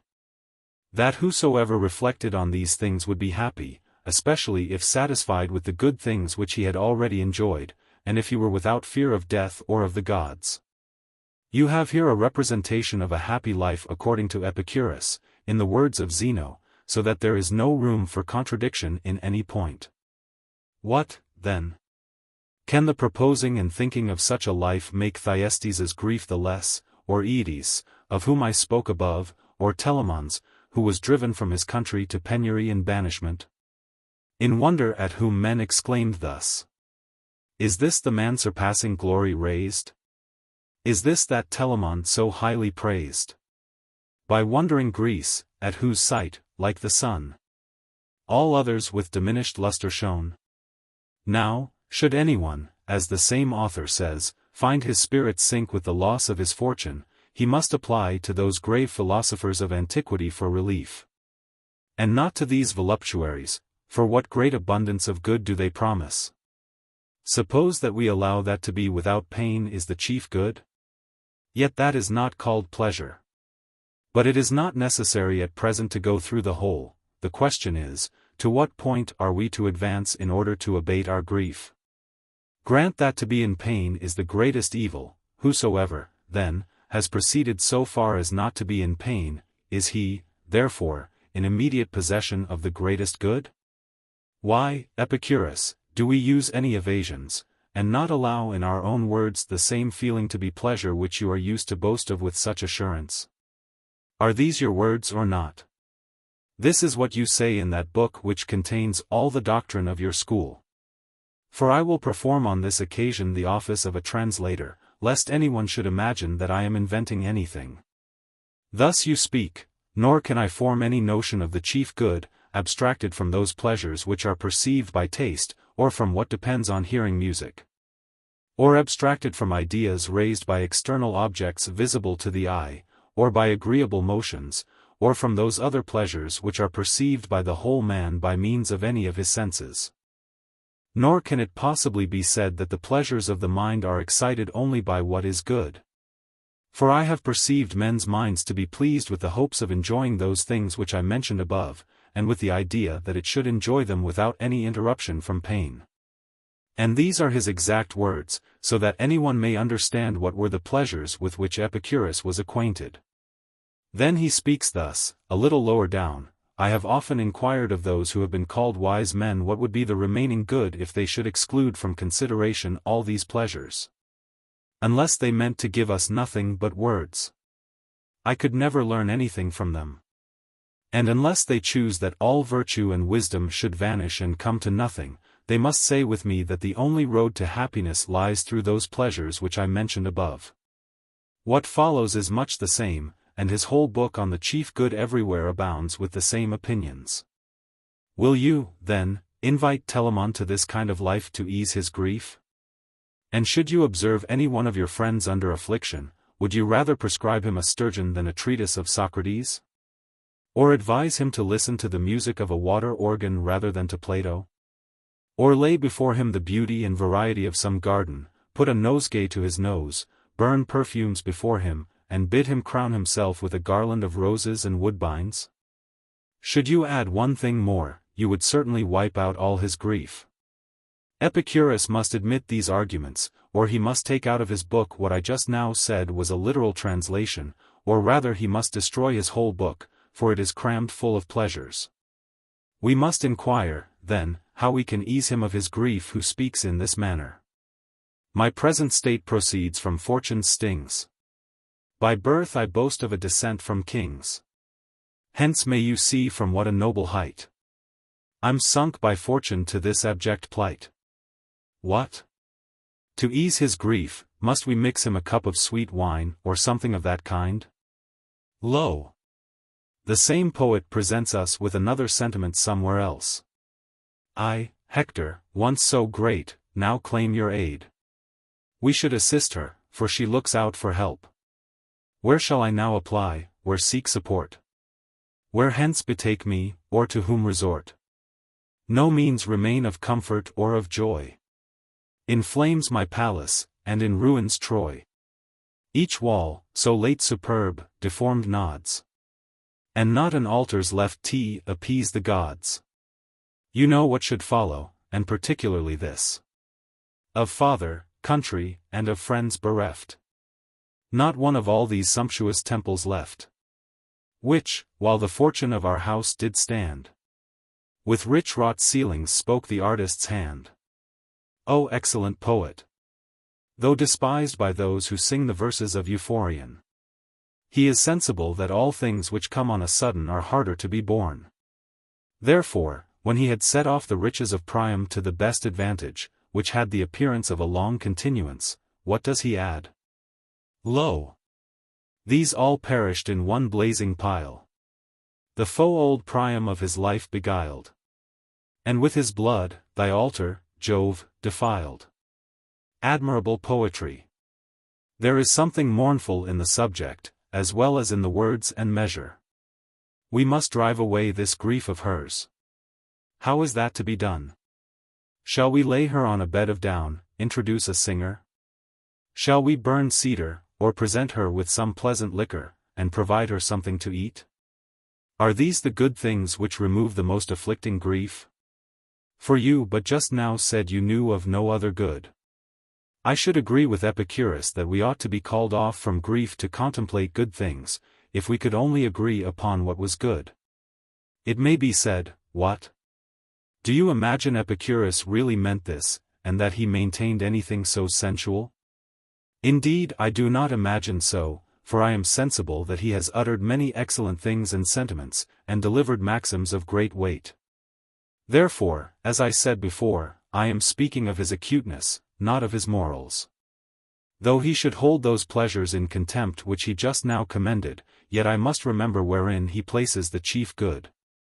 For he was not contented with barely saying this, but he has explained what he meant. He says that taste, and embraces, and sports, and music, and those forms which affect the eyes with pleasure, are the chief good.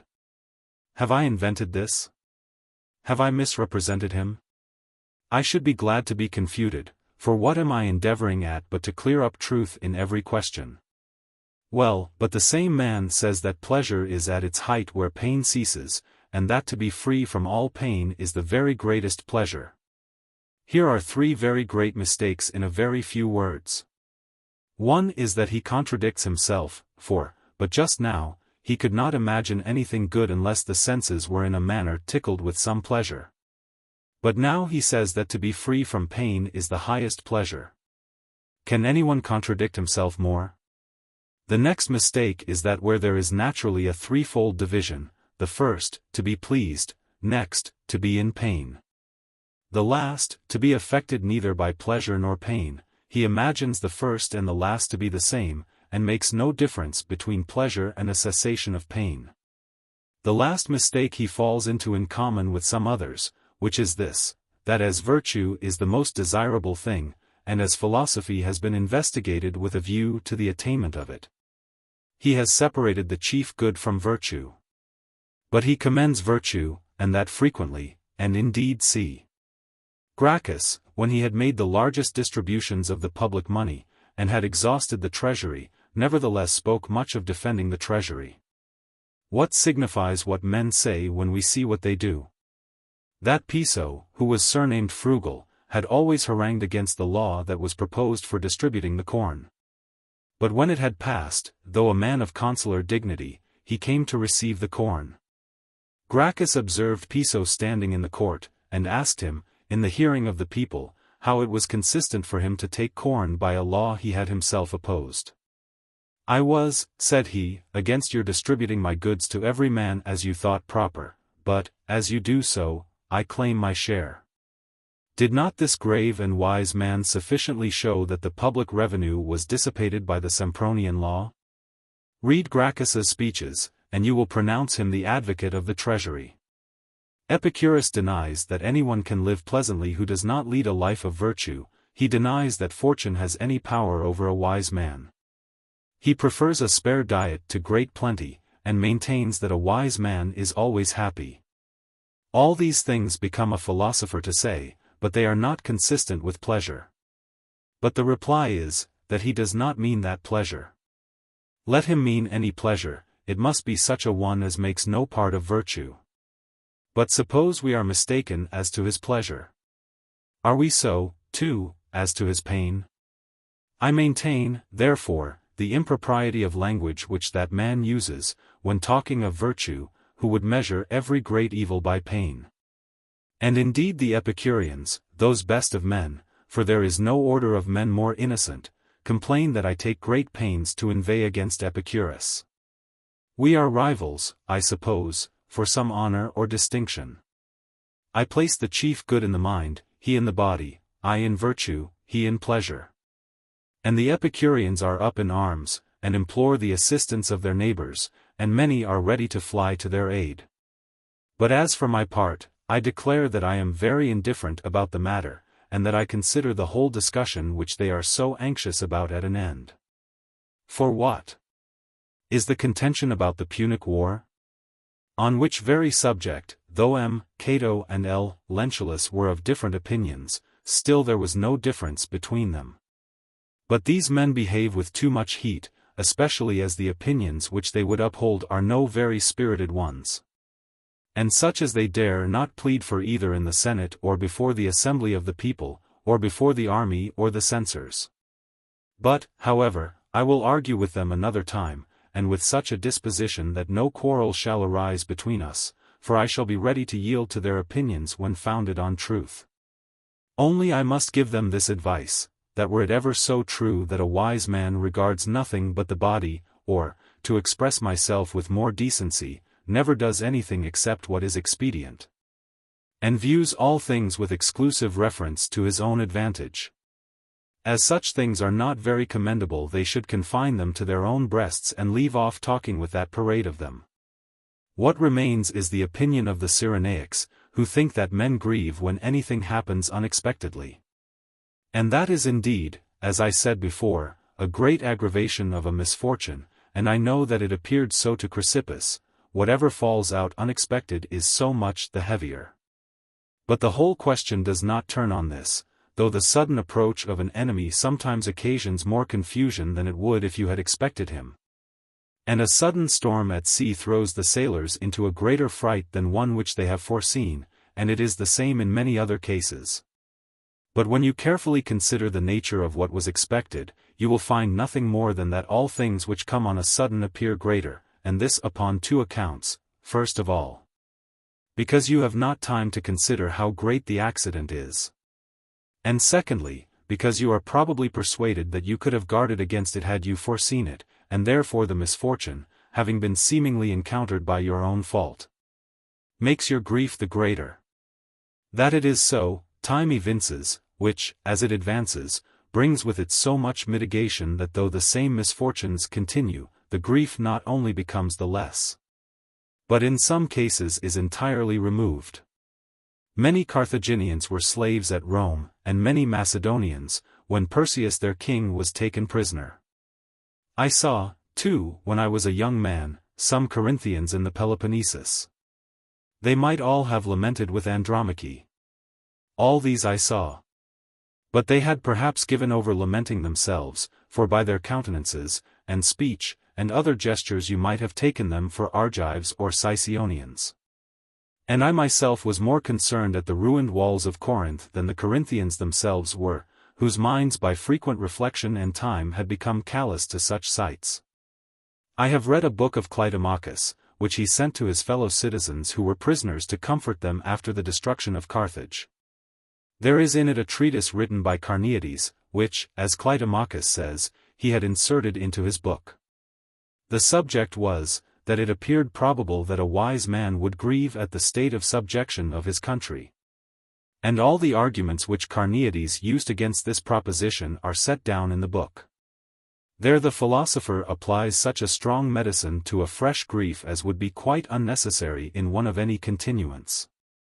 Nor, if this very book had been sent to the captive some years after, would it have found any wounds to cure, but only scars. For grief, by a gentle progress and slow degrees, wears away imperceptibly. Not that the circumstances which gave rise to it are altered, or can be. But that custom teaches what reason should, that those things which before seemed to be of some consequence are of no such great importance after all. It may be said, what occasion is there to apply to reason, or to any sort of consolation such as we generally make use of, to mitigate the grief of the afflicted?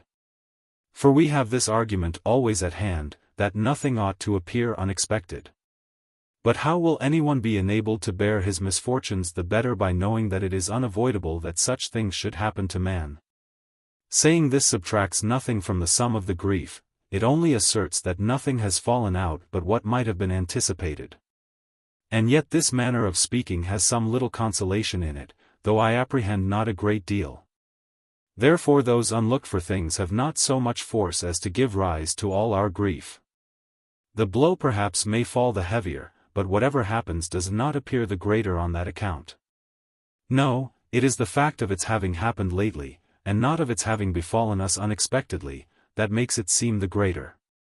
There are two ways, then, of discerning the truth, not only of things that seem evil, but of those that have the appearance of good. For we either inquire into the nature of the thing, of what description, and magnitude, and importance it is, as sometimes with regard to poverty, the burden of which we may lighten when by our disputations we show how few things nature requires, and of what a trifling kind they are, or, without any subtle arguing, we refer them to examples. As here we instance a Socrates, there a Diogenes, and then again that line in Caecilius. Wisdom is oft concealed in mean attire. For as poverty is of equal weight with all, what reason can be given why what was borne by Fabricius should be spoken of by anyone else as unsupportable when it falls upon themselves? Of a piece with this is that other way of comforting, which consists in pointing out that nothing has happened but what is common to human nature. For this argument does not only inform us what human nature is, but implies that all things are tolerable which others have borne and are bearing. Is poverty the subject? They tell you of many who have submitted to it with patience. Is it the contempt of honors? They acquaint you with some who never enjoyed any, and were the happier for it. And of those who have preferred a private retired life to public employment, mentioning their names with respect. They tell you of the verse 40 of that most powerful king who praises an old man, and pronounces him happy because he was unknown to fame and seemed likely to arrive at the hour of death in obscurity and without notice. Thus, too, they have examples for those who are deprived of their children. They who are under any great grief are comforted by instances of like affliction. And thus the endurance of every misfortune is rendered more easy by the fact of others having undergone the same.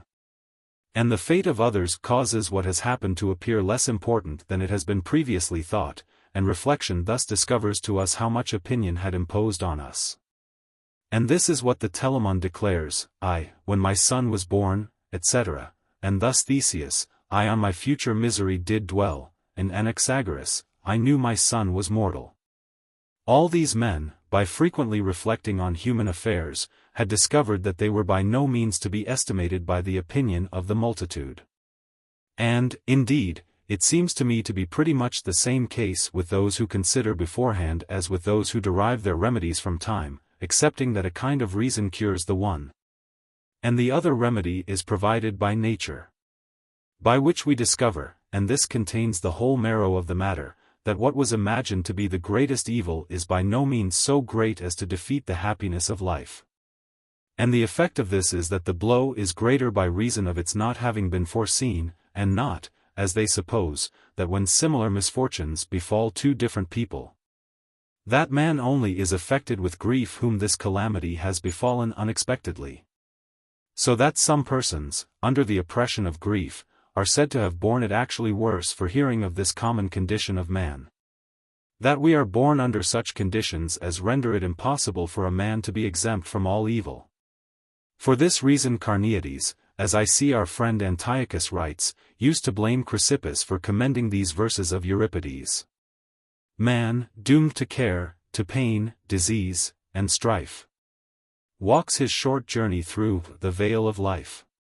Watchful attends the cradle and the grave, and passing generations longs to save. Last, dies himself, yet wherefore should we mourn? For man must to his kindred dust return. Submit to the destroying hand of fate.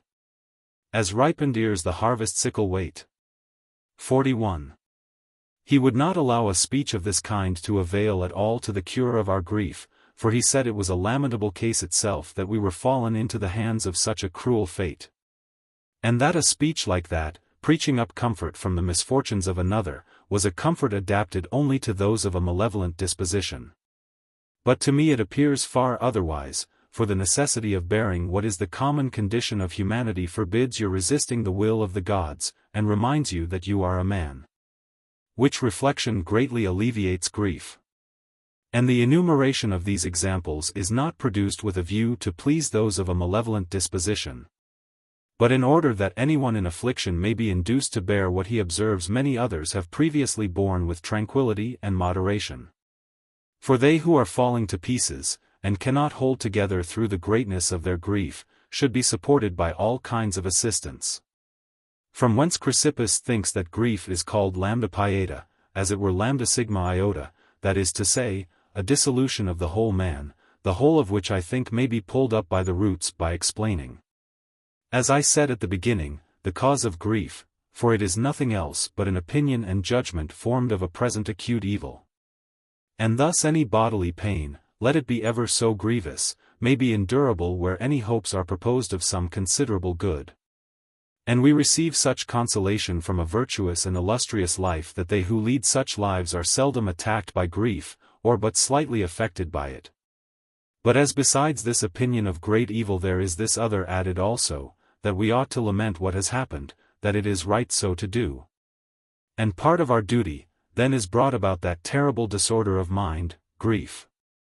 And it is to this opinion that we owe all those various and horrid kinds of lamentation, that neglect of our persons, that womanish tearing of our cheeks, that striking on our thighs, breasts, and heads. Thus Agamemnon, in Homer and in Axius. Tears in his grief his uncombed locks. 42. From whence comes that pleasant saying of Bion, that the foolish king in his sorrow tore away the hairs of his head, imagining that his grief would be alleviated by baldness. But men do all these things from being persuaded that they ought to do so. And thus Aeschines inveighs against Demosthenes for sacrificing within 7 days after the death of his daughter. But with what eloquence, with what fluency, does he attack him? What sentiments does he collect? What words does he hurl against him? You may see by this that an orator may do anything. But nobody would approve of such license if it were not that we have an idea innate in our minds that every good man ought to lament the loss of a relation as bitterly as possible. And it is owing to this that some men, when in sorrow, betake themselves to deserts, as Homer says of Bellerophon. Distracted in his mind. Forsook by heaven, forsaking humankind. Wide o'er the Ilian field he chose to stray. A long, forlorn, uncomfortable way. 43. And thus Niobe is fain to have been turned into stone, from her never speaking, I suppose, in her grief. But they imagine Hecuba to have been converted into a bitch, from her rage and bitterness of mind. There are others who love to converse with solitude itself when in grief, as the nurse in Ennius. Fain would I to the heavens find earth relate Medea's ceaseless woes and cruel fate. 44. Now all these things are done in grief, from a persuasion of their truth and propriety and necessity. And it is plain that those who behave thus do so from a conviction of its being their duty. For should these mourners by chance drop their grief, and either act or speak for a moment in a more calm or cheerful manner, they presently check themselves and return to their lamentations again. And blame themselves for having been guilty of any intermissions from their grief. And parents and masters generally correct children, not by words only but by blows, if they show any levity by either word or deed when the family is under affliction, and, as it were, oblige them to be sorrowful. What? Does it not appear, when you have ceased to mourn, and have discovered that your grief has been ineffectual, that the whole of that mourning was voluntary on your part? What does that man say in Terence who punishes himself, the self-tormentor? I think I do my son less harm, O creams, as long as I myself am miserable. He determines to be miserable, and can anyone determine on anything against his will? I well might think that I deserved all evil. He would think he deserved any misfortune were he otherwise than miserable. Therefore, you see, the evil is in opinion, not in nature. How is it when some things do of themselves prevent your grieving at them? As in Homer, so many died and were buried daily that they had not leisure to grieve, where you find these lines. The great, the bold, by thousands daily fall. And endless were the grief to weep for all. Eternal sorrows what avails to shed? Greece honors not with solemn fasts the dead. Enough when death demands the brave to pay the tribute of a melancholy day. One chief with patience to the grave resigned. Our care devolves on others left behind. 45. Therefore it is in our own power to lay aside grief upon occasion. And is there any opportunity, seeing the thing is in our own power, that we should let slip of getting rid of care and grief? It was plain that the friends of Cnaeus Pompeius, when they saw him fainting under his wounds, at the very moment of that most miserable and bitter sight, were under great uneasiness how they themselves, surrounded by the enemy as they were, should escape. And were employed in nothing but encouraging the rowers and aiding their escape. But when they reached Tyre, they began to grieve and lament over him. Therefore, as fear with them prevailed over grief, cannot reason and true philosophy have the same effect with a wise man? But what is there more effectual to dispel grief than the discovery that it answers no purpose, and has been undergone to no account? Therefore, if we can get rid of it, we need never have been subject to it. It must be acknowledged, then, that men take up grief willfully and knowingly. And this appears from the patience of those who, after they have been exercised in afflictions and are better able to bear whatever befalls them, suppose themselves hardened against fortune. As that person in Euripides. Had this the first essay of fortune been? And I no storms through all my life had seen. Wild as a colt I'd broke from reason's sway. But frequent griefs have taught me to obey. 46. As, then, the frequent bearing of misery makes grief the lighter, we must necessarily perceive that the cause and original of it does not lie in the calamity itself. Your principal philosophers, or lovers of wisdom, though they have not yet arrived at perfect wisdom, are not they sensible that they are in the greatest evil? For they are foolish, and foolishness is the greatest of all evils, and yet they lament not. How shall we account for this? Because opinion is not fixed upon that kind of evil, it is not our opinion that it is right, meet, and our duty to be uneasy because we are not all wise men. Whereas this opinion is strongly affixed to that uneasiness where mourning is concerned, which is the greatest of all grief.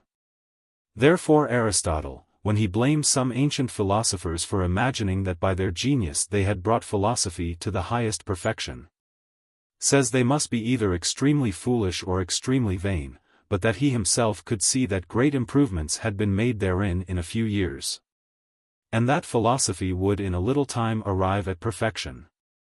And Theophrastus is reported to have reproached nature at his death for giving to stags and crows so long a life, which was of no use to them, but allowing only so short a span to men, to whom length of days would have been of the greatest use.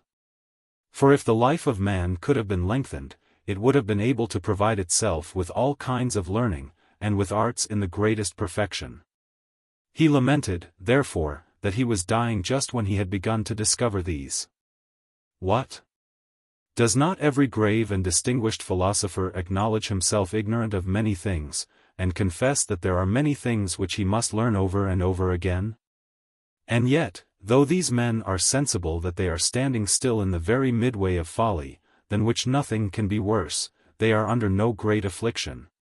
Because no opinion that it is their duty to lament is ever mingled with this knowledge. What shall we say of those who think it unbecoming in a man to grieve? Among whom we may reckon Q. Maximus, when he buried his son that had been consul, and L. Paulus, who lost 2 sons within a few days of one another. Of the same opinion was M. Cato, who lost his son just after he had been elected praetor, and many others, whose names I have collected in my book on consolation. Now what made these men so easy, but their persuasion that grief and lamentation was not becoming in a man? Therefore, as some give themselves up to grief from an opinion that it is right so to do, they refrain themselves from an opinion that it was discreditable. From which we may infer that grief is owing more to opinion than nature. It may be said on the other side, who is so mad as to grieve of his own accord? Pain proceeds from nature, which you must submit to, say they, agreeably to what even your own Crantor teaches, for it presses and gains upon you unavoidably, and cannot possibly be resisted. So that the very same Oileus, in Sophocles, who had before comforted Telamon on the death of Ajax, on hearing of the death of his own son, is broken-hearted. On this alteration of his mind we have these lines. Show me the man so well by wisdom taught, that what he charges to another's fault, when like affliction doth himself betide, true to his own wise counsel will abide. 47. Now, when they urge these things, their endeavor is to prove that nature is absolutely and wholly irresistible. And yet the same people allow that we take greater grief on ourselves than nature requires. What madness is it, then, in us to require the same from others? But there are many reasons for our taking grief on us.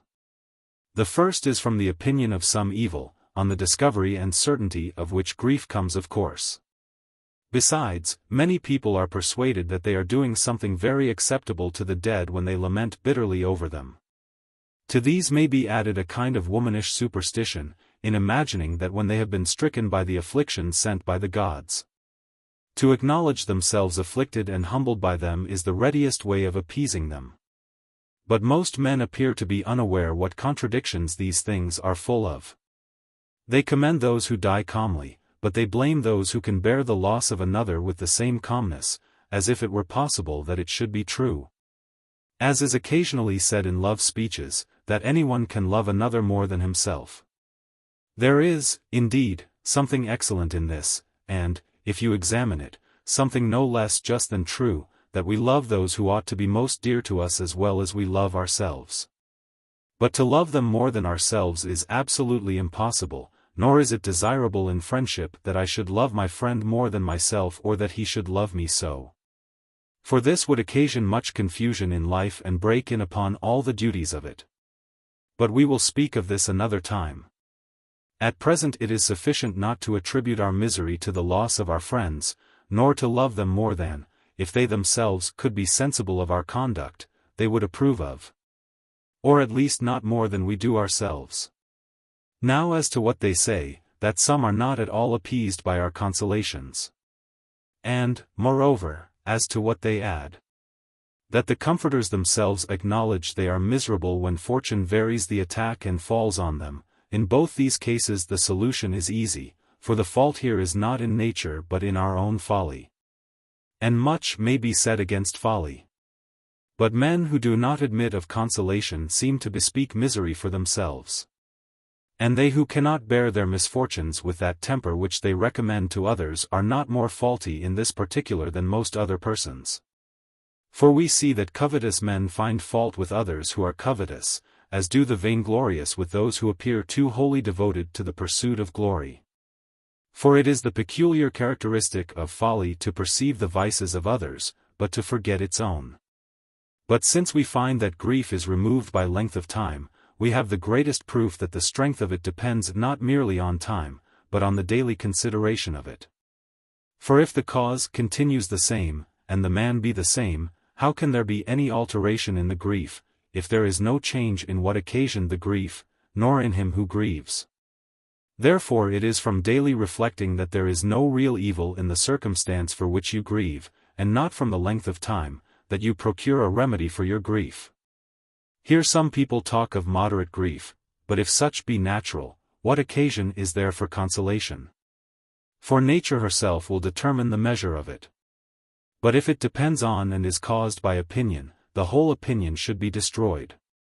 I think that it has been sufficiently said that grief arises from an opinion of some present evil, which includes this belief, that it is incumbent on us to grieve. To this definition Zeno has added, very justly, that the opinion of this present evil should be recent. Now this word recent they explain thus: those are not the only recent things which happened a little while ago, but as long as there shall be any force, or vigor, or freshness in that imagined evil, so long it is entitled to the name of recent. Take the case of Artemisia, the wife of Mausolus, king of Caria, who made that noble sepulchre at Halicarnassus. While she lived in grief, and died of it, being worn out by it, for that opinion was always recent with her, but you cannot call that recent which has already begun to decay through time. Now the duty of a comforter is to remove grief entirely, to quiet it, or draw it off as much as you can, or else to keep it under, and prevent it spreading any further. And to divert one's attention to other matters. There are some who think, with Cleanthes, that the only duty of a comforter is to prove that what one is lamenting is by no means an evil. Others, as the Peripatetics, prefer urging that the evil is not great. Others, with Epicurus, seek to divert your attention from the evil to good. Some think it sufficient to show that nothing has happened but what you had reason to expect, and this is the practice of the Cyrenaics. But Chrysippus thinks that the main thing in comforting is to remove the opinion, from the person who is grieving, that to grieve is his bounden duty. There are others who bring together all these various kinds of consolations, for people are differently affected, as I have done myself in my book on consolation. For as my own mind was much disordered, I have attempted in that book to discover every method of cure. But the proper season is as much to be attended to in the cure of the mind as of the body, as Prometheus in Aeschylus, on its being said to him, I think, Prometheus, you this tenet hold, that all men's reason should their rage control? Answers. Yes, when one reason properly applies. Ill-timed advice will make the storm but rise. 48. But the principal medicine to be applied in consolation is to maintain either that it is no evil at all, or a very inconsiderable one. The next best to that is to speak of the common condition of life, having a view, if possible, to the state of the person whom you comfort particularly. The third is that it is folly to wear one's self out with grief which can avail nothing. For the comfort of Cleanthes is suitable only for a wise man, who is in no need of any comfort at all. For could you persuade one in grief that nothing is an evil but what is base, you would not only cure him of grief, but folly. But the time for such precepts is not well chosen. Besides, Cleanthes does not seem to me sufficiently aware that affliction may very often proceed from that very thing which he himself allows to be the greatest misfortune. For what shall we say? When Socrates had convinced Alcibiades, as we are told, that he had no distinctive qualifications as a man different from other people, and that in fact there was no difference between him, though a man of the highest rank, and a porter. And when Alcibiades became uneasy at this, and entreated Socrates, with tears in his eyes, to make him a man of virtue and to cure him of that mean position, what shall we say to this, Cleanthes? Was there no evil in what afflicted Alcibiades thus? What strange things does Lyco say? Who, making light of grief, says that it arises from trifles, from things that affect our fortune or bodies, not from the evils of the mind. What, then? Did not the grief of Alcibiades proceed from the defects and evils of the mind? I have already said enough of Epicurus's consolation. Nor is that consolation much to be relied on, though it is frequently practiced and sometimes has some effect, namely, that you are not alone in this. It has its effect, as I said, but not always, nor with every person, for some reject it. But much depends on the application of it, for you ought rather to show, not how men in general have been affected with such evils, but how men of sense have borne them. As to Chrysippus's method, it is certainly founded in truth, but it is difficult to apply it in time of distress. It is a work of no small difficulty to persuade a person in affliction that he grieves merely because he thinks it right so to do. Certainly, then, as in pleadings we do not state all cases alike, if I may adopt the language of lawyers for a moment, but adapt what we have to say to the time to the nature of the subject under debate, and to the person. So too, in alleviating grief, regard should be had to what kind of cure the party to be comforted can admit of. But, somehow or other, we have rambled from what you originally proposed. For your question was concerning a wise man, with whom nothing can have the appearance of evil that is not dishonorable. Or at least, anything else would seem so small an evil that by his wisdom he would so overmatch it as to make it wholly disappear. And such a man makes no addition to his grief through opinion, and never conceives it right to torment himself above measure, nor to wear himself out with grief, which is the meanest thing imaginable. Reason, however, it seems, has demonstrated, though it was not directly our object at the moment to inquire whether anything can be called an evil except what is base, that it is in our power to discern that all the evil which there is in affliction has nothing natural in it, but is contracted by our own voluntary judgment of it, and the error of opinion. But the kind of affliction of which I have treated is that which is the greatest, in order that when we have once got rid of that, it may appear a business of less consequence to look after remedies for the others. For there are certain things which are usually said about poverty, and also certain statements ordinarily applied to retired and undistinguished life. There are particular treatises on banishment, on the ruin of one's country, on slavery, on weakness, on blindness, and on every incident that can come under the name of an evil. The Greeks divide these into different treatises and distinct books, but they do it for the sake of employment, not but that all such discussions are full of entertainment. And yet, as physicians, in curing the whole body, attend to even the most insignificant part of the body which is at all disordered, so does philosophy act, after it has removed grief in general.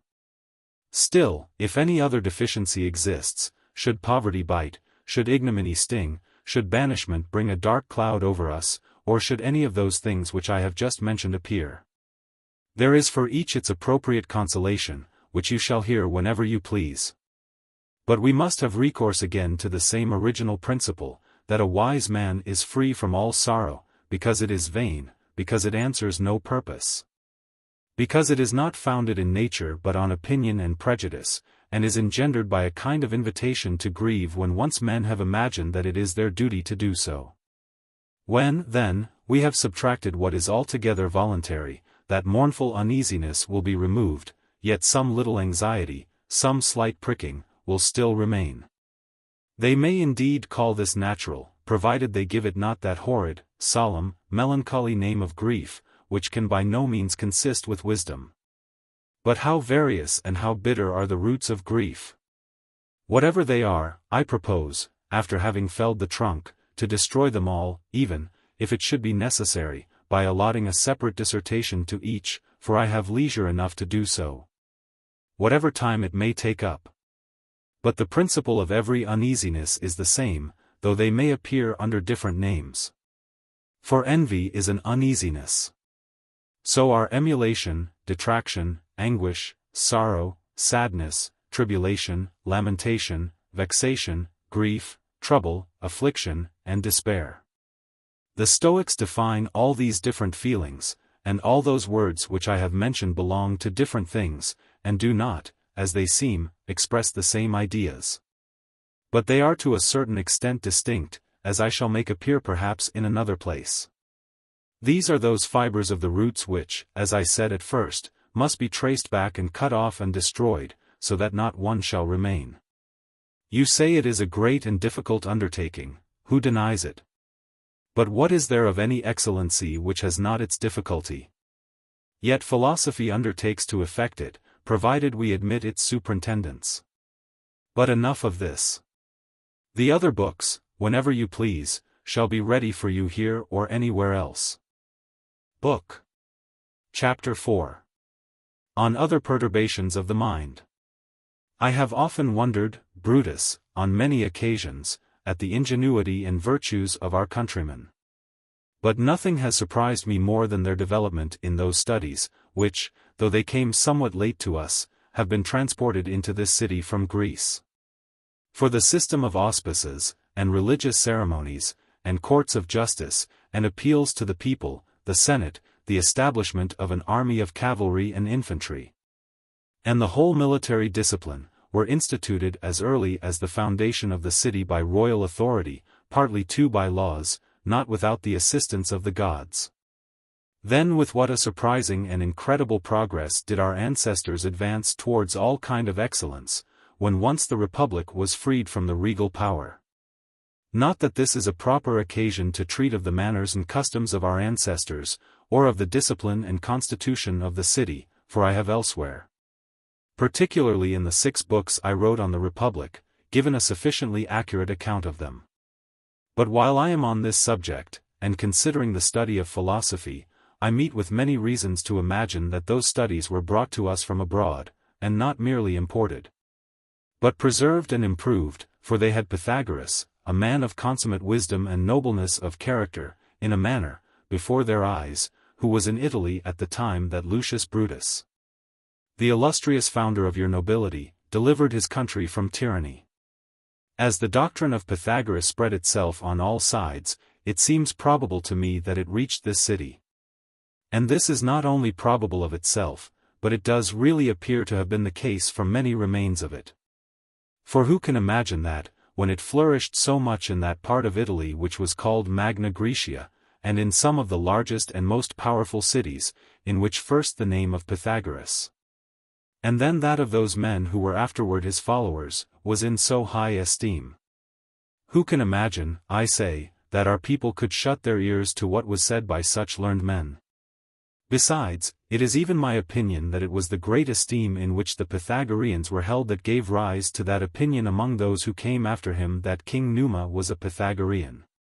For, being acquainted with the doctrine and principles of Pythagoras, and having heard from their ancestors that this king was a very wise and just man, and not being able to distinguish accurately between times and periods that were so remote, they inferred from his being so eminent for his wisdom that he had been a pupil of Pythagoras. So far we proceed on conjecture. As to the vestiges of the Pythagoreans, though I might collect many, I shall use but a few, because they have no connection with our present purpose. For as it is reported to have been a custom with them to deliver certain precepts in a more abstruse manner in verse, and to bring their minds from severe thought to a more composed state by songs and musical instruments, so Cato, a writer of the very highest authority, says in his Origins, that it was customary with our ancestors for the guests at their entertainments, every one in his turn, to celebrate the praises and virtues of illustrious men in song to the sound of the flute. From whence it is clear that poems and songs were then composed for the voice. And indeed it is also clear that poetry was in fashion from the laws of the 12 Tables, wherein it is provided that no song should be made to the injury of another. Another argument of the erudition of those times is that they played on instruments before the shrines of their gods and at the entertainments of their magistrates. But that custom was peculiar to the sect I am speaking of. To me, indeed, that poem of Appius, which Panetius commends so much in a certain letter of his which is addressed to Quintus Tubero, has all the marks of a Pythagorean author. We have many things derived from the Pythagoreans in our customs, which I pass over, that we may not seem to have learned that elsewhere which we look upon ourselves as the inventors of. But to return to our purpose, how many great poets as well as orators have sprung up among us! And in what a short time! So that it is evident that our people could arrive at any learning as soon as they had an inclination for it. But of other studies I shall speak elsewhere if there is occasion, as I have already often done. The study of philosophy is certainly of long standing with us, but yet I do not find that I can give you the names of any philosopher before the age of Laelius and Scipio, in whose younger days we find that Diogenes the Stoic, and Carneades the Academic, were sent as ambassadors by the Athenians to our Senate. And as these had never been concerned in public affairs, and one of them was a Cyrenian, the other a Babylonian, they certainly would never have been forced from their studies, nor chosen for that employment, unless the study of philosophy had been in vogue with some of the great men at that time, who, though they might employ their pens on other subjects, some on civil law, others on oratory, others on the history of former times, yet promoted this most extensive of all arts, the principle of living well, even more by their life than by their writings. So that of that true and elegant philosophy, which was derived from Socrates, and is still preserved by the Peripatetics and by the Stoics, though they express themselves differently in their disputes with the academics, there are few or no Latin records, whether this proceeds from the importance of the thing itself, or from men's being otherwise employed, or from their concluding that the capacity of the people was not equal to the apprehension of them. But, during this silence, c. Phineas arose and took upon himself to speak, on the publishing of whose writings the people were moved, and enlisted themselves chiefly under this sect, either because the doctrine was more easily understood, or because they were invited thereto by the pleasing thoughts of amusement, or that, because there was nothing better, they laid hold of what was offered them. And after Phineas, when many of the same sentiments had written much about them, the Pythagoreans spread over all Italy. But that these doctrines should be so easily understood and approved of by the unlearned is a great proof that they were not written with any great subtlety. And they think their establishment to be owing to this. But let everyone defend his own opinion, for everyone is at liberty to choose what he likes. I shall keep to my old custom and, being under no restraint from the laws of any particular school, which in philosophy everyone must necessarily confine himself to, I shall always inquire what has the most probability in every question, and this system, which I have often practiced on other occasions, I have adhered closely to in my Tusculan disputations. Therefore, as I have acquainted you with the disputations of the 3 former days, this book shall conclude the discussion of the 4th day. When we had come down into the academy, as we had done the former days, the business was carried on thus. Let anyone say, who pleases, what he would wish to have discussed. A.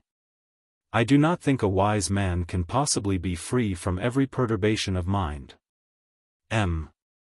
He seemed by yesterday's discourse to be free from grief, unless you agreed with us only to avoid taking up time. A. Not at all on that account, for I was extremely satisfied with your discourse. You do not think, then, that a wise man is subject to grief? A. No, by no means. But if that cannot disorder the mind of a wise man, nothing else can. For what, can such a man be disturbed by fear? Fear proceeds from the same things when absent which occasion grief when present. Take away grief, then, and you remove fear. The 2 remaining perturbations are, a joy elate above measure, and lust. And if a wise man is not subject to these, his mind will be always at rest. A. I am entirely of that opinion. Which, then, shall we do? Shall I immediately crowd all my sails? Or shall I make use of my oars, as if I were just endeavoring to get clear of the harbor? A. What is it that you mean? For I do not exactly comprehend you. Because Chrysippus and the Stoics, when they discuss the perturbations of the mind, make great part of their debate to consist in definitions and distinctions. While they employ but few words on the subject of curing the mind, and preventing it from being disordered. Whereas the Peripatetics bring a great many things to promote the cure of it, but have no regard to their thorny partitions and definitions. My question, then, was whether I should instantly unfold the sails of my eloquence, or be content for a while to make less way with the oars of logic? A. Let it be so. For by the employment of both these means the subject of our inquiry will be more thoroughly discussed. It is certainly the better way. And should anything be too obscure, you may examine that afterward. A. I will do so. But those very obscure points you will, as usual, deliver with more clearness than the Greeks. I will, indeed, endeavor to do so. But it well requires great attention, lest, by losing one word, the whole should escape you. What the Greeks call pytheteata we choose to name perturbations, or disorders, rather than diseases, in explaining which I shall follow, first, that very old description of Pythagoras. And afterward that of Plato, for they both divide the mind into 2 parts, and make one of these partake of reason and the other they represent without it. In that which partakes of reason they place tranquility, that is to say, a placid and undisturbed constancy. To the other they assign the turbid motions of anger and desire, which are contrary and opposite to reason. Let this, then, be our principle, the spring of all our reasonings. But notwithstanding, I shall use the partitions and definitions of the Stoics in describing these perturbations, who seem to me to have shown very great acuteness on this question. Zeno's definition, then, is this: a perturbation, which he calls a pytheta omicron, is a commotion of the mind repugnant to reason and against nature. Some of them define it even more briefly, saying that a perturbation is a somewhat too vehement appetite. But by too vehement they mean an appetite that recedes further from the constancy of nature. But they would have the divisions of perturbations to arise from 2 imagined goods, and from 2 imagined evils. And thus they become 4, from the good proceed lust and joy, joy having reference to some present good, and lust to some future one. They suppose fear and grief to proceed from evils, fear from something future, grief from something present, for whatever things are dreaded as approaching always occasion grief when present.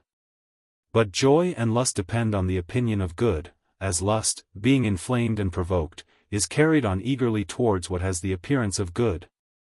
And joy is transported and exults on obtaining what was desired, for we naturally pursue those things that have the appearance of good, and avoid the contrary. Wherefore, as soon as anything that has the appearance of good presents itself, nature incites us to endeavor to obtain it. Now, where this strong desire is consistent and founded on prudence, it is by the Stoics called beta omicron lambda eta sigma iota, and the name which we give it is volition. And this they allow to none but their wise man, and define it thus: volition is a reasonable desire. But whatever is incited too violently in opposition to reason, that is a lust, or an unbridled desire, which is discoverable in all fools. And therefore, when we are affected so as to be placed in any good condition, we are moved in two ways, for when the mind is moved in a placid and calm motion, consistent with reason, that is called joy. But when it exults with a vain, wanton exultation, or immoderate joy, then that feeling may be called immoderate ecstasy or transport, which they define to be an elation of the mind without reason. And as we naturally desire good things, so in like manner we naturally seek to avoid what is evil. And this avoidance of which, if conducted in accordance with reason, is called caution, and this the wise man alone is supposed to have. But that caution which is not under the guidance of reason, but is attended with a base and low dejection, is called fear. Fear is, therefore, caution destitute of reason. But a wise man is not affected by any present evil. While the grief of a fool proceeds from being affected with an imaginary evil, by which his mind is contracted and sunk, since it is not under the dominion of reason. This, then, is the first definition, which makes grief to consist in a shrinking of the mind contrary to the dictates of reason. Thus, there are 4 perturbations, and but 3 calm rational emotions, for grief has no exact opposite. But they insist upon it that all perturbations depend on opinion and judgment. Therefore they define them more strictly, in order not only the better to show how blamable they are, but to discover how much they are in our power. Grief, then, is a recent opinion of some present evil, in which it seems to be right that the mind should shrink and be dejected. Joy is a recent opinion of a present good, in which it seems to be right that the mind should be elated.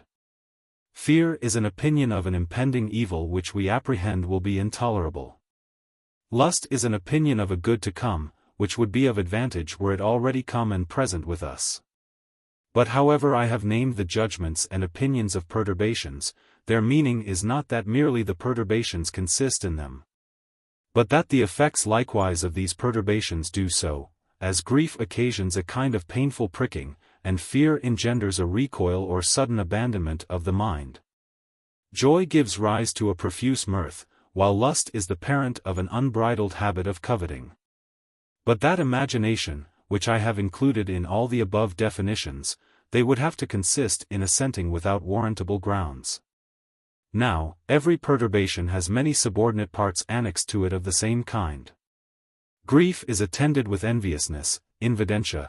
I use that word for instruction's sake, though it is not so common.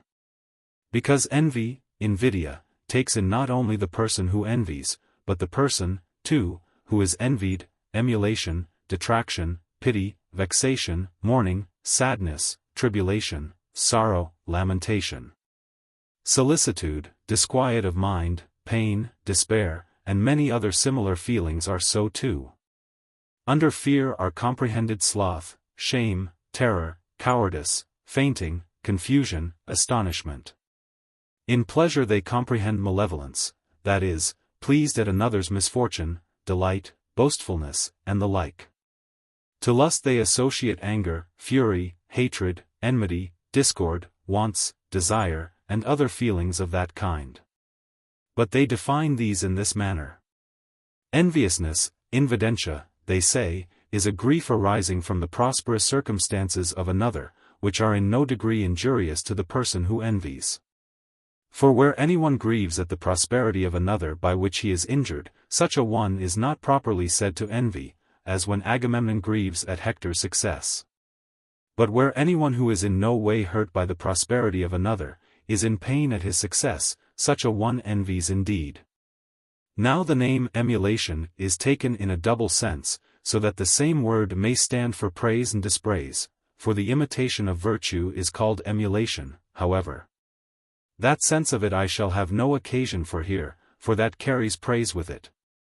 But emulation is also a term applied to grief at another's enjoying what I desired to have and am without. Detraction, and I mean by that, jealousy, is a grief even at another's enjoying what I had a great inclination for. Pity is a grief at the misery of another who suffers wrongfully, for no one is moved by pity at the punishment of a parricide or of a betrayer of his country. Vexation is a pressing grief. Mourning is a grief at the bitter death of one who was dear to you. Sadness is a grief attended with tears. Tribulation is a painful grief. Sorrow, an excruciating grief. Lamentation, a grief where we loudly bewail ourselves. Solicitude, a pensive grief. Trouble, a continued grief. Affliction, a grief that harasses the body. Despair, a grief that excludes all hope of better things to come. But those feelings which are included under fear, they define thus: there is sloth, which is a dread of some ensuing labor. Shame and terror, which affect the body, hence blushing attends shame, a paleness, and tremor, and chattering of the teeth attend terror. Cowardice, which is an apprehension of some approaching evil, dread, a fear that unhinges the mind, whence comes that line of Ennius. Then dread discharged all wisdom from my mind. Fainting is the associate and constant attendant on dread, confusion, a fear that drives away all thought, alarm, a continued fear. The different species into which they divide pleasure come under this description, so that malevolence is a pleasure in the misfortunes of another, without any advantage to yourself. Delight, a pleasure that soothes the mind by agreeable impressions on the ear. What is said of the ear may be applied to the sight, to the touch, smell, and taste. All feelings of this kind are a sort of melting pleasure that dissolves the mind. Boastfulness is a pleasure that consists in making an appearance, and setting off yourself with insolence. The subordinate species of lust they define in this manner: anger is a lust of punishing anyone who, as we imagine, has injured us without cause. Heat is anger just forming and beginning to exist, which the Greeks call theta mu omega sigma iota. Hatred is a settled anger. Enmity is anger waiting for an opportunity of revenge. Discord is a sharper anger conceived deeply in the mind and heart. Want, an insatiable lust. Regret is when one eagerly wishes to see a person who is absent. Now here they have a distinction, so that with them regret is a lust conceived on hearing of certain things reported of someone, or of many, which the Greeks call kappa alpha tau eta gamma omicron rho mu alpha tau alpha, or predicaments. As that they are in possession of riches and honors. But want is a lust for those very honors and riches. But these definers make intemperance the fountain of all these perturbations. Which is an absolute revolt from the mind and right reason, a state so averse to all rules of reason that the appetites of the mind can by no means be governed and restrained. As, therefore, temperance appeases these desires, making them obey right reason, and maintains the well-weighed judgments of the mind, so intemperance, which is in opposition to this, inflames, confounds, and puts every state of the mind into a violent motion. Thus, grief and fear, and every other perturbation of the mind, have their rise from intemperance. Just as distempers and sickness are bred in the body from the corruption of the blood, and the too great abundance of phlegm and bile, so the mind is deprived of its health, and disordered with sickness, from a confusion of depraved opinions that are in opposition to one another. From these perturbations arise, first, diseases, which they call nu omicron sigma mu alpha tau alpha, and also those feelings which are in opposition to these diseases, and which admit certain faulty distastes or loathings. Then come sicknesses, which are called omega sigma tau mu alpha by the Stoics. And these too have their opposite aversions. Here the Stoics, especially Chrysippus, give themselves unnecessary trouble to show the analogy which the diseases of the mind have to those of the body. But, overlooking all that they say as of little consequence, I shall treat only of the thing itself. Let us, then, understand perturbation to imply a restlessness from the variety and confusion of contradictory opinions, and that when this heat and disturbance of the mind is of any standing, and has taken up its residence, as it were, in the veins and marrow, then commence diseases and sickness, and those aversions which are in opposition to these diseases and sicknesses. What I say here may be distinguished in thought, though they are in fact the same, inasmuch as they both have their rise from lust and joy. For should money be the object of our desire, and should we not instantly apply to reason as if it were a kind of Socratic medicine to heal this desire, the evil glides into our veins, and cleaves to our bowels, and from thence proceeds a distemper or sickness which, when it is of any continuance, is incurable, and the name of this disease is covetousness. It is the same with other diseases, as the desire of glory, a passion for women, to which the Greeks give the name of phi iota lambda omicron gamma upsilon nu epsilon alpha.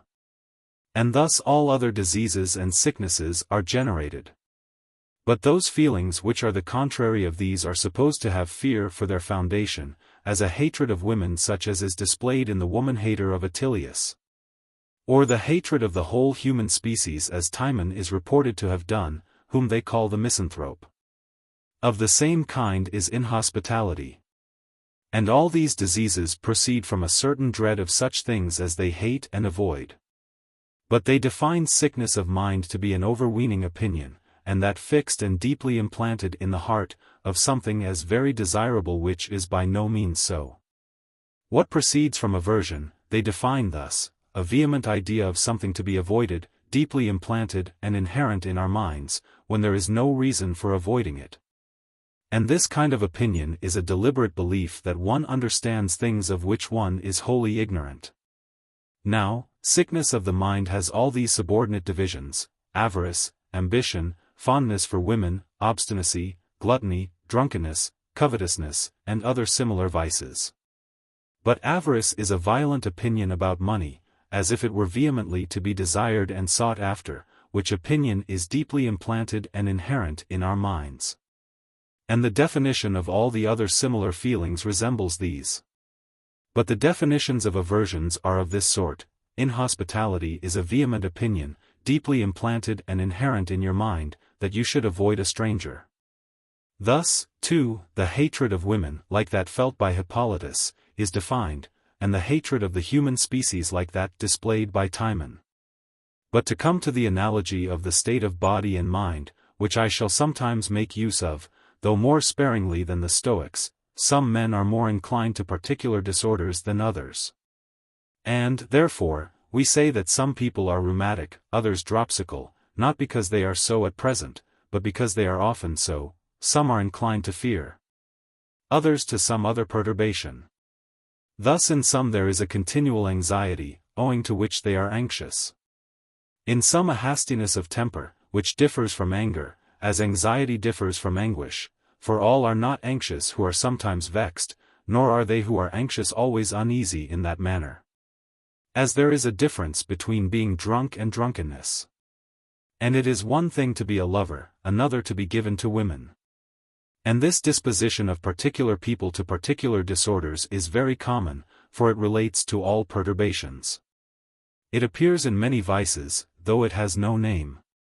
Some are therefore said to be envious, malevolent, spiteful, fearful, pitiful, from a propensity to those perturbations, not from their being always carried away by them. Now this propensity to these particular disorders may be called a sickness from analogy with the body, meaning, that is to say, nothing more than a propensity towards sickness. But with regard to whatever is good, as some are more inclined to different good qualities than others, we may call this a facility or tendency.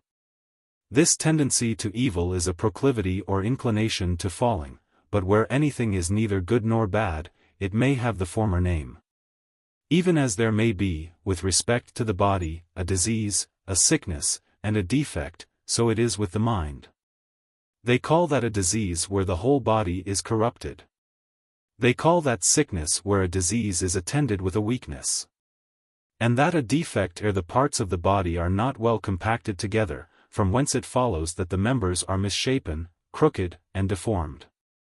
So that these two, a disease and sickness, proceed from a violent concussion and perturbation of the health of the whole body, but a defect discovers itself even when the body is in perfect health. But a disease of the mind is distinguishable only in thought from a sickness. But a viciousness is a habit or affection discordant and inconsistent with itself through life. Thus it happens that, in the one case, a disease and sickness may arise from a corruption of opinions, in the other case, the consequence may be inconstancy and inconsistency. For every vice of the mind does not imply a disunion of parts. As is the case with those who are not far from being wise men, with them there is that affection which is inconsistent with itself while it is foolish, but it is not distorted nor depraved. But diseases and sicknesses are parts of viciousness. But it is a question whether perturbations are parts of the same, for vices are permanent affections. Perturbations are such as are restless, so that they cannot be parts of permanent ones. As there is some analogy between the nature of the body and mind in evil, so is there in good, for the distinctions of the body are beauty, strength, health, firmness, quickness of motion. The same may be said of the mind. The body is said to be in a good state when all those things on which health depends are consistent. The same may be said of the mind, and its judgments and opinions are not at variance with one another. And this union is the virtue of the mind, which, according to some people, is temperance itself. Others make it consist in an obedience to the precepts of temperance, and a compliance with them, not allowing it to be any distinct species of itself. But, be it one or the other, it is to be found only in a wise man. But there is a certain soundness of mind which even a fool may have, when the perturbation of his mind is removed by the care and management of his physicians. And as what is called beauty arises from an exact proportion of the limbs, together with a certain sweetness of complexion, so the beauty of the mind consists in an equality and constancy of opinions and judgments, joined to a certain firmness and stability, pursuing virtue or containing within itself the very essence of virtue. Besides, we give the very same names to the faculties of the mind as we do to the powers of the body, the nerves, and other powers of action. Thus the velocity of the body is called swiftness, a praise which we ascribe to the mind from its running over in its thoughts so many things in so short a time. Herein, indeed, the mind and body are unlike, that though the mind when in perfect health may be visited by sickness, as the body may, yet the body may be disordered without our fault. The mind cannot. For all the disorders and perturbations of the mind proceed from a neglect of reason. These disorders, therefore, are confined to men. The beasts are not subject to such perturbations, though they act sometimes as if they had reason. There is a difference, too, between ingenious and dull men. The ingenious, like the Corinthian brass which is long before it receives rust, are longer before they fall into these perturbations and are recovered sooner. The case is different with the dull. Nor does the mind of an ingenious man fall into every kind of perturbation, for it never yields to any that are brutish and savage. And some of their perturbations have at first even the appearance of humanity, as mercy, grief, and fear. But the sicknesses and diseases of the mind are thought to be harder to eradicate than those leading vices which are in opposition to virtues. For vices may be removed, though the diseases of the mind should continue, which diseases are not cured with that expedition with which vices are removed. I have now acquainted you with the arguments which the Stoics put forth with such exactness, which they call logic, from their close arguing. And since my discourse has got clear of these rocks, I will proceed with the remainder of it, provided I have been sufficiently clear in what I have already said. Considering the obscurity of the subject I have treated. A. Clear enough, but should there be occasion for a more exact inquiry, I shall take another opportunity of asking you. I expect you now to hoist your sails, as you just now called them, and proceed on your course. M. Since I have spoken before of virtue in other places, and shall often have occasion to speak again, for a great many questions that relate to life and manners arise from the spring of virtue. And since, as I say, virtue consists in a settled and uniform affection of mind, making those persons praiseworthy who are possessed of her, she herself also, independent of anything else, without regard to any advantage, must be praiseworthy, for from her proceed good inclinations, opinions, actions, and the whole of right reason. though virtue may be defined in a few words to be right reason itself. The opposite to this is viciousness, for so I choose to translate what the Greeks call kappa alpha, rather than by perverseness. For perverseness is the name of a particular vice, but viciousness includes all, from whence arise those perturbations which, as I just now said, are turbid and violent motions of the mind, repugnant to reason, and enemies in a high degree to the peace of the mind and a tranquil life, for they introduce piercing and anxious cares, and afflict and debilitate the mind through fear. They violently inflame our hearts with exaggerated appetite, which is in reality an impotence of mind, utterly irreconcilable with temperance and moderation, which we sometimes call desire and sometimes lust, and which, should it even attain the object of its wishes, immediately becomes so elated that it loses all its resolution, and knows not what to pursue, so that he was in the right who said that exaggerated pleasure was the very greatest of mistakes. Virtue, then, alone can effect the cure of these evils. For what is not only more miserable, but more base and sordid, than a man afflicted, weakened, and oppressed with grief? And little short of this misery is one who dreads some approaching evil, and who, through faint-heartedness, is under continual suspense. The poets, to express the greatness of this evil, imagine a stone to hang over the head of Tantalus, as a punishment for his wickedness, his pride, and his boasting. And this is the common punishment of folly, for there hangs over the head of everyone whose mind revolts from reason some similar fear. And as these perturbations of the mind, grief and fear, are of a most wasting nature, so those two others, though of a more merry cast, I mean lust, which is always coveting something with eagerness, and empty mirth, which is an exulting joy, differ very little from madness. Hence you may understand what sort of person he is whom we call at one time moderate, at another modest or temperate, at another constant and virtuous. While sometimes we include all these names in the word frugality, as the crown of all, for if that word did not include all virtues, it would never have been proverbial to say that a frugal man does everything rightly. But when the Stoics apply this saying to their wise man, they seem to exalt him too much and to speak of him with too much admiration.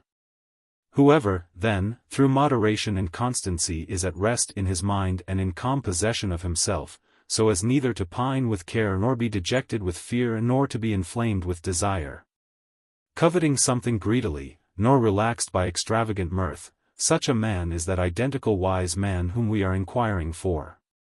He is the happy man, to whom nothing in this life seems intolerable enough to depress him, nothing exquisite enough to transport him unduly.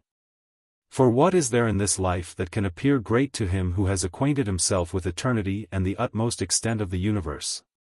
For what is there in human knowledge or the short span of this life that can appear great to a wise man, whose mind is always so upon its guard that nothing can befall him which is unforeseen?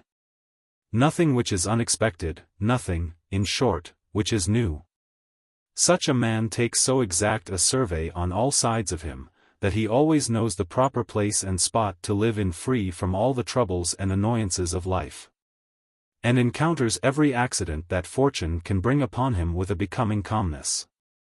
Whoever conducts himself in this manner will be free from grief and from every other perturbation. And a mind free from these feelings renders men completely happy, whereas a mind disordered and drawn off from right and unerring reason loses at once not only its resolution but its health. Therefore the thoughts and declarations of the Peripatetics are soft and effeminate, for they say that the mind must necessarily be agitated. But at the same time they lay down certain bounds beyond which that agitation is not to proceed. And do you set bounds to vice? Or is it no vice to disobey reason? Does not reason sufficiently declare that there is no real good which you should desire too ardently, or the possession of which you should allow to transport you? And that there is no evil that should be able to overwhelm you, or the suspicion of which should distract you? And that all these things assume too melancholy or too cheerful an appearance through our own error? But if fools find this error lessened by time, so that, though the cause remains the same, they are not affected in the same manner after some time as they were at first, why surely a wise man ought not to be influenced at all by it. But what are those degrees by which we are to limit it? Let us fix these degrees in grief, a difficult subject, and one much canvassed. Fannius writes that P.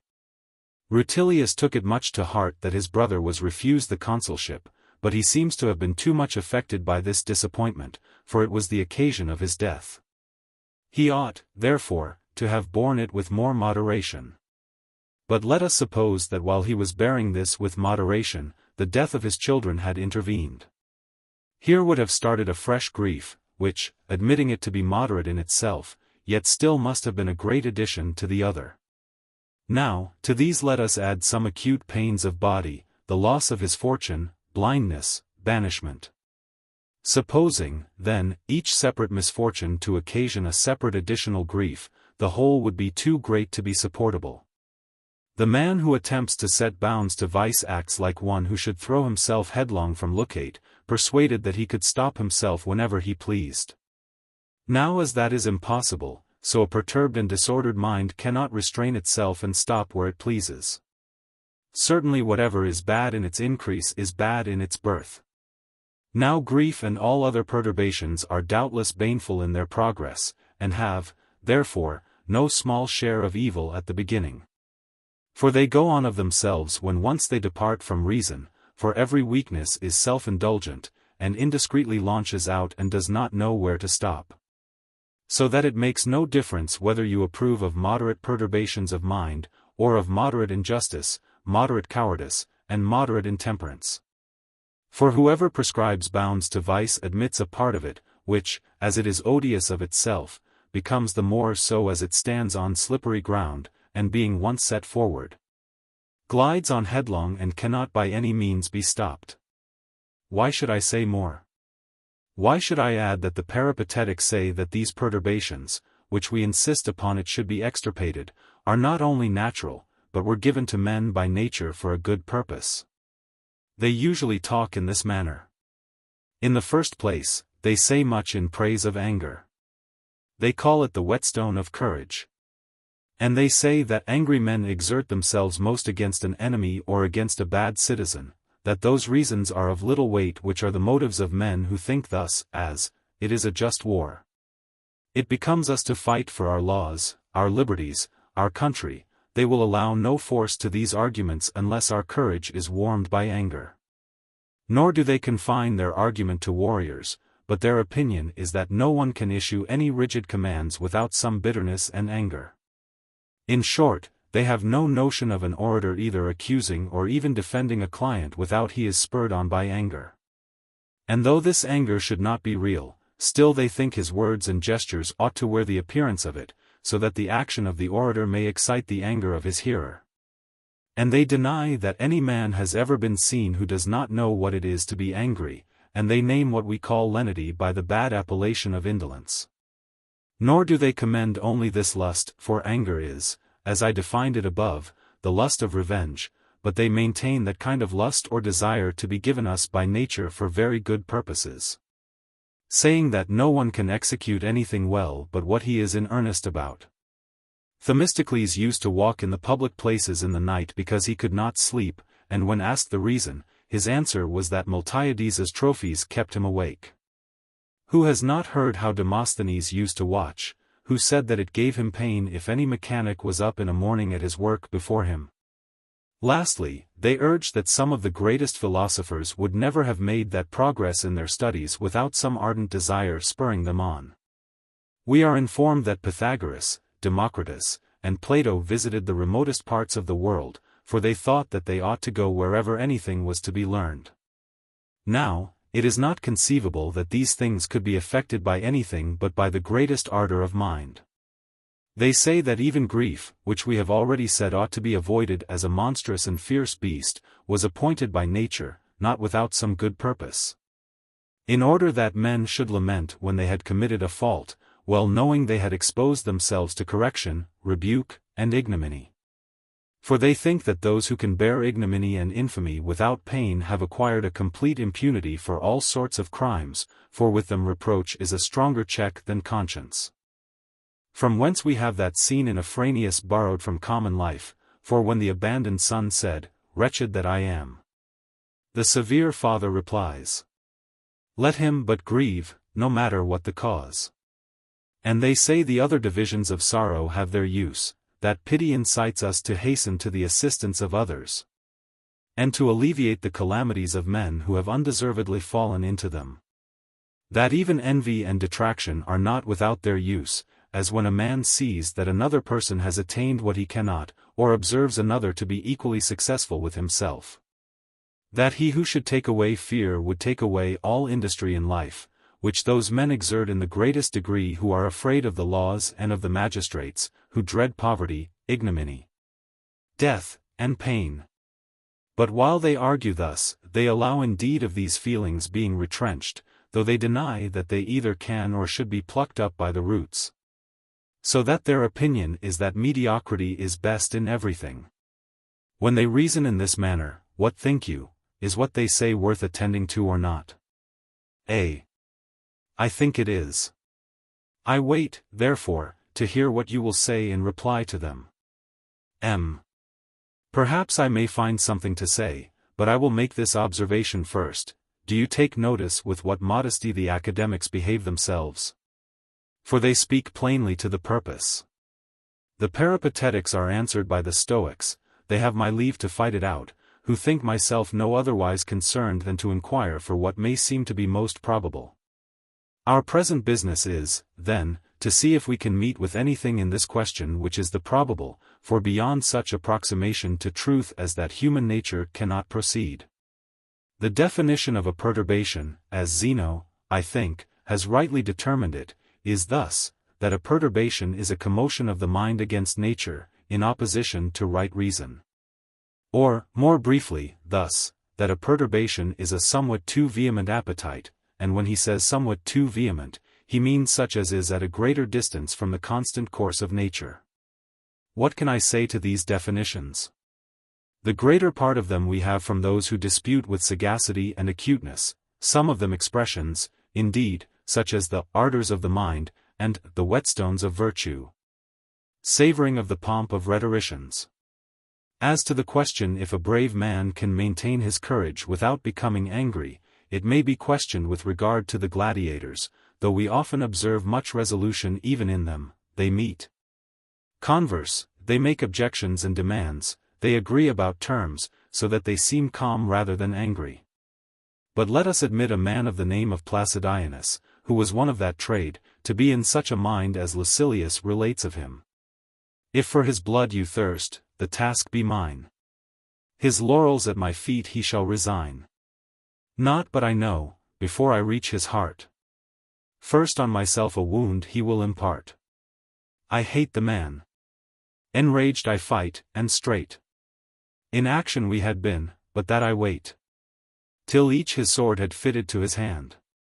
My rage I scarce can keep within command. But we see Ajax in Homer advancing to meet Hector in battle cheerfully, without any of this boisterous wrath. For he had no sooner taken up his arms than the first step which he made inspired his associates with joy, his enemies with fear, so that even Hector, as he is represented by Homer, 49 trembling, condemned himself for having challenged him to fight. Yet these heroes conversed together, calmly and quietly, before they engaged. Nor did they show any anger or outrageous behavior during the combat.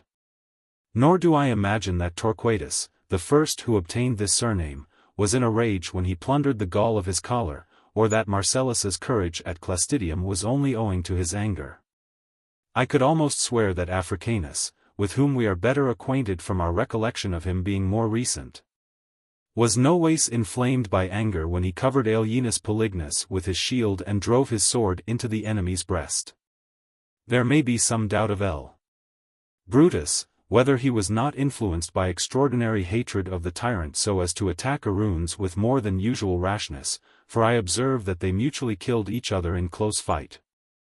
Why, then, do you call in the assistance of anger? Would courage, unless it began to get furious, lose its energy? What? Do you imagine that Hercules, whom the very courage which you would try to represent as anger raised to heaven, was angry when he engaged the Erymanthian boar or the Nemean lion? Or was Theseus in a passion when he seized on the horns of the Marathonian bull? Take care how you make courage to depend in the least on rage. For anger is altogether irrational, and that is not courage which is void of reason. We ought to hold all things here in contempt, death is to be looked on with indifference. Pains and labors must be considered as easily supportable.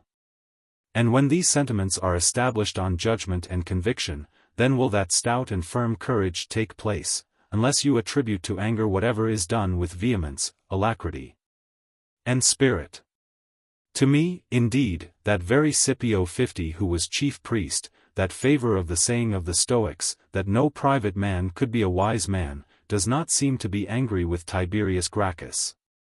Even when he left the consul in a hesitating frame of mind, and, though a private man himself, commanded with the authority of a consul that all who meant well to the Republic should follow him. I do not know whether I have done anything in the Republic that has the appearance of courage, but if I have, I certainly did not do it in wrath. Does anything come nearer madness than anger? And indeed Ennius has well defined it as the beginning of madness. The changing color, the alteration of our voice, the look of our eyes, our manner of fetching our breath. The little command we have over our words and actions, how little do all these things indicate a sound mind. What can make a worse appearance than Homer's Achilles, or Agamemnon, during the quarrel? And as to Ajax, anger drove him into downright madness, and was the occasion of his death. Courage, therefore, does not want the assistance of anger, it is sufficiently provided, armed, and prepared of itself. We may as well say that drunkenness or madness is of service to courage, because those who are mad or drunk often do a great many things with unusual vehemence. Ajax was always brave, but still he was most brave when he was in that state of frenzy. The greatest feat that Ajax e'er achieved was, when his single arm the Greeks relieved. Quitting the field, urged on by rising rage, forced the declining troops again to engage. Shall we say, then, that madness has its use? Examine the definitions of courage. You will find it does not require the assistance of passion. Courage is, then, an affection of mind that endures all things, being itself in proper subjection to the highest of all laws. Or it may be called a firm maintenance of judgment in supporting or repelling everything that has a formidable appearance. Or a knowledge of what is formidable or otherwise, and maintaining invariably a stable judgment of all such things, so as to bear them or despise them. Or, in fewer words, according to Chrysippus, for the above definitions are spheruses, a man of the first ability as a layer down of definitions, as the Stoics think. But they are all pretty much alike, they give us only common notions, some one way, and some another. But what is Chrysippus's definition? Fortitude, says he, is the knowledge of all things that are bearable, or an affection of the mind which bears and supports everything in obedience to the chief law of reason without fear. Now, though we should attack these men in the same manner as Carneades used to do, I fear they are the only real philosophers. For which of these definitions is there which does not explain that obscure and intricate notion of courage which every man conceives within himself? And when it is thus explained, what can a warrior, a commander, or an orator want more? And no one can think that they will be unable to behave themselves courageously without anger. What? Do not even the Stoics, who maintain that all fools are mad, make the same inferences? For, take away perturbations, especially a hastiness of temper, and they will appear to talk very absurdly. But what they assert is this, they say that all fools are mad, as all dunghills stink, not that they always do so, but stir them, and you will perceive it. And in like manner, a warm-tempered man is not always in a passion, but provoke him, and you will see him run mad. Now, that very warlike anger which is of such service in war, what is the use of it to him when he is at home with his wife, children, and family? Is there, then, anything that a disturbed mind can do better than one which is calm and steady? Or can anyone be angry without a perturbation of mind? Our people, then, were in the right, who, as all vices depend on our manners, and nothing is worse than a passionate disposition, called angry men the only morose men. 51. Anger is in no wise becoming in an orator, though it is not amiss to affect it. Do you imagine that I am angry when in pleading I use any extraordinary vehemence and sharpness? What? When I write out my speeches after all is over and past, am I then angry while writing? Or do you think Aesopus was ever angry when he acted, or Axius was so when he wrote? Those men, indeed, act very well, but the orator acts better than the player, provided he be really an orator. But, then, they carry it on without passion, and with a composed mind. But what wantonness is it to commend lust? You produce Themistocles and Demosthenes, to these you add Pythagoras, Democritus, and Plato. What? Do you then call studies lust? But these studies of the most excellent and admirable things, such as those were which you bring forward on all occasions, ought to be composed and tranquil. And what kind of philosophers are they who commend grief, than which nothing is more detestable? Afranius has said much to this purpose. Let him but grieve, no matter what the cause. But he spoke this of a debauched and dissolute youth. But we are inquiring into the conduct of a constant and wise man. We may even allow a centurion or standard-bearer to be angry, or any others whom, not to explain too far the mysteries of the rhetoricians, I shall not mention here, for to touch the passions, where reason cannot be come at, may have its use. But my inquiry, as I often repeat, is about a wise man. But even envy, detraction, pity, have their use. Why should you pity rather than assist, if it is in your power to do so? Is it because you cannot be liberal without pity? We should not take sorrows on ourselves upon another's account, but we ought to relieve others of their grief if we can.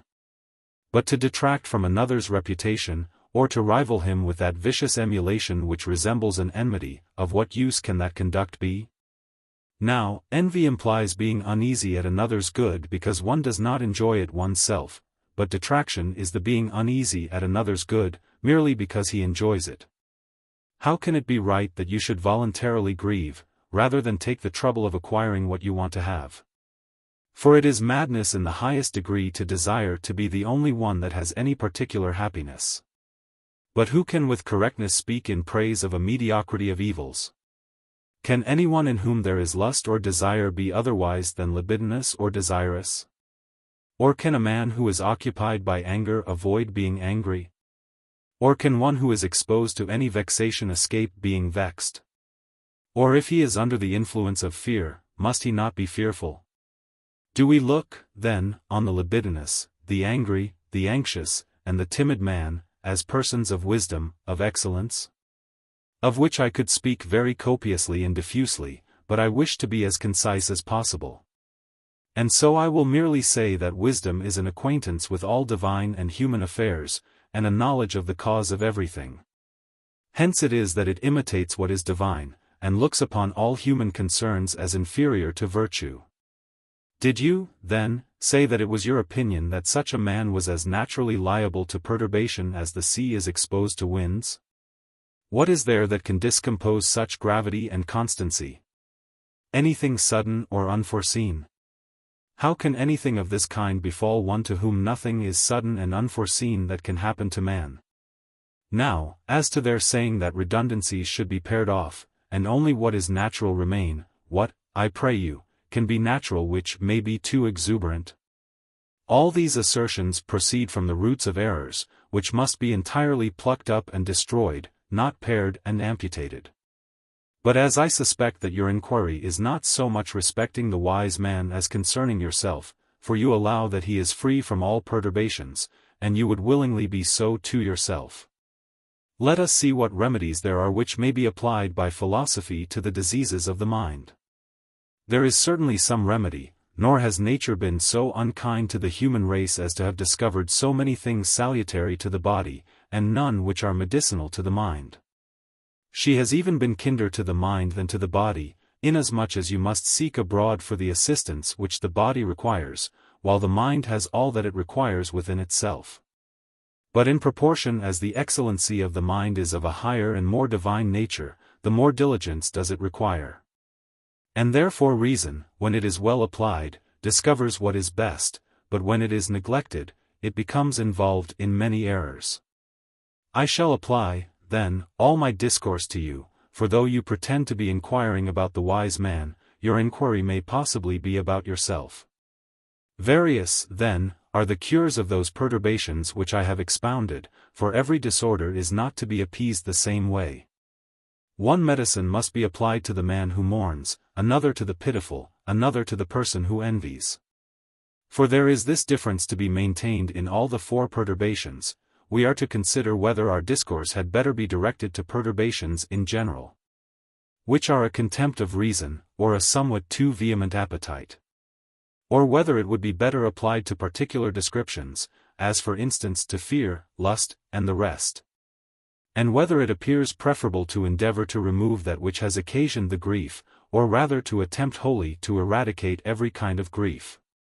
As, should anyone grieve that he is poor, the question is, would you maintain poverty to be no evil, or would you contend that a man ought not to grieve at anything? Certainly this last is the best course, for should you not convince him with regard to poverty, you must allow him to grieve, but if you remove grief by particular arguments, such as I used yesterday, the evil of poverty is in some manner removed. But any perturbation of the mind of this sort may be, as it were, wiped away by the method of appeasing the mind. If you succeed in showing that there is no good in that which has given rise to joy and lust, nor any evil in that which has occasioned fear or grief. But certainly the most effectual cure is to be achieved by showing that all perturbations are of themselves vicious, and have nothing natural or necessary in them. As we see, grief itself is easily softened when we charge those who grieve with weakness and an effeminate mind, or when we commend the gravity and constancy of those who bear calmly whatever befalls them here as accidents to which all men are liable. And, indeed, this is generally the feeling of those who look on these as real evils, but yet think they should be borne with resignation. One imagines pleasure to be a good, another money. And yet the one may be called off from intemperance, the other from covetousness. The other method and address, which, at the same time that it removes the false opinion, withdraws the disorder, has more subtlety in it, but it seldom succeeds, and is not applicable to vulgar minds, for there are some diseases which that medicine can by no means remove. For, should anyone be uneasy because he is without virtue, without courage, destitute of a sense of duty or honesty, his anxiety proceeds from a real evil. And yet we must apply another method of cure to him, and such a one as all the philosophers, however they may differ about other things, agree in. For they must necessarily agree in this, that commotions of the mind in opposition to right reason are vicious, and that even admitting those things to be evils which occasion fear or grief, and those to be goods which provoke desire or joy, yet that very commotion itself is vicious. For we mean by the expressions magnanimous and brave, one who is resolute, sedate, grave, and superior to everything in this life, but one who either grieves, or fears, or covets, or is transported with passion, cannot come under that denomination. For these things are consistent only with those who look on the things of this world as things with which their minds are unequal to contend. Wherefore, as I before said, the philosophers have all one method of cure, so that we need say nothing about what sort of thing that is which disturbs the mind. But we must speak only concerning the perturbation itself. Thus first, with regard to desire itself, when the business is only to remove that, the inquiry is not to be whether that thing be good or evil which provokes lust, but the lust itself is to be removed. So that whether whatever is honest is the chief good, or whether it consists in pleasure, or in both these things together, or in the other three kinds of goods. Yet should there be in anyone too vehement an appetite for even virtue itself, the whole discourse should be directed to the deterring him from that vehemence. But human nature, when placed in a conspicuous point of view, gives us every argument for appeasing the mind, and, to make this the more distinct, the laws and conditions of life should be explained in our discourse. Therefore, it was not without reason that Socrates is reported, when Euripides was exhibiting his play called Orestes, to have repeated the first 3 verses of that tragedy. What tragic story men can mournful tell? Whatever from fate or from the gods befell, that human nature can support. 52. But in order to persuade those to whom any misfortune has happened that they can and ought to bear it, it is very useful to set before them an enumeration of other persons who have borne similar calamities. Indeed, the method of appeasing grief was explained in my dispute of yesterday, and in my book on consolation, which I wrote in the midst of my own grief. For I was not myself so wise a man as to be insensible to grief, and I used this, notwithstanding Chrysippus's advice to the contrary. Who is against applying a medicine to the agitations of the mind while they are fresh? But I did it, and committed a violence on nature, that the greatness of my grief might give way to the greatness of the medicine. But fear borders upon grief, of which I have already said enough, but I must say a little more on that.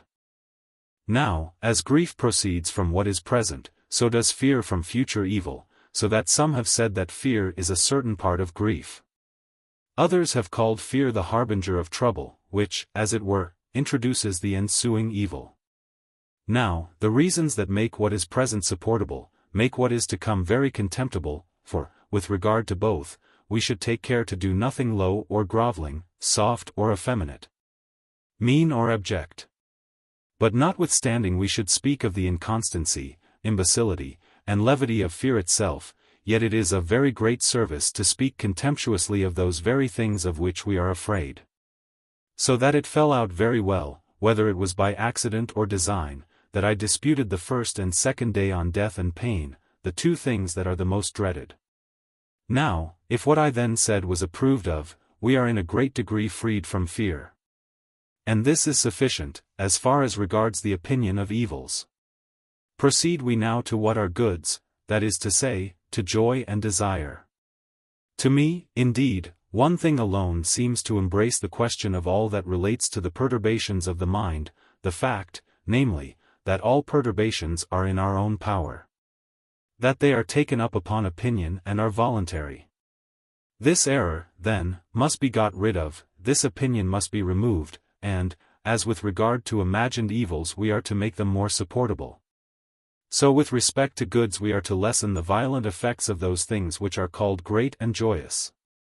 But one thing is to be observed that equally relates both to good and evil, that should it be difficult to persuade anyone that none of those things which disturb the mind are to be looked on as good or evil, yet a different cure is to be applied to different feelings, and the malevolent person is to be corrected by one way of reasoning, the lover by another, the anxious man by another, and the fearful by another.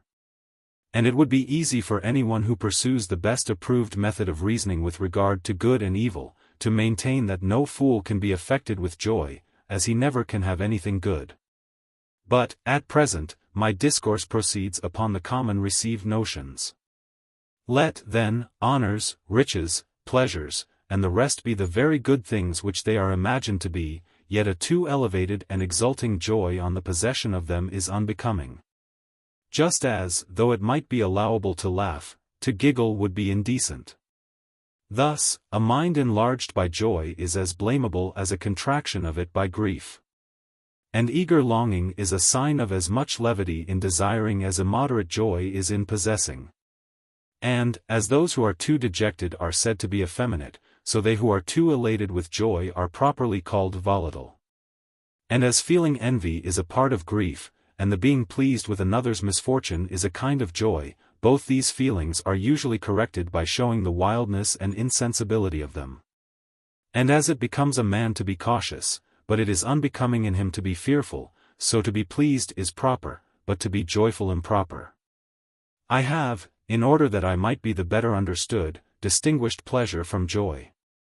I have already said above that a contraction of the mind can never be right, but that an elation of it may. For the joy of Hector in Naevius is one thing. 'Tis joy indeed to hear my praises sung by you, who are the theme of honor's tongue. But that of the character in Trabea another, the kind Procurus, allured by my money, will observe my nod, will watch my desires, and study my will. If I but move the door with my little finger, instantly it flies open, and if Chrysis should unexpectedly discover me, she will run with joy to meet me, and throw herself into my arms. Now he will tell you how excellent he thinks this. Not even Fortune herself is so fortunate. Anyone who attends the least to the subject will be convinced how unbecoming this joy is. And as they are very shameful who are immoderately delighted with the enjoyment of venereal pleasures, so are they very scandalous who lust vehemently after them. And all that which is commonly called love, and, believe me, I can find out no other name to call it by, is of such a trivial nature that nothing, I think, is to be compared to it. Of which Cæcilia says, I hold the man of every sense bereaved, who grants not love to be of gods the chief, whose mighty power whatever is good effects, who gives to each his beauty and defects. Hence, health and sickness, wit and folly, hence the God that love and hatred doth dispense. An excellent corrector of life this same poetry, which thinks that love, the promoter of debauchery and vanity, should have a place in the council of the gods. I am speaking of comedy, which could not subsist at all without our approving of these debaucheries. But what said that chief of the Argonauts in tragedy? My life I owe to honor less than love. What, then, are we to say of this love of Medea? What a train of miseries did it occasion! And yet the same woman has the assurance to say to her father, in another poet, that she had a husband dearer by love than ever fathers were. However, we may allow the poets to trifle, in whose fables we see Jupiter himself engaged in these debaucheries. But let us apply to the masters of virtue, the philosophers who deny love to be anything carnal, and in this they differ from Epicurus, I think, is not much mistaken. For what is that love of friendship? How comes it that no one is in love with a deformed young man, or a handsome old one? I am of opinion that this love of men had its rise from the gymnastics of the Greeks, where these kinds of loves are admissible and permitted. Therefore Ennius spoke well. The censure of this crime to those is due who naked bodies first expose to view. Now, supposing them chaste, which I think is hardly possible, they are uneasy and distressed, and the more so because they contain and refrain themselves. But, to pass over the love of women, where nature has allowed more liberty, who can misunderstand the poets in their rape of Ganymede, or not apprehend what Laius says, and what he desires in Euripides? Lastly, what have the principal poets and the most learned men published of themselves in their poems and songs? What does Alcaeus, who was distinguished in his own republic for his bravery, write on the love of young men? And as for Anacreon's poetry, it is wholly on love. But Ibycus of Rhegium appears from his writings to have had this love stronger on him than all the rest. Now we see that the loves of all these writers were entirely libidinous. There have arisen also some among us philosophers, and Plato is at the head of them, whom Dicaeurchus blames not without reason, who have countenanced love.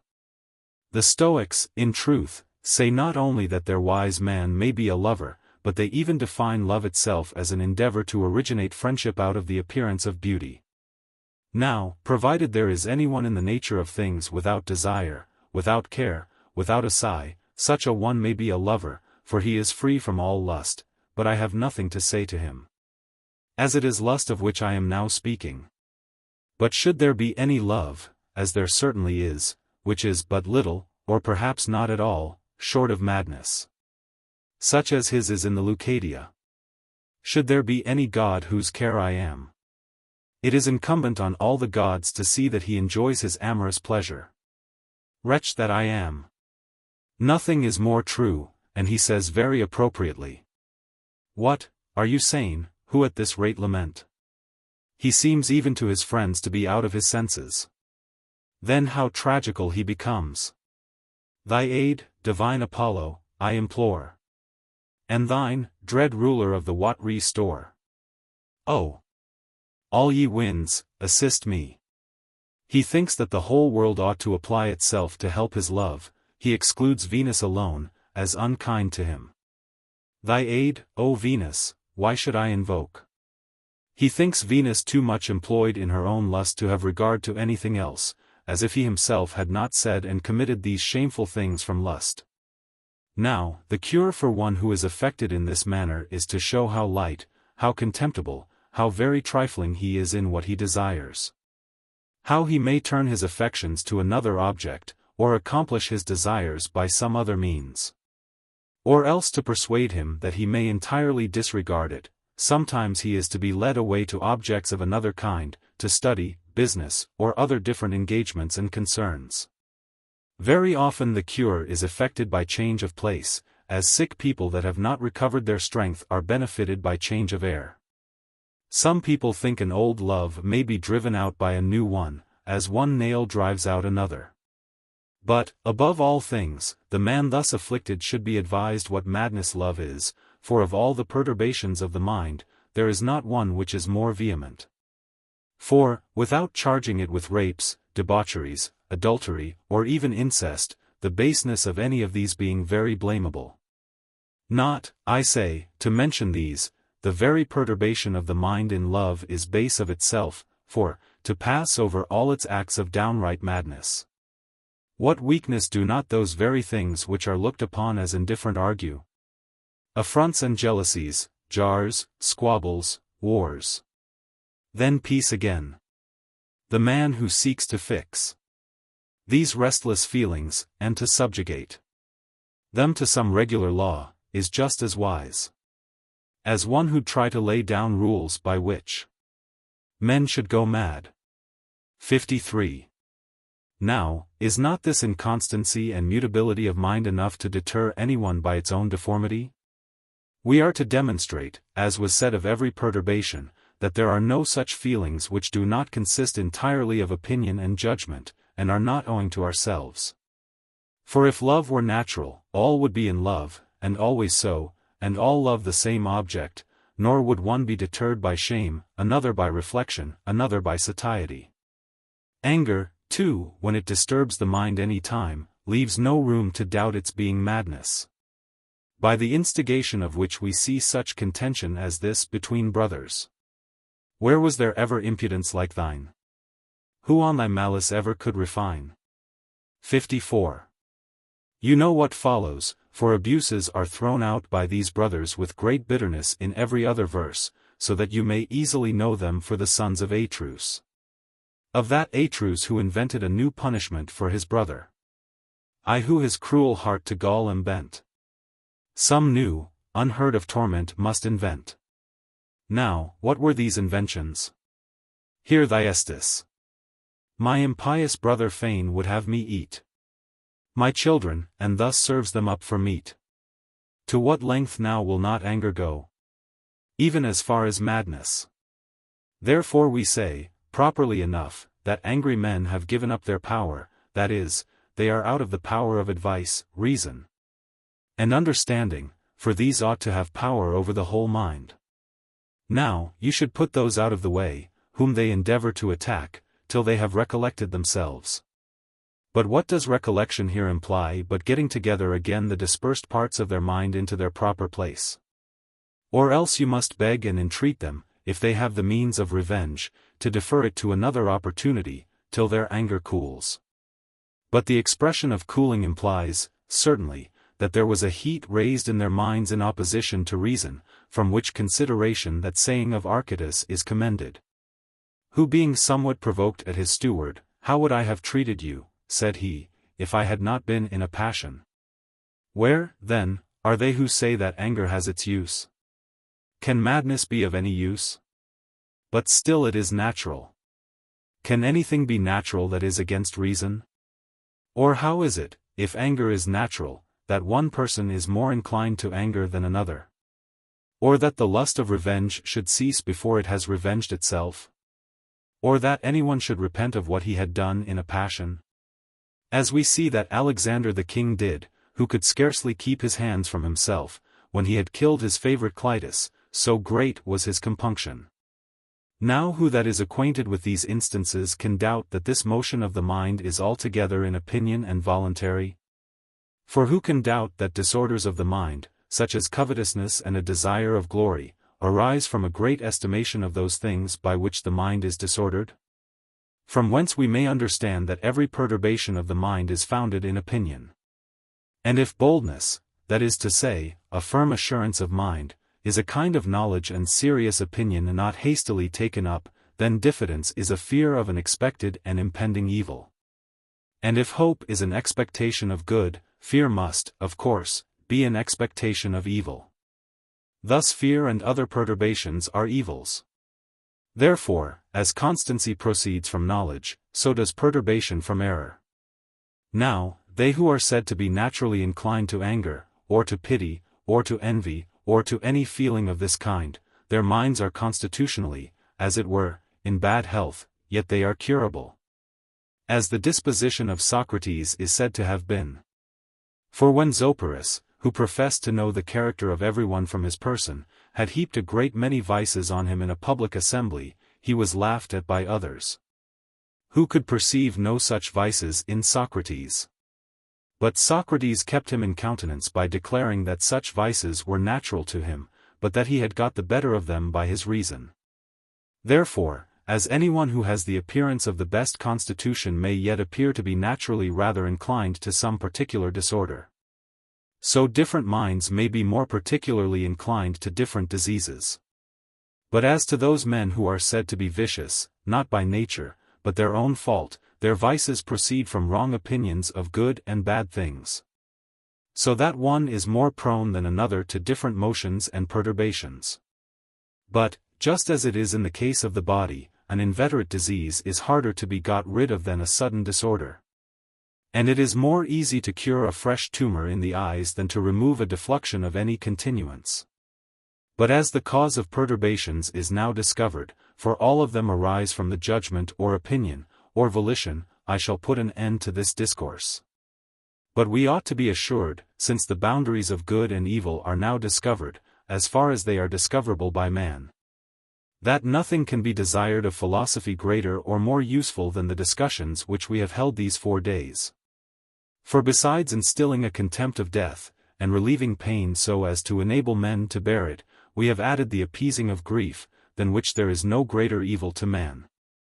For though every perturbation of mind is grievous, and differs but little from madness, yet we are used to say of others when they are under any perturbation, as of fear, joy, or desire, that they are agitated and disturbed, but of those who give themselves up to grief, that they are miserable, afflicted, wretched, unhappy. So that it does not seem to be by accident, but with reason proposed by you, that I should discuss grief and the other perturbations separately. For there lies the spring and head of all our miseries. But the cure of grief and of other disorders is one and the same in that they are all voluntary, and founded on opinion. We take them on ourselves because it seems right so to do. Philosophy undertakes to eradicate this error, as the root of all our evils. Let us therefore surrender ourselves to be instructed by it, and suffer ourselves to be cured, for while these evils have possession of us, we not only cannot be happy, but cannot be right in our minds. We must either deny that reason can effect anything, while, on the other hand, nothing can be done right without reason, or else, since philosophy depends on the deductions of reason, we must seek from her, if we would be good or happy, every help and assistance for living well and happily. Book. Chapter 5. Whether virtue alone be sufficient for a happy life.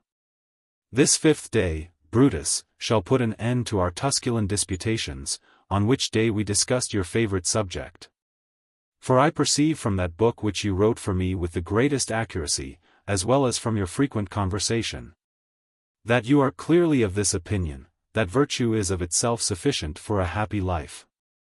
And though it may be difficult to prove this, on account of the many various strokes of fortune, yet it is a truth of such a nature that we should endeavor to facilitate the proof of it. For among all the topics of philosophy, there is not one of more dignity or importance. For as the first philosophers must have had some inducement to neglect everything for the search of the best state of life, surely the inducement must have been the hope of living happily, which impelled them to devote so much care and pains to that study. Now, if virtue was discovered and carried to perfection by them, and if virtue is a sufficient security for a happy life, who can avoid thinking the work of philosophizing excellently recommended by them, and undertaken by me? But if virtue, as being subject to such various and uncertain accidents, were but the slave of fortune, and were not of sufficient ability to support herself.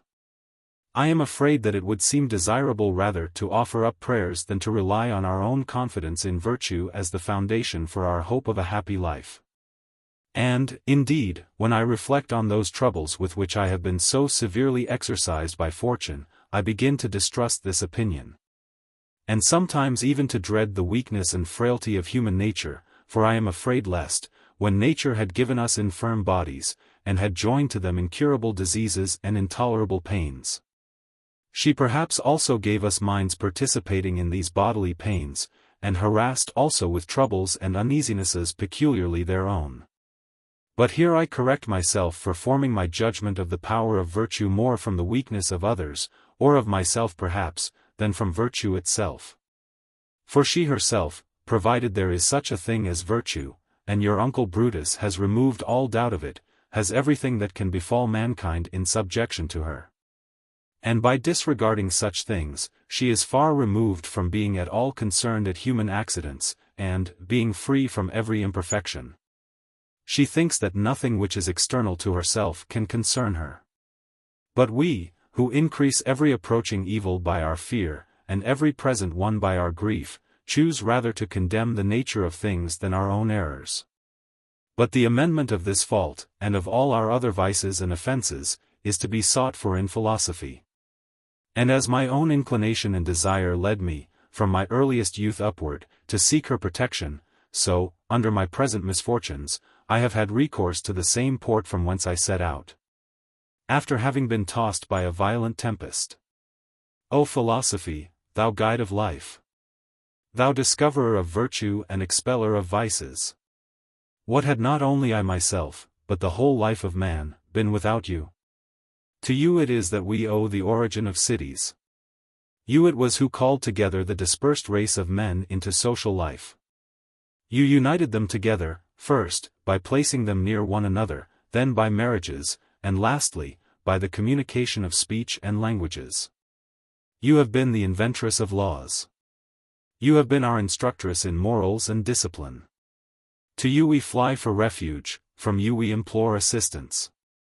And as I formerly submitted to you in a great degree, so now I surrender up myself entirely to you. For one day spent well, and agreeably to your precepts, is preferable to an eternity of error. Whose assistance, then, can be of more service to me than yours, when you have bestowed on us tranquility of life, and removed the fear of death? But philosophy is so far from being praised as much as she has deserved by mankind, that she is wholly neglected by most men, and actually evil spoken of by many. Can any person speak ill of the parent of life, and dare to pollute himself thus with parricide, and be so impiously ungrateful as to accuse her whom he ought to reverence? Even were he less able to appreciate the advantages which he might derive from her? But this error, I imagine, and this darkness has spread itself over the minds of ignorant men, from their not being able to look so far back, and from their not imagining that those men by whom human life was first improved were philosophers. For though we see philosophy to have been of long standing, yet the name must be acknowledged to be but modern. But indeed, who can dispute the antiquity of philosophy either in fact or name? For it acquired this excellent name from the ancients, by the knowledge of the origin and causes of everything, both divine and human. Thus those 7 sigma phi omicron iota, as they were considered and called by the Greeks, have always been esteemed and called wise men by us. And thus Lycurgus many ages before, in whose time, before the building of this city, Homer is said to have lived, as well as Ulysses and Nestor in the heroic ages, are all handed down to us by tradition as having really been what they were called, wise men. Nor would it have been said that Atlas supported the heavens, or that Prometheus was bound to Caucasus, nor would Cepheus, with his wife, his son-in-law, and his daughter have been enrolled among the constellations, but that their more than human knowledge of the heavenly bodies had transferred their names into an erroneous fable, from whence all who occupied themselves in the contemplation of nature were both considered and called wise men. And that name of theirs continued to the age of Pythagoras, who is reported to have gone to Phlius, as we find it stated by Heraclides Ponticus, a very learned man and a pupil of Plato. And to have discoursed very learnedly and copiously on certain subjects with Leon, prince of the Phliaci. And when Leon, admiring his ingenuity and eloquence, asked him what art he particularly professed, his answer was, that he was acquainted with no art, but that he was a philosopher. Leon, surprised at the novelty of the name, inquired what he meant by the name of philosopher, and in what philosophers differed from other men, on which Pythagoras replied, that the life of man seemed to him to resemble those games which were celebrated with the greatest possible variety of sports and the general concourse of all Greece. For as in those games there were some persons whose object was glory and the honor of a crown, to be attained by the performance of bodily exercises, so others were led thither by the gain of buying and selling, and mere views of profit. But there was likewise one class of persons, and they were by far the best, whose aim was neither applause nor profit, but who came merely as spectators through curiosity, to observe what was done and to see in what manner things were carried on there. And thus, said he, we come from another life and nature unto this one, just as men come out of some other city to some much frequented mart, some being slaves to glory, others to money. And there are some few who, taking no account of anything else, earnestly look into the nature of things, and these men call themselves studious of wisdom, that is, philosophers. And as there it is the most reputable occupation of all to be a looker-on without making any acquisition, so in life, the contemplating things, and acquainting one's self with them, greatly exceeds every other pursuit of life. Nor was Pythagoras the inventor only of the name, but he enlarged also the thing itself, and, when he came into Italy after this conversation at Phlius, he adorned that Greece, which is called Great Greece, both privately and publicly, with the most excellent institutions and arts. But of his school and system I shall, perhaps, find another opportunity to speak. But numbers and motions, and the beginning and end of all things, were the subjects of the ancient philosophy down to Socrates, who was a pupil of Archelaus, who had been the disciple of Anaxagoras. These made diligent inquiry into the magnitude of the stars, their distances, courses, and all that relates to the heavens. But Socrates was the first who brought down philosophy from the heavens, placed it in cities, introduced it into families, and obliged it to examine into life and morals and good and evil. And his different methods of discussing questions, together with the variety of his topics, and the greatness of his abilities, being immortalized by the memory and writings of Plato, gave rise to many sects of philosophers of different sentiments, of all which I have principally adhered to that one which, in my opinion, Socrates himself followed, and argue so as to conceal my own opinion, while I deliver others from their errors, and so discover what has the greatest appearance of probability in every question. And the custom Carneades adopted with great copiousness and acuteness, and I myself have often given into it on many occasions elsewhere, and in this manner, too, I disputed lately, in my Tusculan villa. Indeed, I have sent you a book of the 4 former days' discussions, but the 5th day, when we had seated ourselves as before, what we were to dispute on was proposed thus. A. I do not think virtue can possibly be sufficient for a happy life. M. But my friend Brutus thinks so, whose judgment, with submission, I greatly prefer to yours. A. I make no doubt of it. But your regard for him is not the business now. The question is now, what is the real character of that quality of which I have declared my opinion? I wish you to dispute on that. M. What? Do you deny that virtue can possibly be sufficient for a happy life? A. It is what I entirely deny. M. What? Is not virtue sufficient to enable us to live as we ought, honestly, commendably, or, in fine, to live well? A. Certainly sufficient. M. Can you, then, help calling anyone miserable who lives ill? Or will you deny that anyone who you allow lives well must inevitably live happily? A. Why may I not? For a man may be upright in his life, honest, praiseworthy, even in the midst of torments, and therefore live well. provided you understand what I mean by well. For when I say well, I mean with constancy, and dignity, and wisdom, and courage. For a man may display all these qualities on the rack, but yet the rack is inconsistent with a happy life. What, then? Is your happy life left on the outside of the prison, while constancy, dignity, wisdom, and the other virtues are surrendered up to the executioner, and bear punishment and pain without reluctance?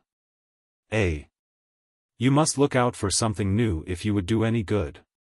These things have very little effect on me, not merely from their being common, but principally because, like certain light wines that will not bear water, these arguments of the Stoics are pleasanter to taste than to swallow.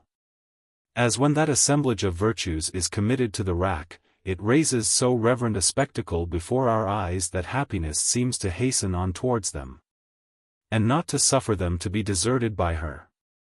But when you take your attention off from this picture and these images of the virtues to the truth and the reality, what remains without disguise is the question whether anyone can be happy in torment. Wherefore let us now examine that point, and not be under any apprehensions, lest the virtues should expostulate and complain that they are forsaken by happiness. For if prudence is connected with every virtue, then prudence itself discovers this, that all good men are not therefore happy. And she recollects many things of Marcus Attilius 55 Quintus Scipio 56 Marcus Aquilius 57 and prudence herself, if these representations are more agreeable to you than the things themselves, restrains happiness when it is endeavoring to throw itself into torments, and denies that it has any connection with pain and torture. I can easily bear with your behaving in this manner, though it is not fair in you to prescribe to me how you would have me carry on this discussion. But I ask you if I have effected anything or nothing in the preceding days? Yes, something was done, some little matter indeed. But if that is the case, this question is settled, and almost put an end to. How so? Because turbulent motions and violent agitations of the mind, when it is raised and elated by a rash impulse, getting the better of reason, leave no room for a happy life. For who that fears either pain or death, the one of which is always present, the other always impending, can be otherwise than miserable? Now, supposing the same person, which is often the case, to be afraid of poverty, ignominy, infamy, or weakness, or blindness, or, lastly, slavery, which does not only befall individual men, but often even the most powerful nations. Now can anyone under the apprehension of these evils be happy? What shall we say of him who not only dreads these evils as impending, but actually feels and bears them at present? Let us unite in the same person banishment, mourning, the loss of children. Now, how can anyone who is broken down and rendered sick in body and mind by such affliction be otherwise than very miserable indeed? What reason, again, can there be why a man should not rightly enough be called miserable whom we see inflamed and raging with lust, coveting everything with an insatiable desire, and, in proportion as he derives more pleasure from anything, thirsting the more violently after them? And as to a man vainly elated, exulting with an empty joy, and boasting of himself without reason, is not he so much the more miserable in proportion as he thinks himself happier? Therefore, as these men are miserable, so, on the other hand, those are happy who are alarmed by no fears, wasted by no griefs, provoked by no lusts, melted by no languid pleasures that arise from vain and exulting joys.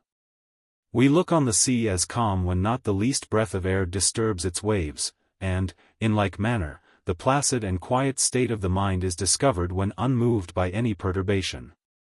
Now, if there be anyone who holds the power of fortune, and everything human, everything that can possibly befall any man, as supportable, so as to be out of the reach of fear or anxiety, and if such a man covets nothing, and is lifted up by no vain joy of mind, what can prevent his being happy?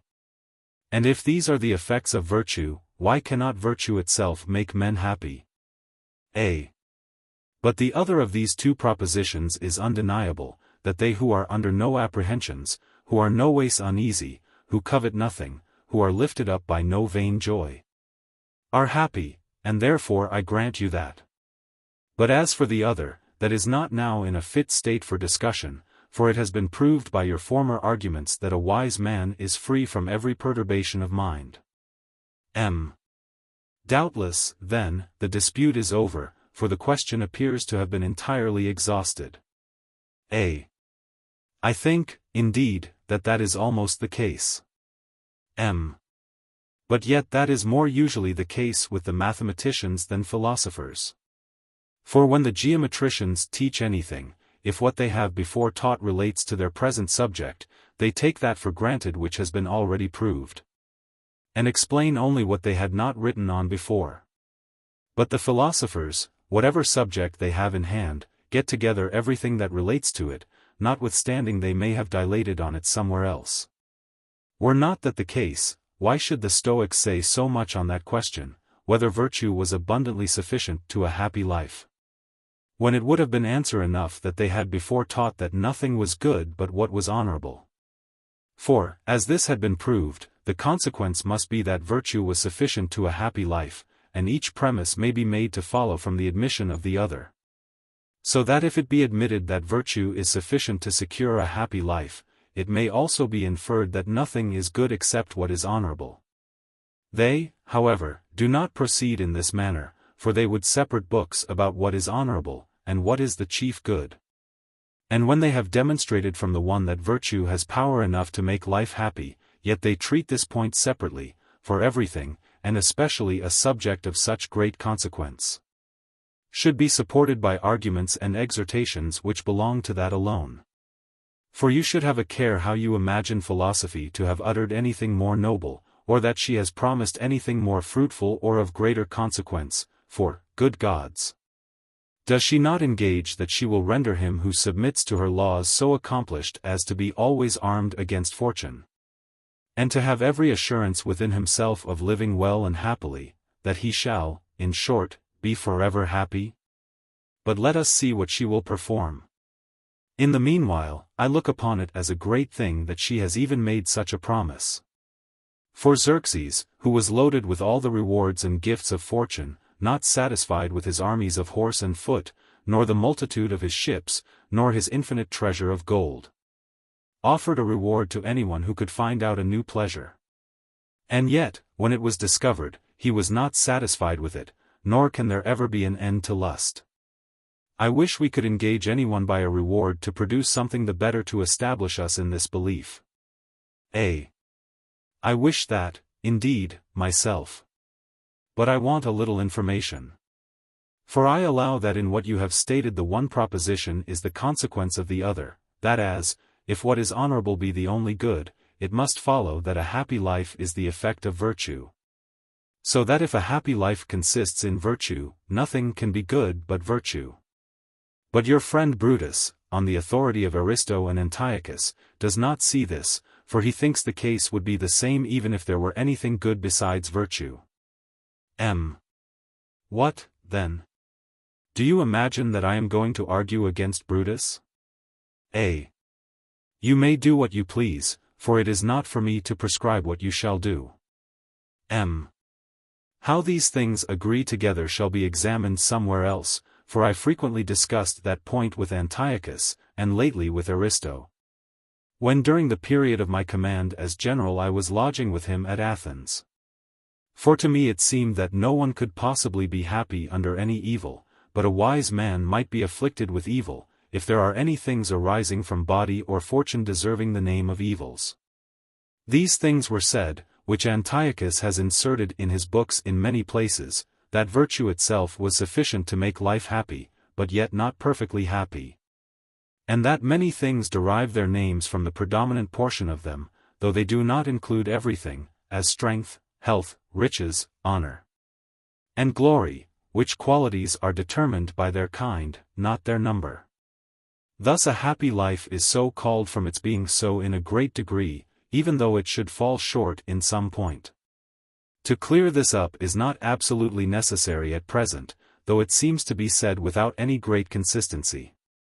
For I cannot imagine what is wanting to one that is happy to make him happier, for if anything be wanting to him, he cannot be so much as happy. And as to what they say, that everything is named and estimated from its predominant portion, that may be admitted in some things. But when they allow 3 kinds of evils, when anyone is oppressed with every imaginable evil of 2 kinds, being afflicted with adverse fortune, and having at the same time his body worn out and harassed with all sorts of pains, shall we say that such a one is but little short of a happy life, to say nothing about the happiest possible life? This is the point which Theophrastus was unable to maintain, for after he had once laid down the position that stripes, torments, tortures, the ruin of one's country, banishment, the loss of children, had great influence on men's living miserably and unhappily, he durst not any longer use any high and lofty expressions when he was so low and abject in his opinion. How right he was is not the question, he certainly was consistent. Therefore, I am not for objecting to consequences where the premises are admitted. But this most elegant and learned of all the philosophers is not taken to task very severely when he asserts his 3 kinds of good. But he is attacked by everyone for that book which he wrote on a happy life, in which book he has many arguments why one who is tortured and racked cannot be happy. For in that book he is supposed to say that a man who is placed on the wheel, that is a kind of torture in use among the Greeks, cannot attain to a completely happy life. He nowhere, indeed, says so absolutely, but what he says amounts to the same thing. Can I, then, find fault with him, after having allowed that pains of the body are evils, that the ruin of a man's fortunes is an evil, if he should say that every good man is not happy, when all those things which he reckons as evils may befall a good man? The same Theophrastus is found fault with by all the books and schools of the philosophers for commending that sentence in his Callisthenes: Fortune, not wisdom, rules the life of man. They say, never did philosopher assert anything so languid. They are right, indeed, in that, but I do not apprehend anything could be more consistent. For if there are so many good things that depend on the body, and so many foreign to it that depend on chance and fortune, is it inconsistent to say that fortune, which governs everything, both what is foreign and what belongs to the body, has greater power than counsel? Or would we rather imitate Epicurus, who is often excellent in many things which he speaks, but quite indifferent how consistent he may be or how much to the purpose he is speaking? He commends spare diet, and in that he speaks as a philosopher, but it is for Socrates or Antisthenes to say so, and not for one who confines all good to pleasure. He denies that anyone can live pleasantly unless he lives honestly, wisely, and justly. Nothing is more dignified than this assertion, nothing more becoming a philosopher, had he not measured this very expression of living honestly, justly, and wisely by pleasure. What could be better than to assert that fortune interferes but little with a wise man? But does he talk thus, who, after he has said that pain is the greatest evil, or the only evil, might himself be afflicted with the sharpest pains all over his body, even at the time he is vaunting himself the most against fortune?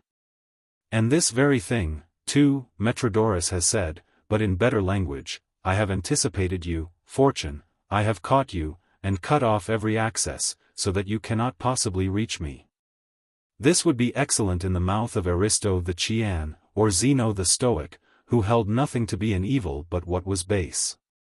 But for you, Metrodorus, to anticipate the approaches of fortune, who confine all that is good to your bowels and marrow, for you to say so, who define the chief good by a strong constitution of body, and well-assured hope of its continuance, for you to cut off every access of fortune, why, you may instantly be deprived of that good.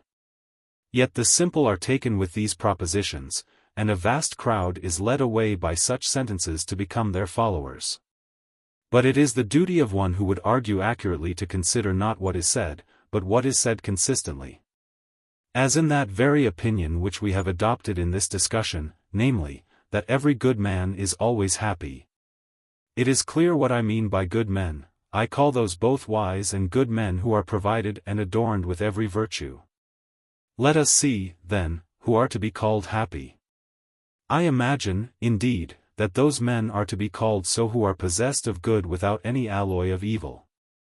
Nor is there any other notion connected with the word that expresses happiness but an absolute enjoyment of good without any evil. Virtue cannot attain this, if there is anything good besides itself.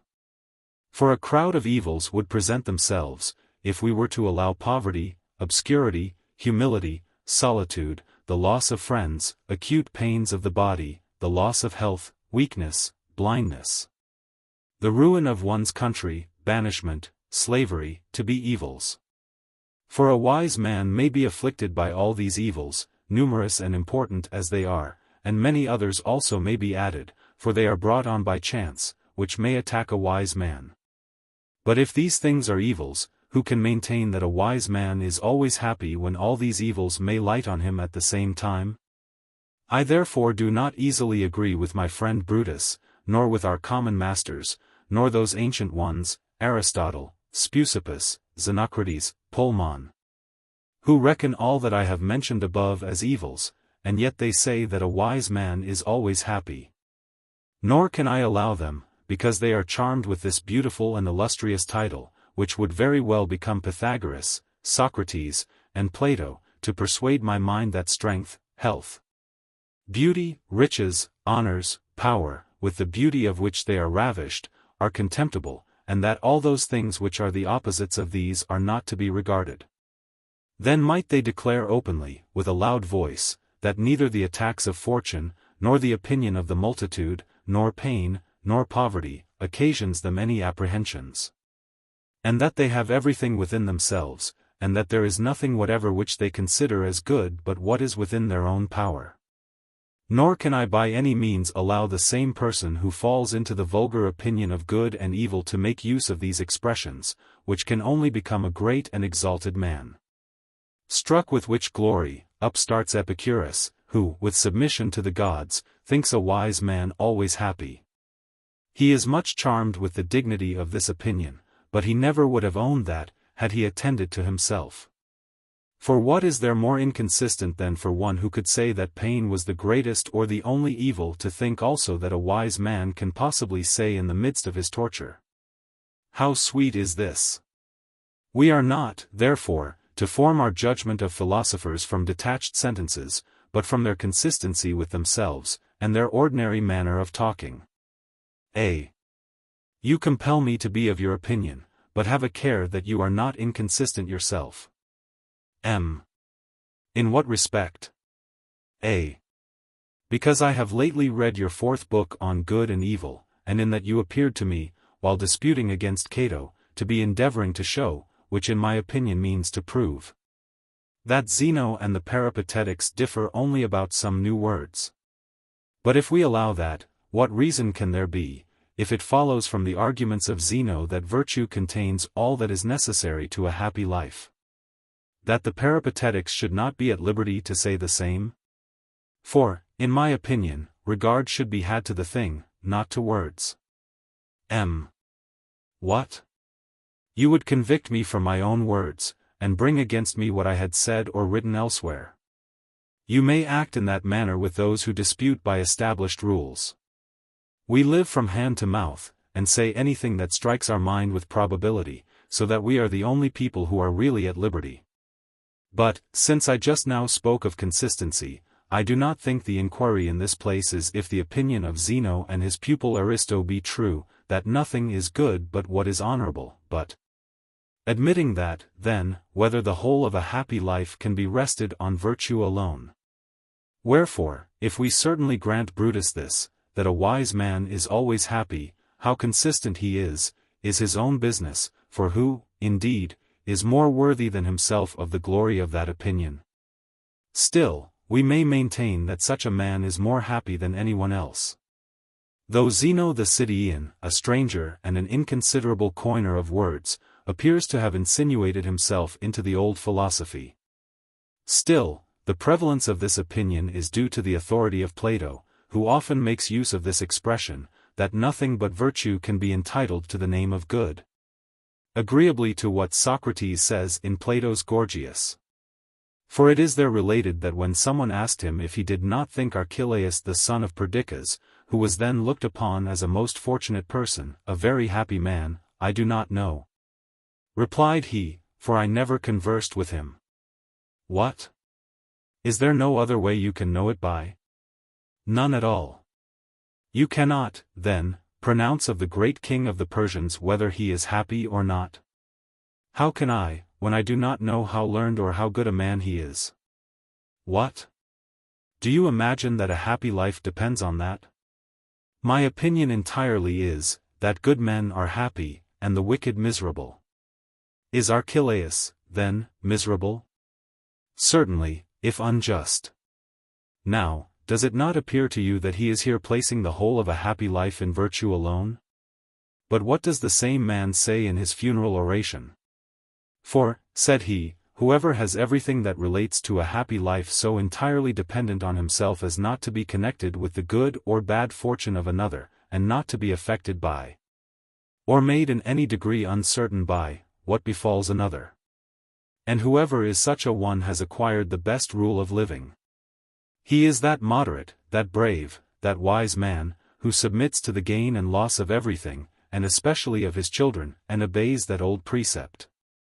For he will never be too joyful or too sad, because he depends entirely upon himself. From Plato, therefore, all my discourse shall be deduced, as if from some sacred and hallowed fountain. Whence can I, then, more properly begin than from nature, the parent of all? For whatsoever she produces, I am not speaking only of animals, but even of those things which have sprung from the earth in such a manner as to rest on their own roots, she designed it to be perfect in its respective kind. So that among trees and vines, and those lower plants and trees which cannot advance themselves high above the earth, some are evergreen, others are stripped of their leaves in winter, and, warmed by the spring season, put them out afresh, and there are none of them but what are so quickened by a certain interior motion, and their own seeds enclosed in every one, so as to yield flowers, fruit, or berries, that all may have every perfection that belongs to it, provided no violence prevents it. But the force of nature itself may be more easily discovered in animals, as she has bestowed sense on them. For some animals she has taught to swim, and designed to be inhabitants of the water. Others she has enabled to fly, and has willed that they should enjoy the boundless air. Some others she has made to creep, others to walk. Again, of these very animals, some are solitary, some gregarious, some wild, others tame, some hidden and buried beneath the earth, and every one of these maintains the law of nature, confining itself to what was bestowed on it, and unable to change its manner of life. And as every animal has from nature something that distinguishes it, which every one maintains and never quits, so man has something far more excellent. Though everything is said to be excellent by comparison. But the human mind, being derived from the divine reason, can be compared with nothing but with the deity itself, if I may be allowed the expression. This, then, if it is improved, and when its perception is so preserved as not to be blinded by errors, becomes a perfect understanding, that is to say, absolute reason, which is the very same as virtue. And if everything is happy which wants nothing, and is complete and perfect in its kind, and that is the peculiar lot of virtue, certainly all who are possessed of virtue are happy. And in this I agree with Brutus, and also with Aristotle, Xenocrates, Speusippus, Polemon. To me such are the only men who appear completely happy. For what can he want to a complete happy life who relies on his own good qualities, or how can he be happy who does not rely on them?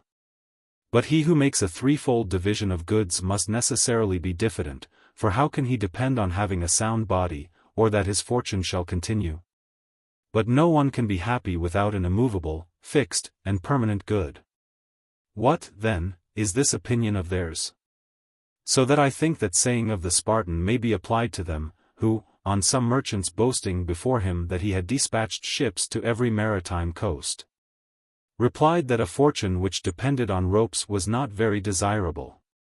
Can there be any doubt that whatever may be lost cannot be properly classed in the number of those things which complete a happy life? For of all that constitutes a happy life, nothing will admit of withering, or growing old, or wearing out, or decaying. For whoever is apprehensive of any loss of these things cannot be happy. The happy man should be safe, well fenced, well fortified, out of the reach of all annoyance, not like a man under trifling apprehensions, but free from all such. As he is not called innocent who but slightly offends, but he who offends not at all, so it is he alone who is to be considered without fear who is free from all fear. Not he who is but in little fear. For what else is courage but an affection of mind that is ready to undergo perils, and patient in the endurance of pain and labor without any alloy of fear? Now, this certainly could not be the case if there were anything else good but what depended on honesty alone. But how can anyone be in possession of that desirable and much coveted security, for I now call a freedom from anxiety a security, on which freedom a happy life depends, who has, or may have, a multitude of evils attending him? How can he be brave and undaunted, and hold everything as trifles which can befall a man? For so a wise man should do, unless he be one who thinks that everything depends on himself. Could the Lacedaemonians without this, when Philip threatened to prevent all their attempts, have asked him if he could prevent their killing themselves? Is it not easier, then, to find one man of such a spirit as we are inquiring after, than to meet with a whole city of such men? Now, if to this courage I am speaking of we add temperance, that it may govern all our feelings and agitations, what can be wanting to complete his happiness who is secured by his courage from uneasiness and fear, and is prevented from immoderate desires and immoderate insolence of joy by temperance? I could easily show that virtue is able to produce these effects, but that I have explained on the foregoing days. But as the perturbations of the mind make life miserable, and tranquillity renders it happy, and as these perturbations are of two sorts, grief and fear, proceeding from imagined evils, and as immoderate joy and lust arise from a mistake about what is good, and as all these feelings are in opposition to reason and counsel, when you see a man at ease, quite free and disengaged from such troublesome commotions which are so much at variance with one another, can you hesitate to pronounce such a one a happy man? Now, the wise man is always in such a disposition, therefore the wise man is always happy. Besides, every good is pleasant, whatever is pleasant may be boasted and talked of. Whatever may be boasted of is glorious, but whatever is glorious is certainly laudable, and whatever is laudable doubtless, also, honorable. Whatever, then, is good is honorable, but the things which they reckon as goods they themselves do not call honorable, therefore what is honorable alone is good. Hence it follows that a happy life is comprised in honesty alone. Such things, then, are not to be called or considered goods, when a man may enjoy an abundance of them and yet be most miserable. Is there any doubt but that a man who enjoys the best health, and who has strength and beauty, and his senses flourishing in their utmost quickness and perfection, suppose him likewise, if you please, nimble and active, nay, give him riches, honors, authority, power, glory? Now, I say, should this person, who is in possession of all these, be unjust, intemperate, timid, stupid, or an idiot, could you hesitate to call such a one miserable? What, then, are those goods in the possession of which you may be very miserable? Let us see if a happy life is not made up of parts of the same nature, as a heap implies a quantity of grain of the same kind. And if this be once admitted, happiness must be compounded of different good things, which alone are honorable. If there is any mixture of things of another sort with these, nothing honorable can proceed from such a composition. Now take away honesty, and how can you imagine anything happy? For whatever is good is desirable on that account, whatever is desirable must certainly be approved of, whatever you approve of must be looked on as acceptable and welcome. You must consequently impute dignity to this, and if so, it must necessarily be laudable, therefore, everything that is laudable is good. Hence it follows that what is honorable is the only good. And should we not look upon it in this light, there will be a great many things which we must call good. I forbear to mention riches, which, as anyone, let him be ever so unworthy, may have them, I do not reckon among goods, for what is good is not attainable by all. I pass over notoriety and popular fame, raised by the united voice of knaves and fools. Even things which are absolute nothings may be called goods, such as white teeth, handsome eyes, a good complexion. And what was commended by Euryclea when she was washing Ulysses's feet, the softness of his skin and the mildness of his discourse. If you look on these as goods, what greater encomiums can the gravity of a philosopher be entitled to than the wild opinion of the vulgar and the thoughtless crowd? The Stoics give the name of excellent and choice to what the others call good. They call them so, indeed, but they do not allow them to complete a happy life. But these others think that there is no life happy without them, or, admitting it to be happy, they deny it to be the most happy. But our opinion is that it is the most happy, and we prove it from that conclusion of Socrates. For thus that author of philosophy argued, that as the disposition of a man's mind is, so is the man. Such as the man is, such will be his discourse, his actions will correspond with his discourse, and his life with his actions. But the disposition of a good man's mind is laudable. The life, therefore, of a good man is laudable, it is honorable, therefore, because laudable, the unavoidable conclusion from which is that the life of good men is happy. 4. Good gods. Did I not make it appear, by my former arguments, or was I only amusing myself and killing time in what I then said? That the mind of a wise man was always free from every hasty motion which I call a perturbation, and that the most undisturbed peace always reigned in his breast? A man, then, who is temperate and consistent, free from fear or grief, and uninfluenced by any immoderate joy or desire, cannot be otherwise than happy. But a wise man is always so, therefore he is always happy. Moreover, how can a good man avoid referring all his actions and all his feelings to the one standard of whether or not it is laudable?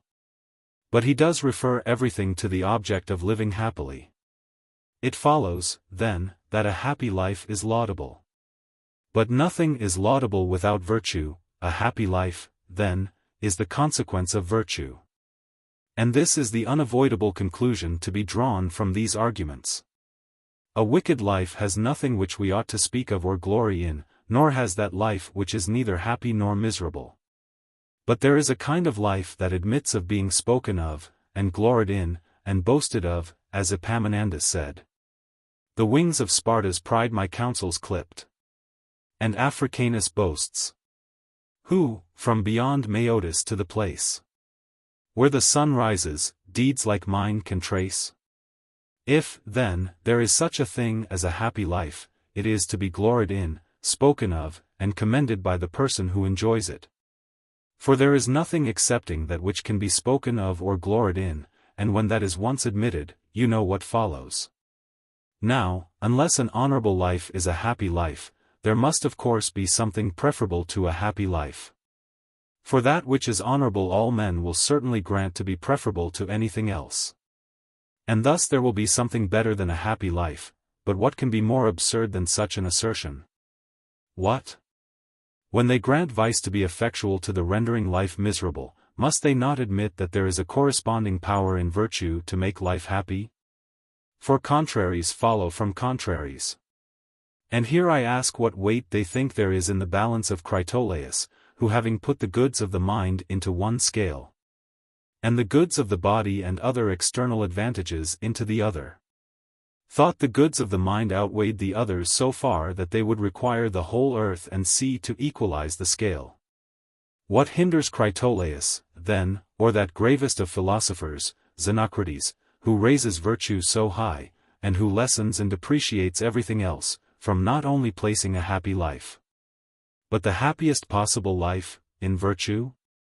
And, indeed, if this were not the case, virtue would be absolutely lost. For whoever is subject to grief must necessarily be subject to fear too, for fear is an uneasy apprehension of future grief. And whoever is subject to fear is liable to dread, timidity, consternation, cowardice. Therefore, such a person may some time or other be defeated, and not think himself concerned with that precept of Atrus.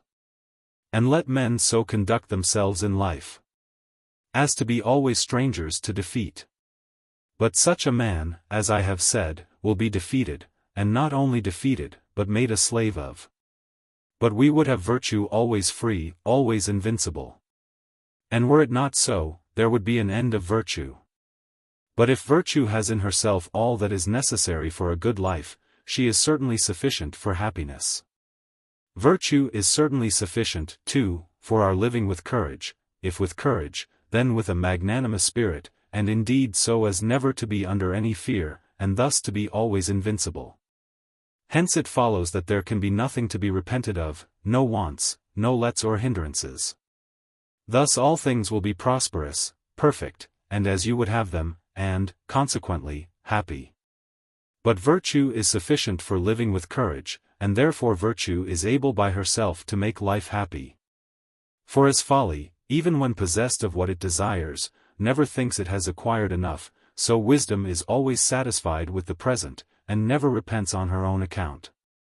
Look but on the single consulship of Laelius, and that, too, after having been set aside, though when a wise and good man like him is outvoted, the people are disappointed of a good consul, rather than be disappointed by a vain people. But the point is, would you prefer, were it in your power, to be once such a consul as Laelius, or be elected 4 times like Cinna? I have no doubt in the world what answer you will make, and it is on that account I put the question to you. I would not ask everyone this question. For someone perhaps might answer that he would not only prefer 4 consulates to 1, but even 1 day of Cinna's life to whole ages of many famous men. Laelius would have suffered had he but touched anyone with his finger, but Cinna ordered the head of his colleague consul, Cn. Octavius, to be struck off, and put to death p. Crassus 58 and L. Caesar 59. Those excellent men so renowned both at home and abroad, and even M. Antonius 60. The greatest orator whom I ever heard, and c. Caesar, who seems to me to have been the pattern of humanity, politeness, sweetness of temper, and wit. Could he, then, be happy who occasioned the death of these men? So far from it, that he seems to be miserable, not only for having performed these actions, but also for acting in such a manner that it was lawful for him to do it. Though it is unlawful for anyone to do wicked actions. But this proceeds from inaccuracy of speech, for we call whatever a man is allowed to do lawful. Was not Marius happier, I pray you, when he shared the glory of the victory gained over the Cimbrians with his colleague Catullus, who was almost another Laelius? For I look upon the 2 men as very like one another, than when, conqueror in the civil war, he in a passion answered the friends of Catullus, who were interceding for him, let him die. And this answer he gave, not once only, but often. But in such a case, he was happier who submitted to that barbarous decree than he who issued it. And it is better to receive an injury than to do one, and so it was better to advance a little to meet that death that was making its approaches, as Catullus did, than, like Marius, to sully the glory of 6 consulships, and disgrace his latter days, by the death of such a man. Dionysius exercised his tyranny over the Syracusans 38 years, being but 25 years old when he seized on the government. How beautiful and how wealthy a city did he oppress with slavery! And yet we have it from good authority that he was remarkably temperate in his manner of living, that he was very active and energetic in carrying on business, but naturally mischievous and unjust. From which description everyone who diligently inquires into truth must inevitably see that he was very miserable. Neither did he attain what he so greatly desired, even when he was persuaded that he had unlimited power. For, notwithstanding he was of a good family and reputable parents, though that is contested by some authors, and had a very large acquaintance of intimate friends and relations, and also some youths attached to him by ties of love after the fashion of the Greeks, he could not trust any one of them, but committed the guard of his person to slaves whom he had selected from rich men's families and made free, and to strangers and barbarians. And thus, through an unjust desire of governing, he in a manner shut himself up in a prison. Besides, he would not trust his throat to a barber, but had his daughters taught to shave. So that these royal virgins were forced to descend to the base and slavish employment of shaving the head and beard of their father. Nor would he trust even them, when they were grown up, with a razor, but contrived how they might burn off the hair of his head and beard with red-hot nutshells. And as to his 2 wives, Aristomache, his countrywoman, and Doris of Locris, he never visited them at night before everything had been well searched and examined. And as he had surrounded the place where his bed was with a broad ditch, and made a way over it with a wooden bridge, he drew that bridge over after shutting his bedchamber door. And as he did not dare to stand on the ordinary pulpits from which they usually harangued the people, he generally addressed them from a high tower. And it is said that when he was disposed to play at ball, for he delighted much in it, and had pulled off his clothes, he used to give his sword into the keeping of a young man whom he was very fond of. On this, one of his intimates said pleasantly, "You certainly trust your life with him." And as the young man happened to smile at this, he ordered them both to be slain, the one for showing how he might be taken off, the other for approving of what had been said by smiling. But he was so concerned at what he had done that nothing affected him more during his whole life, for he had slain one to whom he was extremely partial. Thus do weak men's desires pull them different ways, and while they indulge one, they act counter to another. This tyrant, however, showed himself how happy he really was. For once, when Damocles, one of his flatterers, was dilating in conversation on his forces, his wealth, the greatness of his power, the plenty he enjoyed, the grandeur of his royal palaces, and maintaining that no one was ever happier, "Have you an inclination," said he, "Damocles, as this kind of life pleases you, to have a taste of it yourself, and to make a trial of the good fortune that attends me?" And when he said that he should like it extremely, Dionysius ordered him to be laid on a bed of gold with the most beautiful covering, embroidered and wrought with the most exquisite work. And he dressed out a great many sideboards with silver and embossed gold. He then ordered some youths, distinguished for their handsome persons, to wait at his table and to observe his nod, in order to serve him with what he wanted. There were ointments and garlands, perfumes were burned, tables provided with the most exquisite meats. Damocles thought himself very happy. In the midst of this apparatus, Dionysius ordered a bright sword to be let down from the ceiling, suspended by a single horsehair, so as to hang over the head of that happy man. After which he neither cast his eye on those handsome waiters, nor on the well-wrought plate, nor touched any of the provisions. Presently the garlands fell to pieces. At last he entreated the tyrant to give him leave to go, for that now he had no desire to be happy. 61 Does not Dionysius, then, seem to have declared there can be no happiness for one who is under constant apprehensions? But it was not now in his power to return to justice and restore his citizens their rights and privileges, for, by the indiscretion of youth, he had engaged in so many wrong steps and committed such extravagances, that, had he attempted to have returned to a right way of thinking, he must have endangered his life. Yet how desirous he was of friendship, though at the same time he dreaded the treachery of friends, appears from the story of those two Pythagoreans. One of these had been security for his friend, who was condemned to die. The other, to release his security, presented himself at the time appointed for his dying. "I wish," said Dionysius, "you would admit me as the third in your friendship." What misery was it for him to be deprived of acquaintance, of company at his table, and of the freedom of conversation? Especially for one who was a man of learning, and from his childhood acquainted with liberal arts, very fond of music, and himself a tragic poet. How good a one is not to the purpose, for I know not how it is, but in this way, more than any other, everyone thinks his own performances excellent. I never as yet knew any poet, and I was very intimate with Aquinius, who did not appear to himself to be very admirable. The case is this: you are pleased with your own works, I like mine. But to return to Dionysius. He debarred himself from all civil and polite conversation, and spent his life among fugitives, bondmen, and barbarians. For he was persuaded that no one could be his friend who was worthy of liberty, or had the least desire of being free. Shall I not, then, prefer the life of Plato and Archytas, manifestly wise and learned men, to his, than which nothing can possibly be more horrid, or miserable, or detestable? I will present you with a humble and obscure mathematician of the same city, called Archimedes, who lived many years after, whose tomb, overgrown with shrubs and briars, I in my quaestorship discovered, when the Syracusans knew nothing of it and even denied that there was any such thing remaining, for I remembered some verses. which I had been informed were engraved on his monument, and these set forth that on the top of the tomb there was placed a sphere with a cylinder. When I had carefully examined all the monuments, for there are a great many tombs at the gate Acradini, I observed a small column standing out a little above the briars, with the figure of a sphere and a cylinder upon it. Whereupon I immediately said to the Syracusans, for there were some of their principal men with me there, that I imagined that was what I was inquiring for. Several men, being sent in with scythes, cleared the way, and made an opening for us.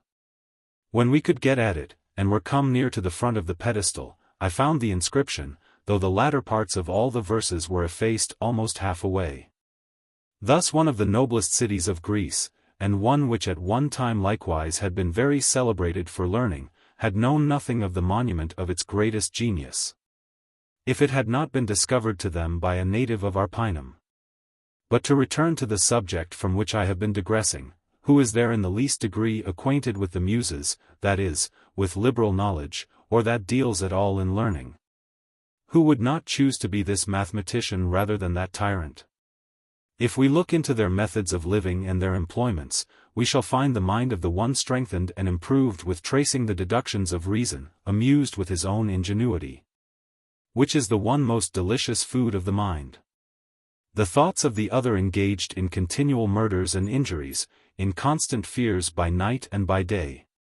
Now imagine a Democritus, a Pythagoras, and an Anaxagoras. What kingdom, what riches, would you prefer to their studies and amusements? For you must necessarily look for that excellence which we are seeking for in that which is the most perfect part of man, but what is there better in man than a sagacious and good mind? The enjoyment, therefore, of that good which proceeds from that sagacious mind can alone make us happy, but virtue is the good of the mind. It follows, therefore, that a happy life depends on virtue. Hence proceed all things that are beautiful, honorable, and excellent, as I said above, but this point must, I think, be treated of more at large, and they are well stored with joys. For, as it is clear that a happy life consists in perpetual and unexhausted pleasures, it follows, too, that a happy life must arise from honesty. But that what I propose to demonstrate to you may not rest on mere words only, I must set before you the picture of something, as it were, living and moving in the world, that may dispose us more for the improvement of the understanding and real knowledge. Let us, then, pitch upon some man perfectly acquainted with the most excellent arts. Let us present him for a while to our own thoughts, and figure him to our own imaginations. In the first place, he must necessarily be of an extraordinary capacity, for virtue is not easily connected with dull minds. Secondly, he must have a great desire of discovering truth, from whence will arise that threefold production of the mind, one of which depends on knowing things, and explaining nature. The other, in defining what we ought to desire and what to avoid. The third, in judging of consequences and impossibilities, in which consists both subtlety in disputing and also clearness of judgment. Now, with what pleasure must the mind of a wise man be affected which continually dwells in the midst of such cares and occupations as these? When he views the revolutions and motions of the whole world, and sees those innumerable stars in the heavens, which, though fixed in their places, have yet one motion in common with the whole universe, and observes the 7 other stars, some higher, some lower, each maintaining their own course, while their motions, though wandering, have certain defined and appointed spaces to run through. The sight of which doubtless urged and encouraged those ancient philosophers to exercise their investigating spirit on many other things. Hence arose an inquiry after the beginnings, and, as it were, seeds from which all things were produced and composed, what was the origin of every kind of thing, whether animate or inanimate, articulately speaking or mute. What occasioned their beginning and end, and by what alteration and change one thing was converted into another, whence the earth originated, and by what weights it was balanced. By what caverns the seas were supplied, by what gravity all things being carried down tend always to the middle of the world, which in any round body is the lowest place. A mind employed on such subjects, and which night and day contemplates them, contains in itself that precept of the Delphic god, so as to know itself, and to perceive its connection with the divine reason, from whence it is filled with an insatiable joy. For reflections on the power and nature of the gods raise in us a desire of imitating their eternity.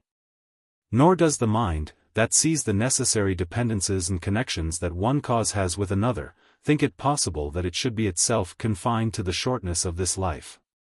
Those causes, though they proceed from eternity to eternity, are governed by reason and understanding.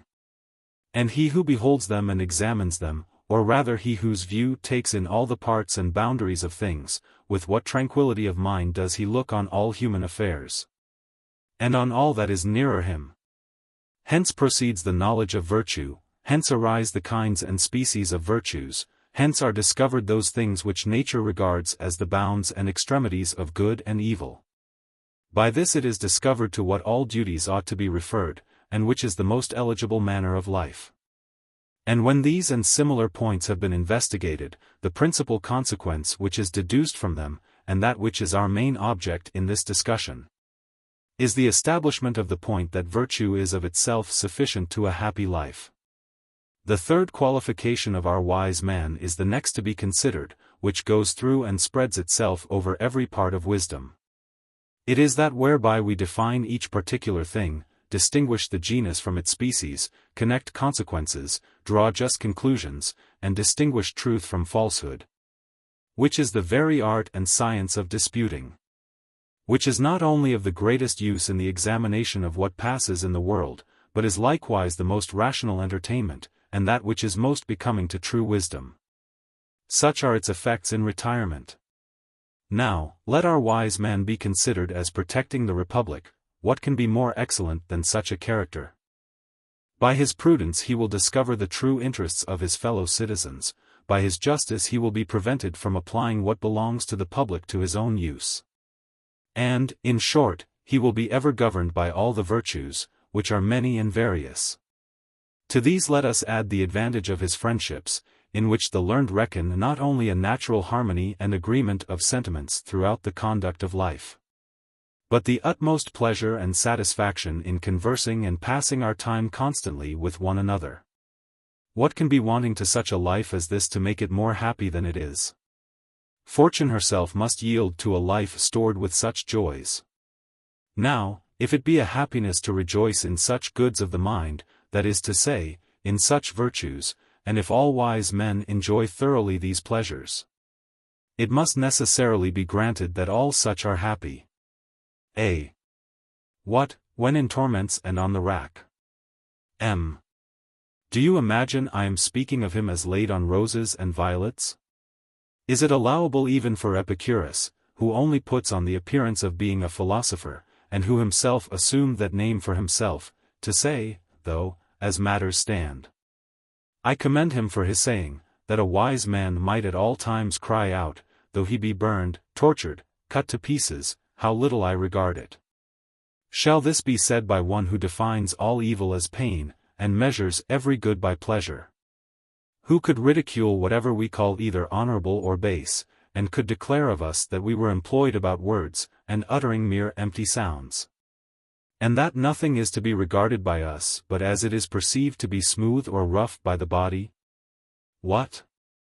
Shall such a man as this, as I said, whose understanding is little superior to the beasts, be at liberty to forget himself, and not only to despise fortune, when the whole of his good and evil is in the power of fortune, but to say that he is happy in the most racking torture, when he had actually declared pain to be not only the greatest evil, but the only one?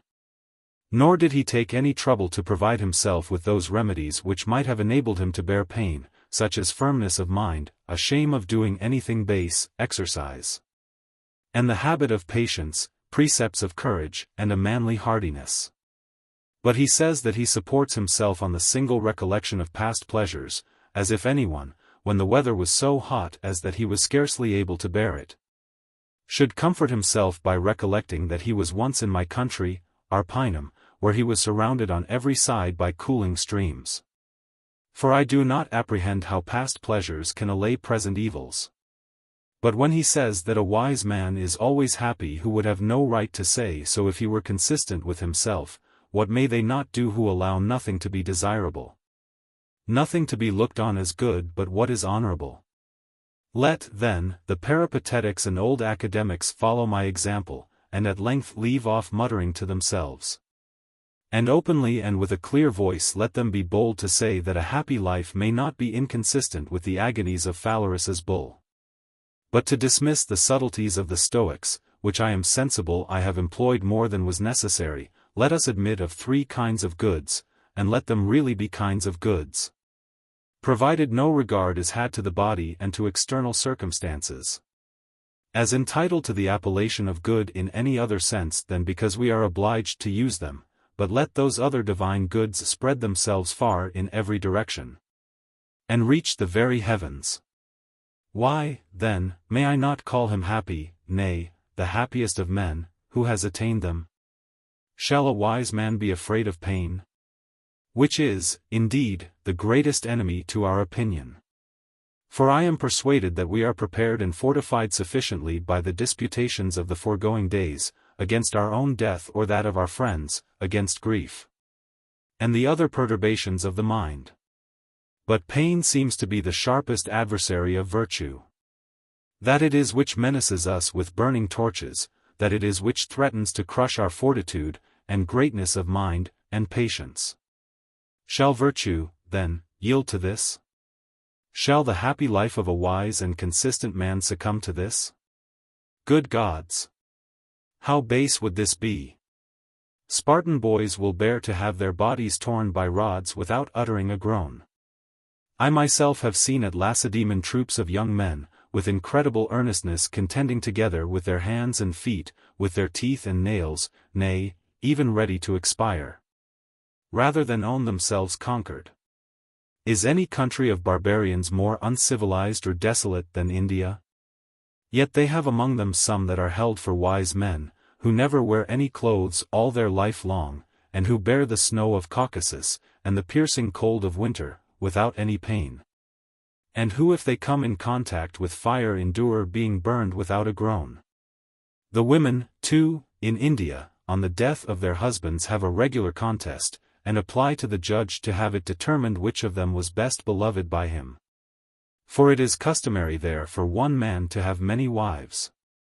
She in whose favor it is determined exults greatly, and being attended by her relations, is laid on the funeral pile with her husband. The others, who are postponed, walk away very much dejected.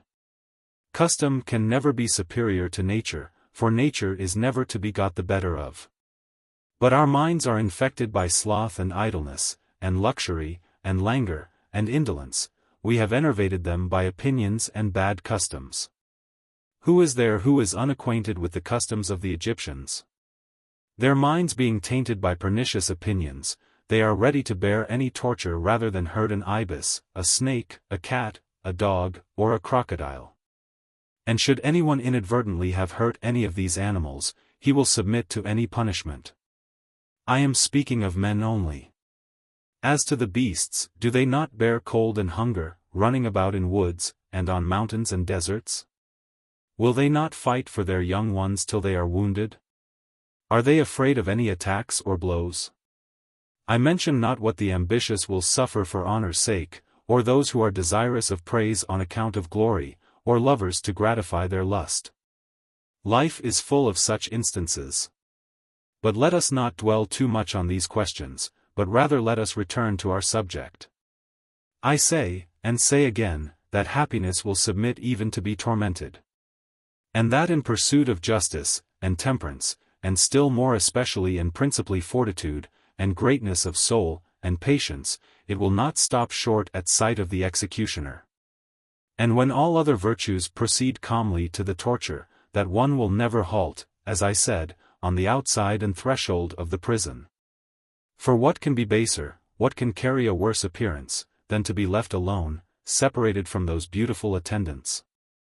Not, however, that this is by any means possible, for neither can the virtues hold together without happiness, nor happiness without the virtues, so that they will not suffer her to desert them, but will carry her along with them, to whatever torments, to whatever pain they are led.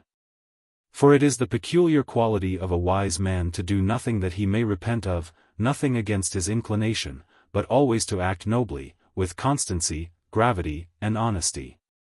To depend on nothing as certainty, to wonder at nothing, when it falls out, as if it appeared strange and unexpected to him, to be independent of everyone, and abide by his own opinion.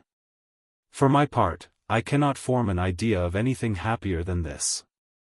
The conclusion of the Stoics is indeed easy, for since they are persuaded that the end of good is to live agreeably to nature, and to be consistent with that, as a wise man should do so. Not only because it is his duty, but because it is in his power, it must, of course, follow that whoever has the chief good in his power has his happiness so too. And thus the life of a wise man is always happy. You have here what I think may be confidently said of a happy life, and as things now stand, very truly also, unless you can advance something better. Indeed I cannot.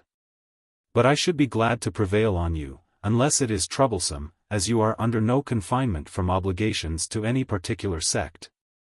But gather from all of them whatever strikes you most as having the appearance of probability. As you just now seem to advise the Peripatetics and the old Academy boldly to speak out without reserve, that wise men are always the happiest. I should be glad to hear how you think it consistent for them to say so, when you have said so much against that opinion, and the conclusions of the Stoics.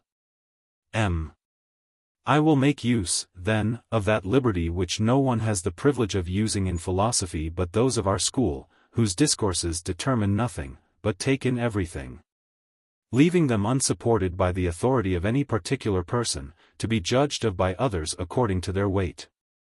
And as you seem desirous of knowing how it is that, notwithstanding the different opinions of philosophers with regard to the ends of goods, virtue has still sufficient security for the effecting of a happy life, which security, as we are informed, Carneades used indeed to dispute against. But he disputed as against the Stoics, whose opinions he combated with great zeal and vehemence.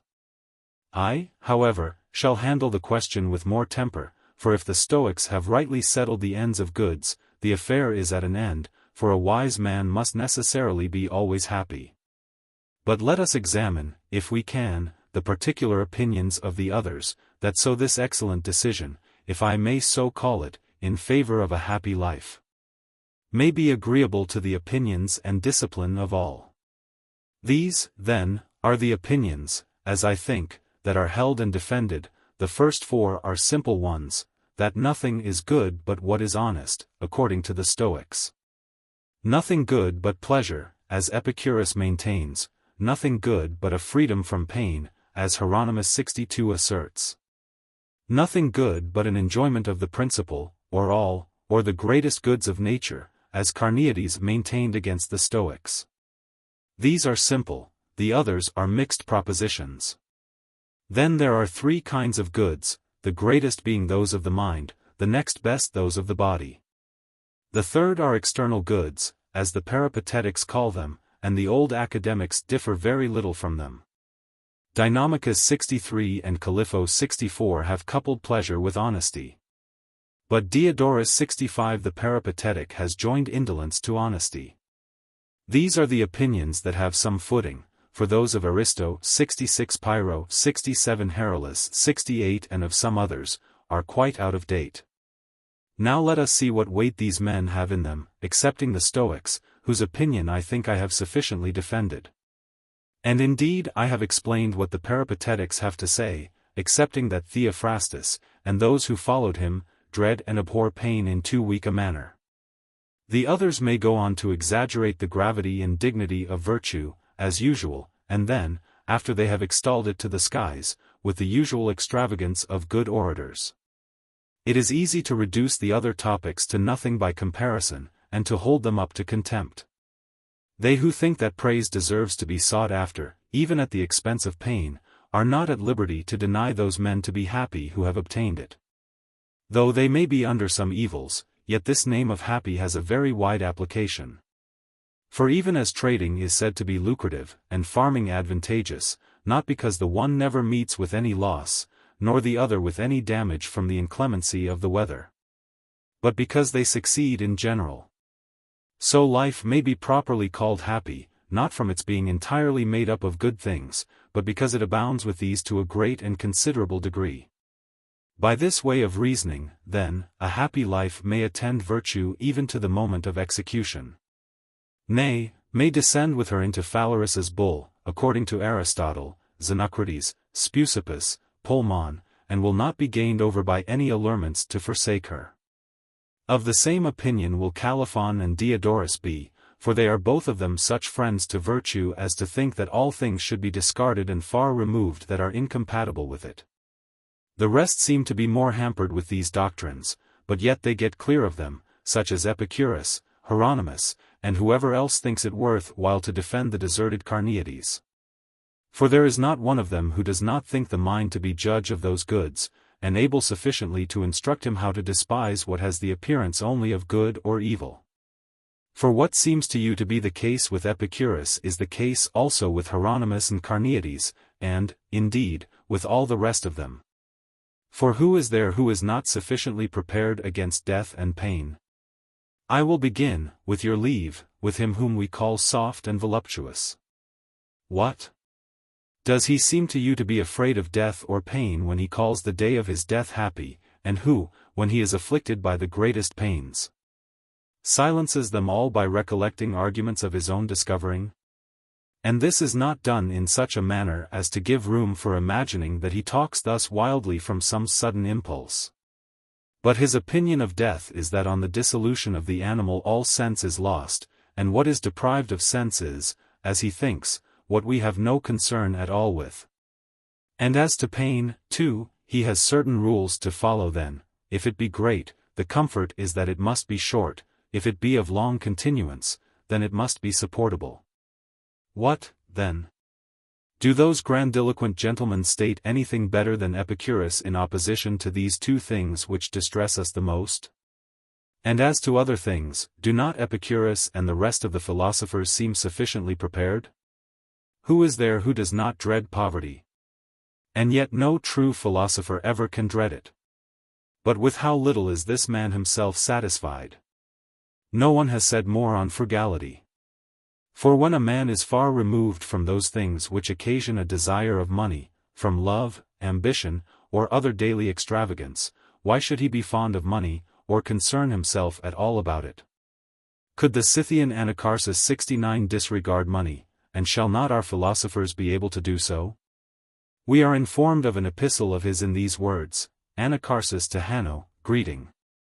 My clothing is the same as that with which the Scythians cover themselves, the hardness of my feet supplies the want of shoes, the ground is my bed, hunger my sauce, my food milk, cheese, and flesh. So you may come to me as to a man in want of nothing. But as to those presents you take so much pleasure in, you may dispose of them to your own citizens, or to the immortal gods. And almost all philosophers, of all schools, excepting those who are warped from right reason by a vicious disposition, might have been of this same opinion. Socrates, when on one occasion he saw a great quantity of gold and silver carried in a procession, cried out, "How many things are there which I do not want?" Xenocrates, when some ambassadors from Alexander had brought him 50 talents, which was a very large sum of money in those times, especially at Athens, carried the ambassadors to sup in the academy, and placed just a sufficiency before them, without any apparatus. When they asked him, the next day, to whom he wished the money which they had for him to be paid, "What?" said he, "Did you not perceive by our slight repast of yesterday that I had no occasion for money?" But when he perceived that they were somewhat dejected, he accepted of 30 minas, that he might not seem to treat with disrespect the king's generosity. But Diogenes took a greater liberty, like a cynic, when Alexander asked him if he wanted anything. "Just at present," said he, "I wish that you would stand a little out of the line between me and the sun," for Alexander was hindering him from sunning himself. And, indeed, this very man used to maintain how much he surpassed the Persian king in his manner of life and fortune, for that he himself was in want of nothing, while the other never had enough. And that he had no inclination for those pleasures of which the other could never get enough to satisfy himself, and that the other could never obtain his. You see, I imagine, how Epicurus has divided his kinds of desires, not very acutely perhaps, but yet usefully, saying that they are partly natural and necessary, partly natural, but not necessary, partly neither. That those which are necessary may be supplied almost for nothing, for that the things which nature requires are easily obtained. As to the second kind of desires, his opinion is that anyone may easily either enjoy or go without them. And with regard to the third, since they are utterly frivolous, being neither allied to necessity nor nature, he thinks that they should be entirely rooted out. On this topic a great many arguments are adduced by the Epicureans. And those pleasures which they do not despise in a body, they disparage one by one, and seem rather for lessening the number of them. For as to wanton pleasures, on which subject they say a great deal, these, say they, are easy, common, and within anyone's reach. And they think that if nature requires them, they are not to be estimated by birth, condition, or rank, but by shape, age, and person. And that it is by no means difficult to refrain from them, should health, duty, or reputation require it. But that pleasures of this kind may be desirable, where they are attended with no inconvenience, but can never be of any use. And the assertions which Epicurus makes with respect to the whole of pleasure are such as show his opinion to be that pleasure is always desirable, and to be pursued merely because it is pleasure. And for the same reason pain is to be avoided, because it is pain. So that a wise man will always adopt such a system of counterbalancing as to do himself the justice to avoid pleasure, should pain ensue from it in too great a proportion. And will submit to pain, provided the effects of it are to produce a greater pleasure, so that all pleasurable things, though the corporeal senses are the judges of them, are still to be referred to the mind, on which account the body rejoices while it perceives a present pleasure. But that the mind not only perceives the present as well as the body, but foresees it while it is coming, and even when it is past will not let it quite slip away. So that a wise man enjoys a continual series of pleasures, uniting the expectation of future pleasure to the recollection of what he has already tasted. The like notions are applied by them to high living, and the magnificence and expensiveness of entertainments are deprecated, because nature is satisfied at a small expense. For who does not see this, that an appetite is the best sauce? When Darius, in his flight from the enemy, had drunk some water which was muddy and tainted with dead bodies, he declared that he had never drunk anything more pleasant. The fact was that he had never drunk before when he was thirsty. Nor had Ptolemy ever eaten when he was hungry. For as he was traveling over Egypt, his company not keeping up with him, he had some coarse bread presented him in a cottage, upon which he said, nothing ever seemed to him pleasanter than that bread. They relate too, of Socrates, that once when he was walking very fast till the evening, on his being asked why he did so, his reply was that he was purchasing an appetite by walking, that he might sup the better. And do we not see what the Lacedaemonians provide in their Phoenicia? Where the tyrant Dionysius supped, but told them he did not at all like that black broth, which was their principal dish. On which he who dressed it said, it was no wonder, for it wanted seasoning. Dionysius asked what that seasoning was, to which it was replied, fatigue in hunting, sweating, a race on the banks of Eurotas, hunger and thirst. For these are the seasonings to the Lacedaemonian banquets.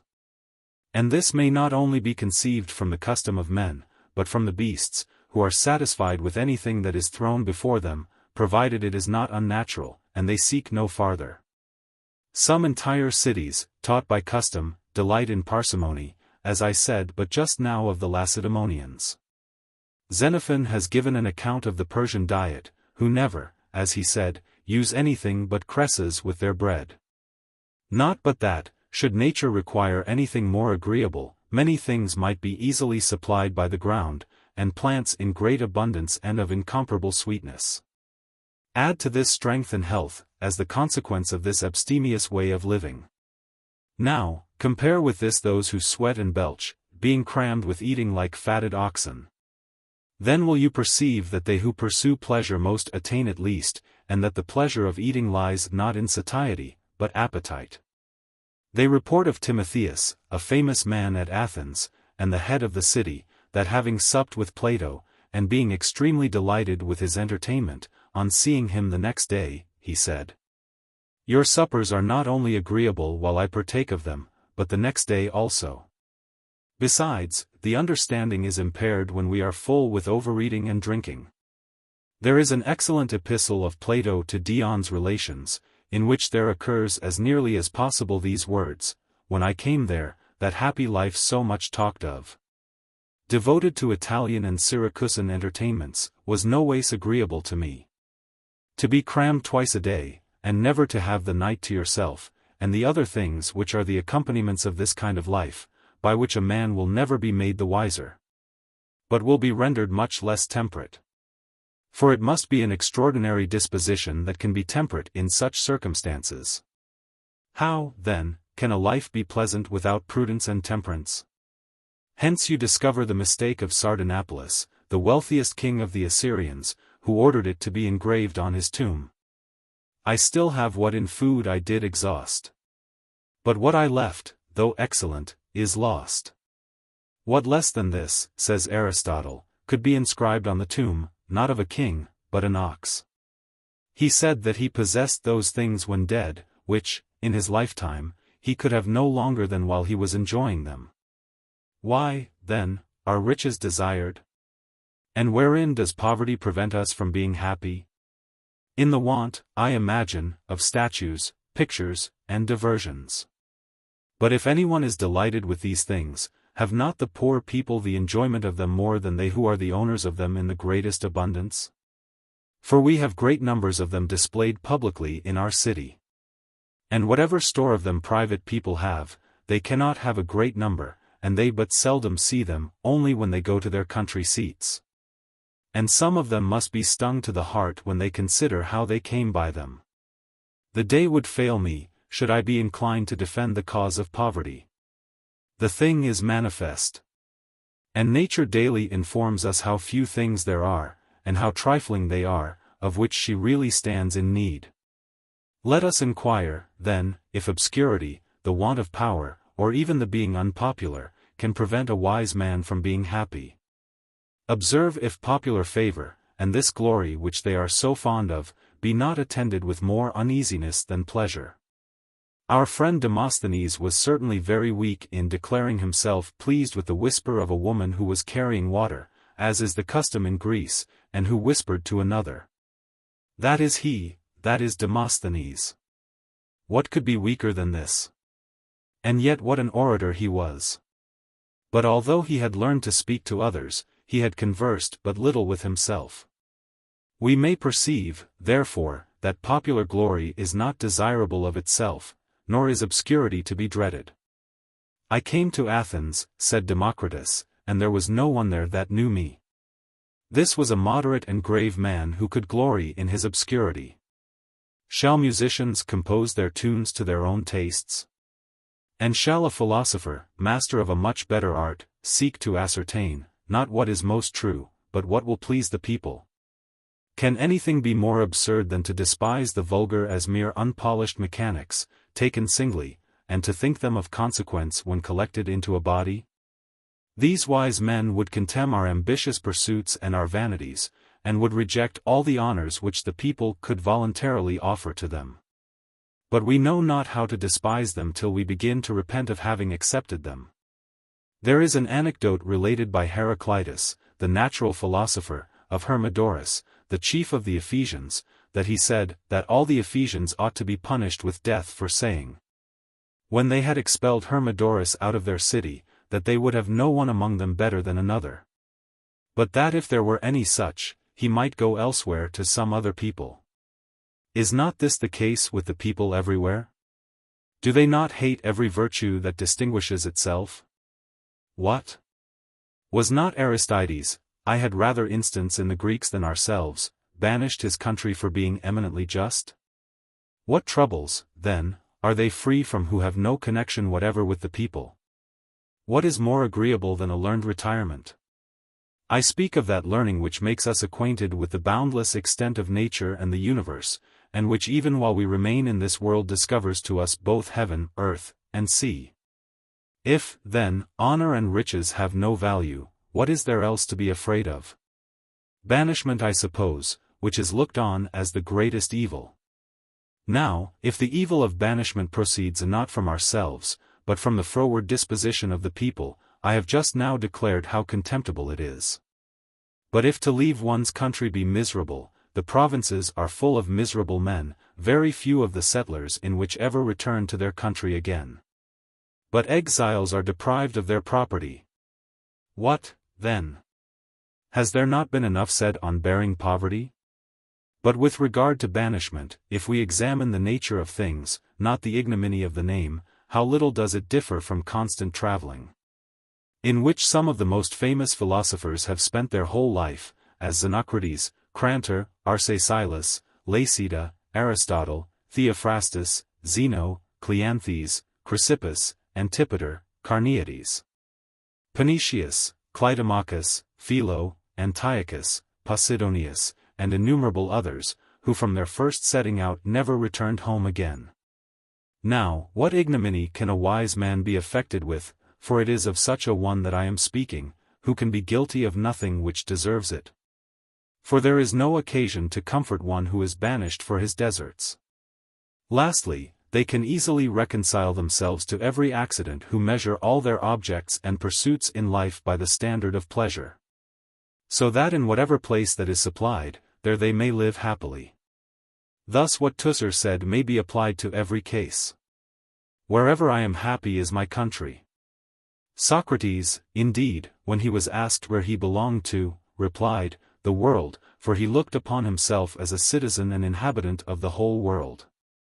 How was it with Alcibiades? Did he not follow his philosophical studies with the greatest satisfaction at Athens, although he was banished? Which, however, would not have happened to him if he had obeyed the laws of Epicurus and lived peaceably in the Republic. In what was Epicurus happier living in his own country, than Metrodorus who lived at Athens? Or did Plato's happiness exceed that of Xenocrates, or Polemo, or Arcesilas? Or is that city to be valued much that banishes all her good and wise men? Demaratus, the father of our king Tarquin, not being able to bear the tyrant Cypselus, fled from Corinth to Tarquinii, settled there, and had children. Was it, then, an unwise act in him to prefer the liberty of banishment to slavery at home? Besides the emotions of the mind, all griefs and anxieties are assuaged by forgetting them, and turning our thoughts to pleasure. Therefore, it was not without reason that Epicurus presumed to say that a wise man abounds with good things, because he may always have his pleasures. From whence it follows, as he thinks, that that point is gained which is the subject of our present inquiry, that a wise man is always happy. What? Though he should be deprived of the senses of seeing and hearing? Yes, for he holds those things very cheap. For, in the first place, what are the pleasures of which we are deprived by that dreadful thing, blindness? For though they allow other pleasures to be confined to the senses, yet the things which are perceived by the sight do not depend wholly on the pleasure the eyes receive, as is the case when we taste, smell, touch, or hear. For in respect of all these senses the organs themselves are the seat of pleasure, but it is not so with the eyes. For it is the mind which is entertained by what we see, but the mind may be entertained in many ways, even though we could not see at all. I am speaking of a learned and a wise man, with whom to think is to live. But thinking in the case of a wise man does not altogether require the use of his eyes in his investigations. For if night does not strip him of his happiness, why should blindness, which resembles night, have that effect? For the reply of Antipater the Cyrenaic to some women who bewailed his being blind, though it is a little too obscene, is not without its significance. What do you mean? Said he. Do you think the night can furnish no pleasure?